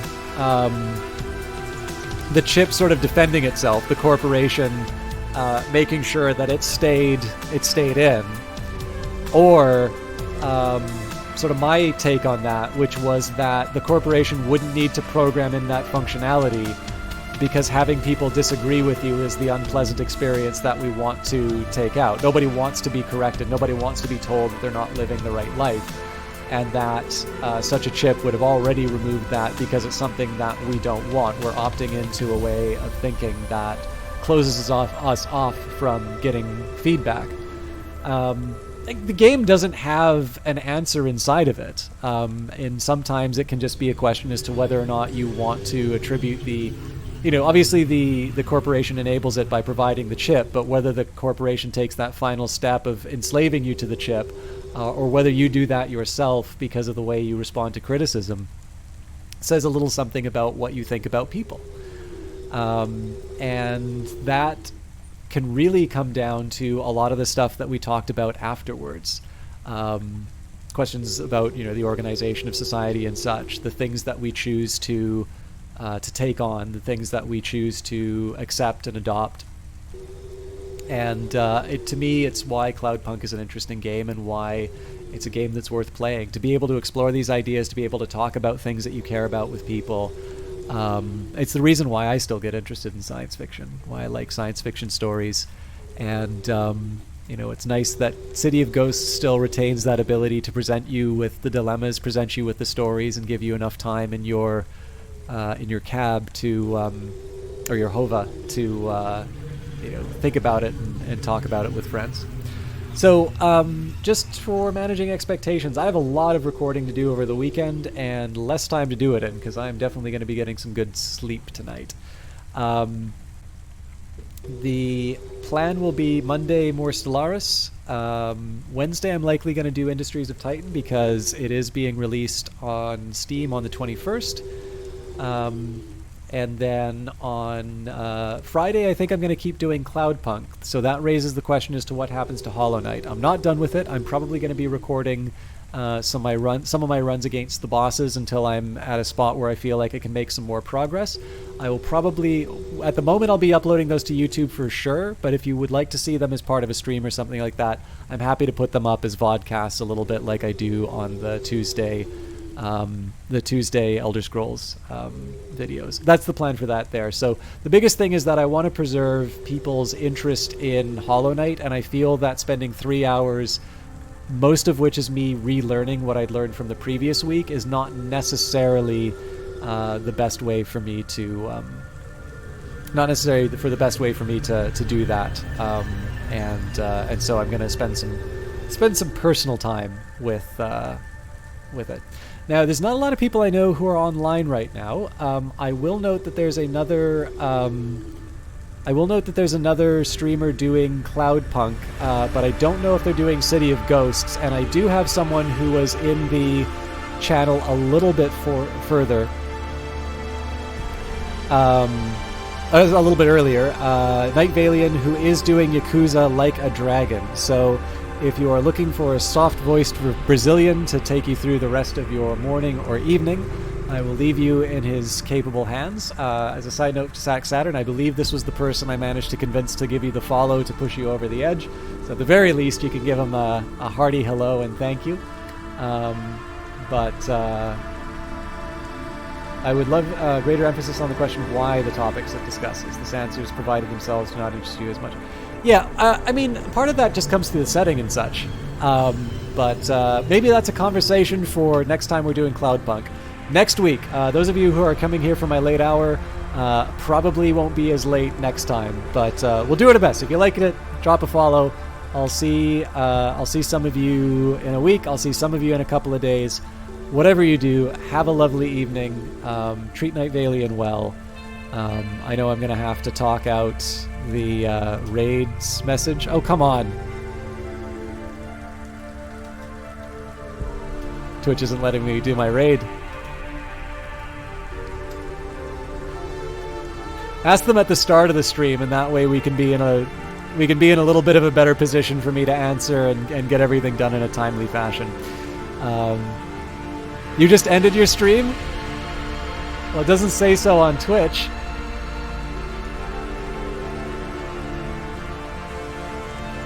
Oh god, and the other person I was going to host is... Alright, well, Tell you what, I won't do a raid because I don't know this person, but I will host DOP crew.